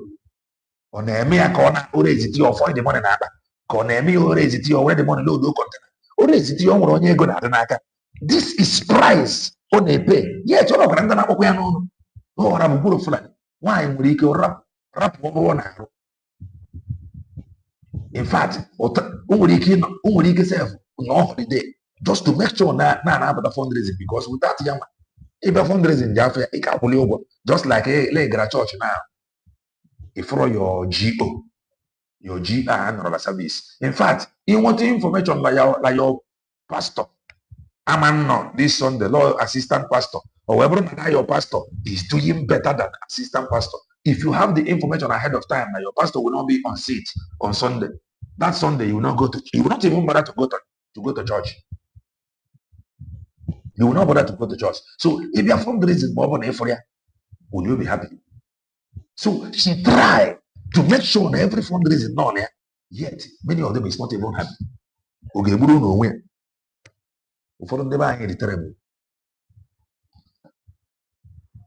So you must know that I'm not your problem. That is the truth. So Rapper said, household enemy, or if I want somebody, I want somebody, unfriendly friend. They will pretend to be your friend. They will always want to advise you. na nke ya ọ na-eme o metara hapụ Ngozi Ọrabeze a ọ dịghị agwa mmadụ ihe ọ na-eme na a na-atụta ego na-eri asịrị akụrụ akụ ifubekwa ya ebe o riri ego no evidence. Amaka mere Igbo bụ Igbo. I wanted to end this program, but thank God for this ebe anyị gara now because amara m onye ọ ga-esave. Nwanne ị nọ street ị ga-aghọta ife a na-akọ. Ị ga-agbata wing gị na street to become nwa Chineke somebody. So at times, fear, oh, it is normal. It is normal. Na-eto ewu. Mana ịrapụ na ya agụụ anala ya ụmụazị. Ị confirm one on one na-akụ akụ. Ị chere ụbọchị family meeting. Ị pụta na family meeting na-atụtasịkwa ego ga-eburu si ebe a n'odo kọntena. Si ebe a na-arụ hotel. Every month na-atụtasị ego for issue na-eti ikolu nke the freedom fighters. Afụzie people that is already made that don't need money. They just want results. They want their name to enter history book. Oh, when I have a mad ego now, the person don't even need notice me. So people in so they now want to make them. They now want to make them come up with their own money, did their own sleepless night. So some people are anywhere now, people that have done very well for themselves. They are putting their energy, putting their money, putting their education. It is. May God bless you. May God protect you. Okay, Buddha knows a better as a Chora, okay, Maria, you will see Maria deal. Didn't I show I got when I Chora, would you? I interpret all of us of truth, all supporters of Kelena TV, for always showing us kindness. May God Almighty show you kindness. May God Almighty show you kindness. If I never see Nana and Yobi, when they went there, okay, can not give me money, or can not give me money to sound or speak the way I am speaking. I am only speaking that I know to be true to get on social media. May you have divine visitation. May you have divine revelation. May God direct your path. On that evil day, may you escape. On that evil day, may you escape. The evil in the womb of time against your life. Miscarriage, abortion is their portion. And in all, may you not be empty. May I not be empty. May I not be empty. May you not be empty. May your head not lack oil.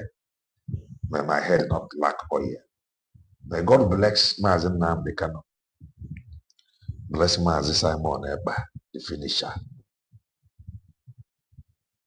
Bless Dr. Ugo247 and the USB cabinet members. Let strong doors open on their behalf. Strong doors. God Almighty, connect them to the mighties, mighty men, mighty women. Let strong doors be open. Favor upon them all. May we be lifted. And at the end of this journey, stay blessed. Bye for now.